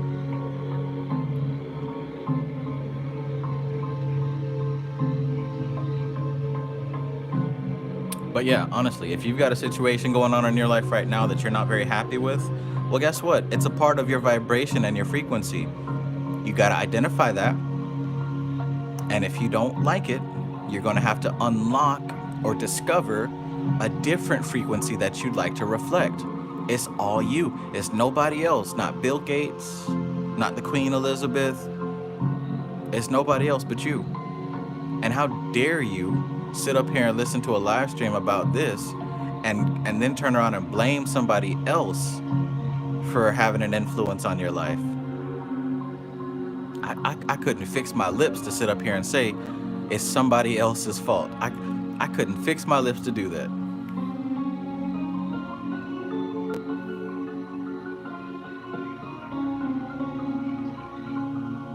That's how Rough Riders roll.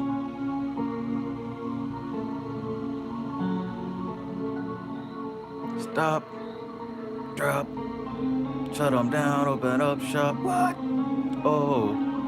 Amon Ra Central says, show us the unicorn as you sign out. The wall unicorn. Oh, I was about to say, that's OnlyFans material only.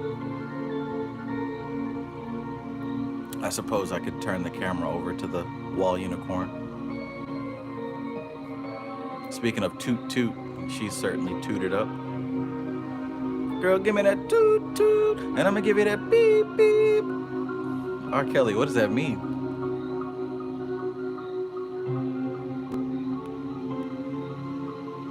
All right. I'm going through the comments. Almost done. Almost done. Hoy. MC Marshall says they're gonna add Eddie Murphy. I don't see it.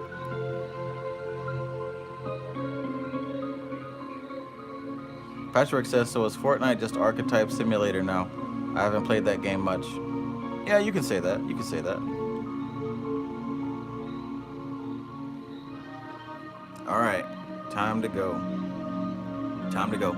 I appreciate y'all. I thank you so much. I love you. I hope that you're having an excellent evening, and we'll have an even better tomorrow, right? And I'm telling you, just as easy as it is to inhale and exhale and blink your eyes without even thinking about it, just as easy as it is to breathe and blink, it's easy to travel into the astral plane as you sleep and figure this information out. Let your subconscious percolate, digest. It's effortless. It takes no effort on your part. It just happens, smooth and slick, moisturized. It just happens. And you figure it out, and you figure out ways to apply it to your everyday life. It literally just happens as easy as breathing. So go do that. And I'll see you on the next reading. This is TK Trav, aka Travis Magus, here with LVX777. I love you all. Peace.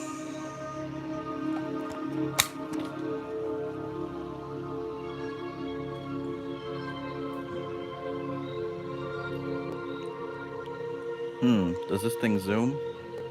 Absolutely. There we go.